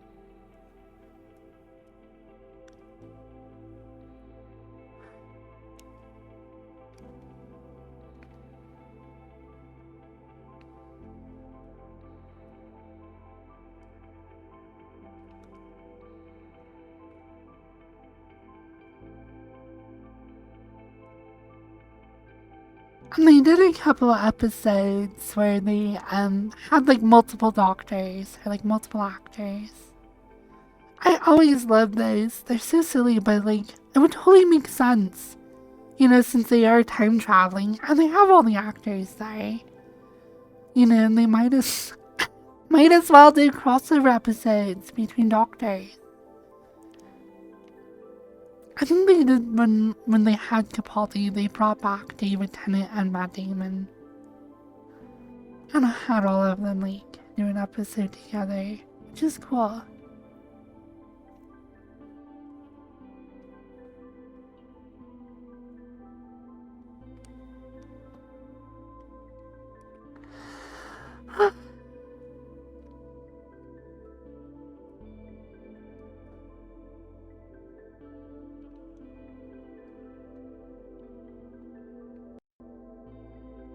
The Dalek were actually not that scary. I know that they were like supposed to be like pretty big rivals of Doctor Who throughout a long time. But even, I forget what they're called, the like Cybermen or whatever were scarier. Mostly because like the way they would like capture people and like cut off their limbs, like mutilate them, torture and like brainwash them, and then turn them into Cybermen or whatever. Like there were like facilities, like processing facilities where they would just strip away the humanity through brutal surgical torture to turn people into like mindless automatons. That made them like really scary. It's really, really interesting.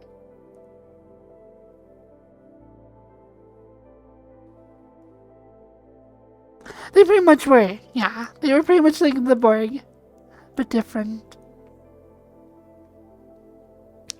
Because I think originally the Cybermen, or whatever they were called, it wasn't like, people weren't sure where they came from, but then in a later episode, they like showed the origins of them, and like turns out, oh wait, they actually originate on Earth, and they were the enslaved, tortured, like human beings stripped of their humanity or whatever. Kind of like took a monster that probably originally didn't have so much thought put into it, and then like gave it a really creepy, scary backstory or like origin. I don't know. It's good though.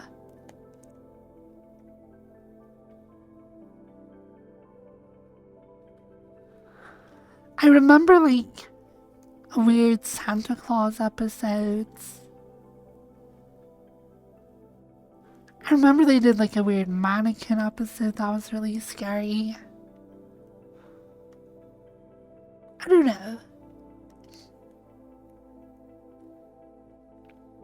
You have such an array of nerd knowledge. I'm such a nerd. I love all these like weird sci-fi shows. Probably the oldest, weirdest one that I'm a huge fan of is Red Dwarf. I fucking love Red Dwarf.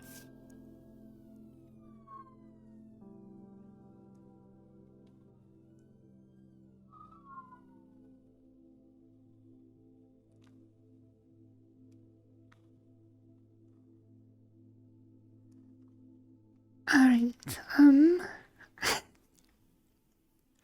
there's an episode, I think later on or whatever, and I think it was like later on in the show, and the nanites, they like recreated the entire crew. Because, the premise of the show is that they're like on this giant spaceship, they have no ability to control or command or maintain. And like the entire crew died from radiation while they were stuck in stasis. Or at least Lister was stuck in stasis for like 1,000,000 years or whatever.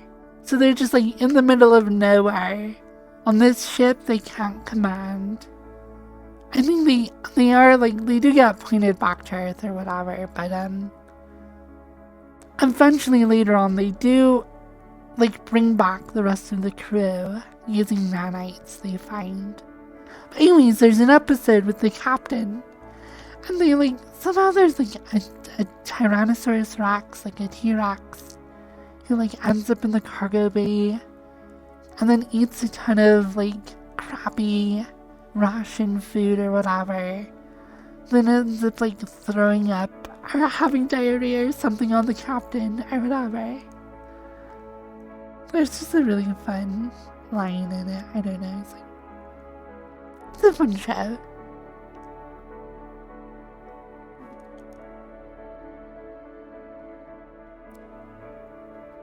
Because I remember, I think their plan was to sedate the T-Rex by feeding it a bunch of curry. So I think they put a bunch of drugs in like this like kiddie pool full of curry vindaloo, like chicken vindaloo or whatever. I don't know. But instead the like T-Rex gets really bad diarrhea and like ends up injuring like 5 people just by having a wave of poop smash into them or whatever. It's just ridiculous. I enjoy Red Dwarf though, it's funny. Smeghead.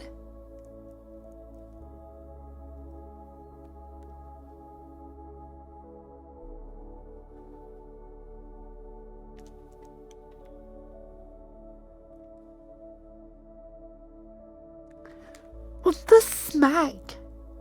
What if I just start using that? I don't know. I have no idea what it streams on. It's old as heck. It might be on like Netflix but only available in the UK or something. I don't know.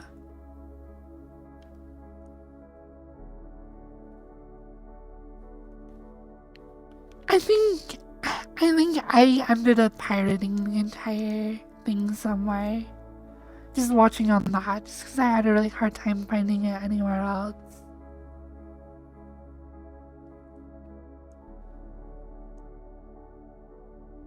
So yeah, either use a VPN or maybe torrent it or something.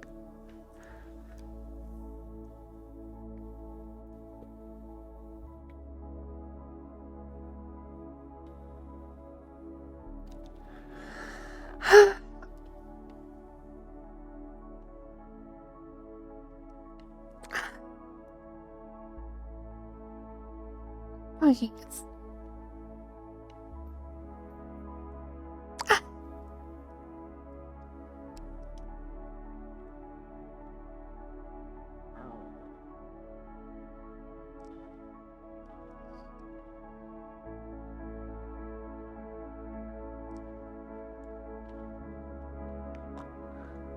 I don't know how good I can be at like being cross-eyed.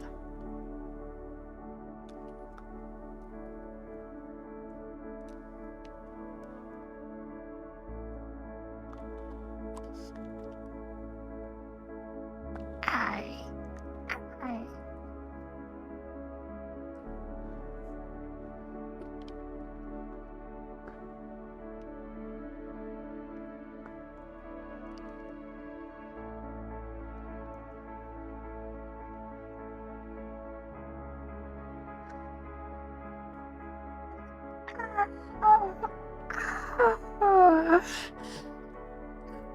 wow.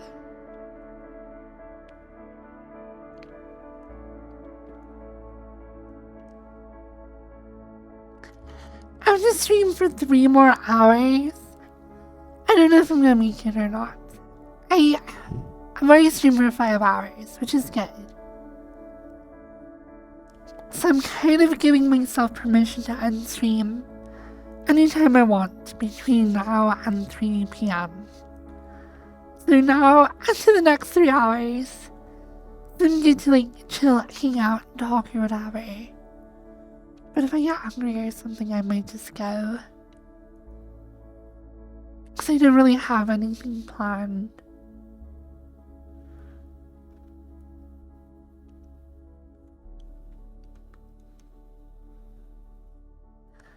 What are you hoping to get for Christmas this year? Legos. I told my mom that, like, just for tradition's sake, like, just like some Legos. Doesn't have to be a lot, doesn't have to be expensive. Like $20 kit or whatever set. I love Legos.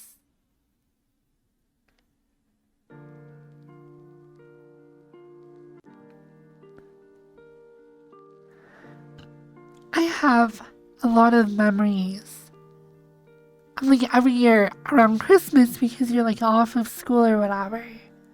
My parents would get me like Legos, and as soon as like everyone's done doing presents and stuff, I would just take my Legos to my room, dump them all out, and then like go through instructions or whatever.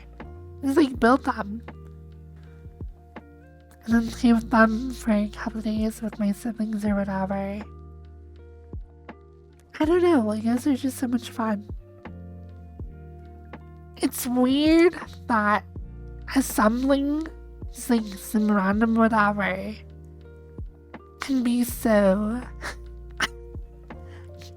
compelling. Because I even playing with them after I built the thing was like also fun. But the funnest part was just like building whatever it was.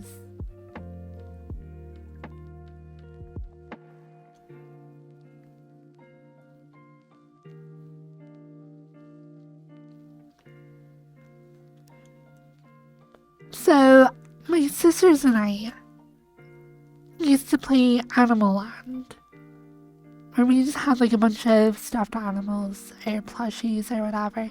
But I don't call them plushies. To me, they're just stuffed animals. But we would just like roleplay with them. That was my childhood. And it was so much fun. And they all had the most creative names ever. I had a little husky, and his name was Husky. And I had a little raccoon, and his name was Raccoon. Wow. So, just that child level of creativity there. Some of them did have a little bit more creative names. But we had each of our bedrooms were like kingdoms. And we would have wars or politics, or we would do sometimes we would put together theme parks. I think my battery died. Here, one sec. I've got another one right here.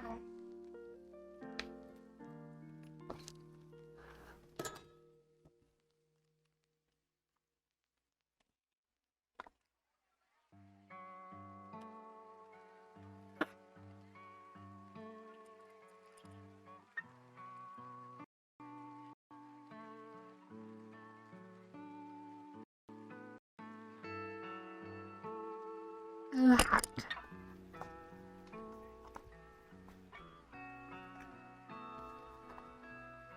I do want to get this one charging.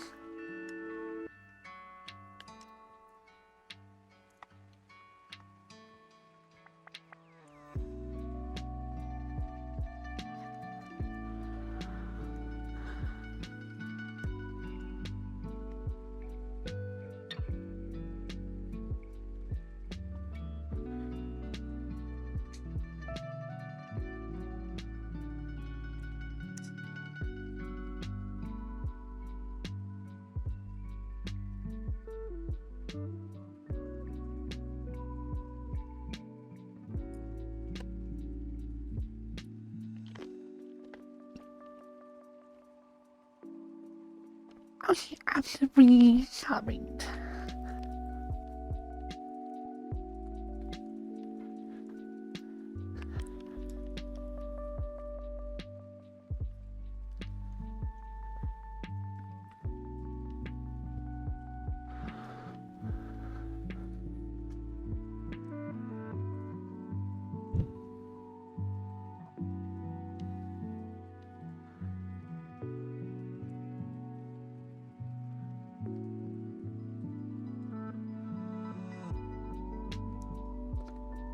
You got the Millennium Falcon. Oh, cool.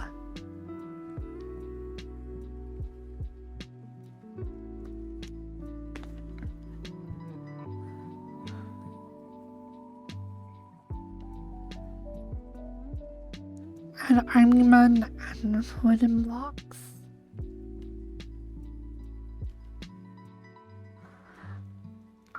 Our stuffed animals,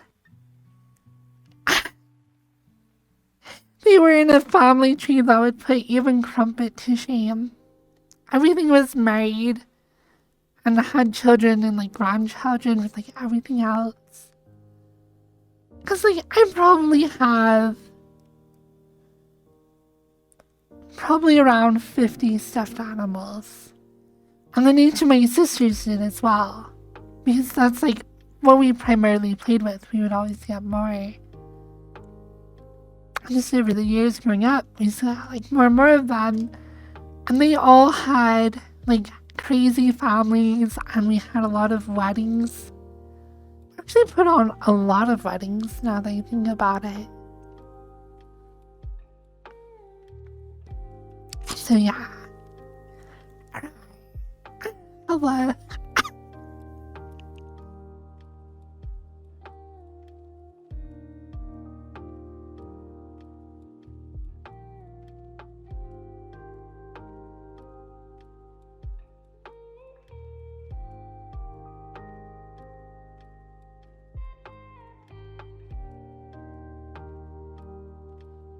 I don't know. That's a lot of stuffies. Did you ever put them in a big pile and jump into them? Yeah, sometimes, when I'd make my bed, I'd like line up all my stuffed animals on it, like a giant group. Oh, sorry, was I not muted? My lungs are just like super wheezy. Hello?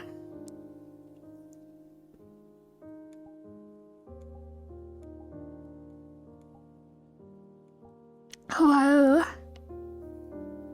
Thingy Fox. I'm so sorry.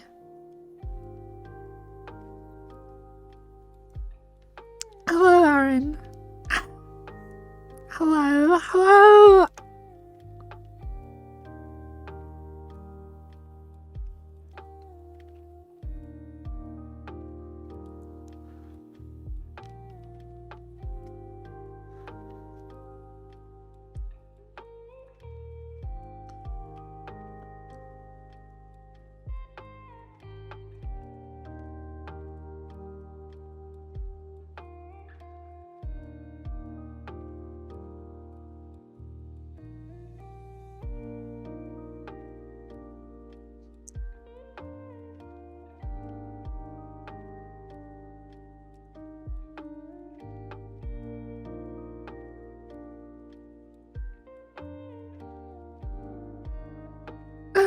Thank you.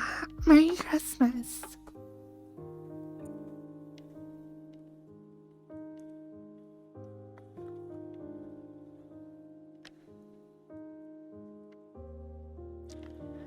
Hi. Hello. Hello. Hello. Hello. Hello. Hello. Merry Christmas.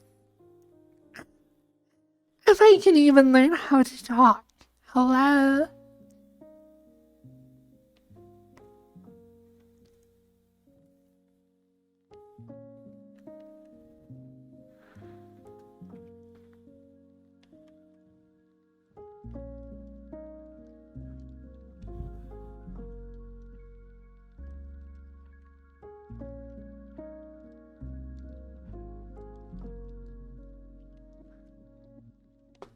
I love your chat, but didn't play much.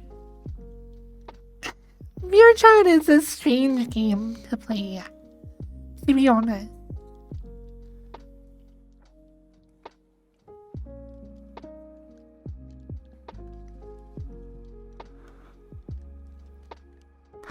And it's like anyone with a potato can play this game. It's on desktop. It doesn't even have very high system requirements. Some worlds and avatars will make you lag, but like pretty much anyone can play it.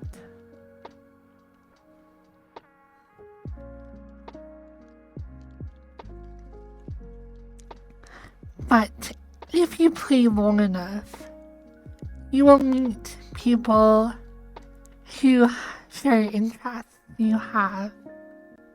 So if you like dancing and you go to clubs that have dancing, you'll eventually find people that like dancing as well. I don't know, I don't do publics so much these days.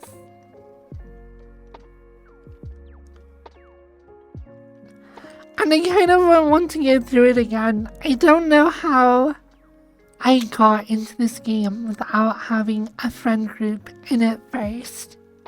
Because it can be rough.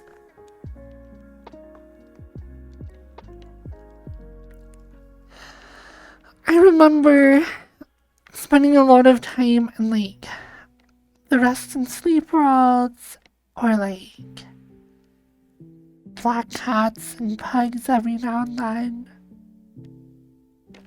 And like Void Club. But I go to those worlds now and they have like no appeal for me.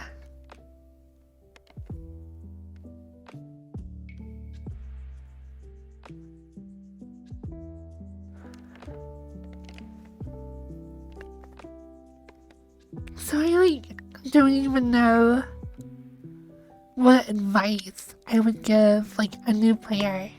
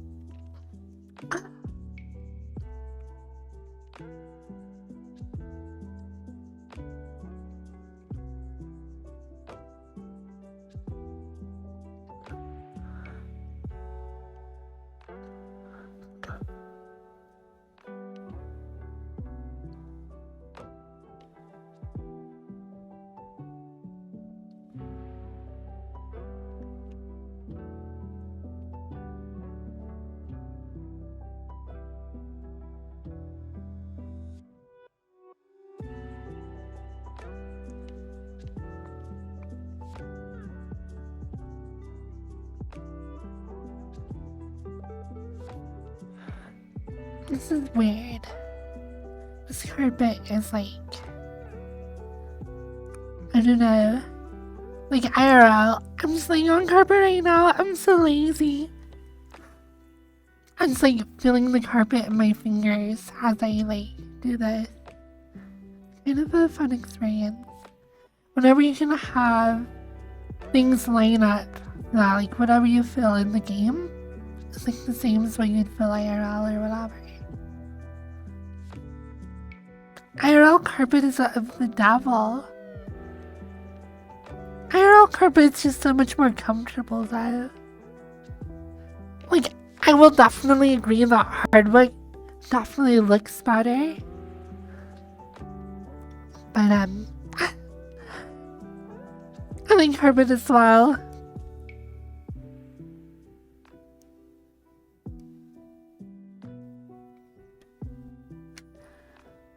I think I'm gonna end early. Getting hungry. I didn't have breakfast. I think I might just make some food. I think I might like cook some hash browns. Like, I don't know. All I do is I have a bunch of potatoes because they keep forever. I'll just like, I don't do fancy hash browns. I'll just like shred the potato with like a shredder. And then just cook it in a pan with a little bit of oil and like salt and pepper. And maybe eat it with eggs or something. And or ketchup. I don't know.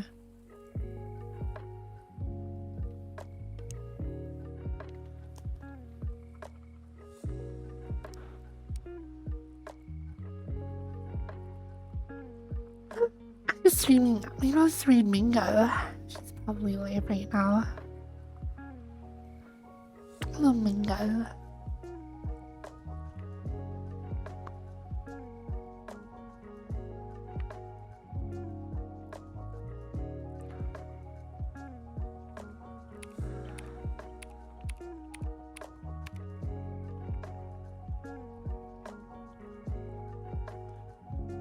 Mingo's not live right now. I can read Naomi. That could be fun. I want to get to know Naomi better. She seems really cool.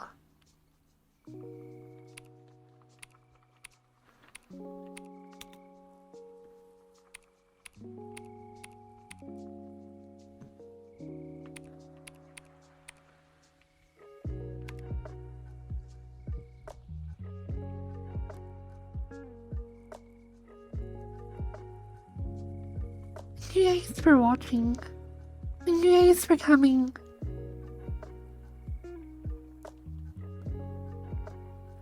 It's the Yemen time. It totally is. Go have fun. Tell her I love her.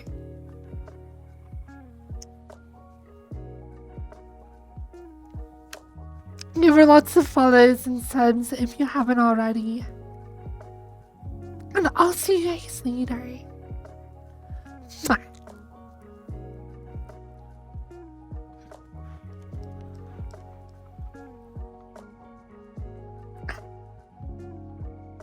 Thank you so much for all the subs today and like follows. It's a lot of new first time chatters, which I love. I'll see you guys later. I might try and do like 6-hour streams. I don't know if I can do 8. Because today was like 5.5 hours. That was a long stream. I might try for 6 though tomorrow. And I'll start a little later though than I did today. So I'll see ya.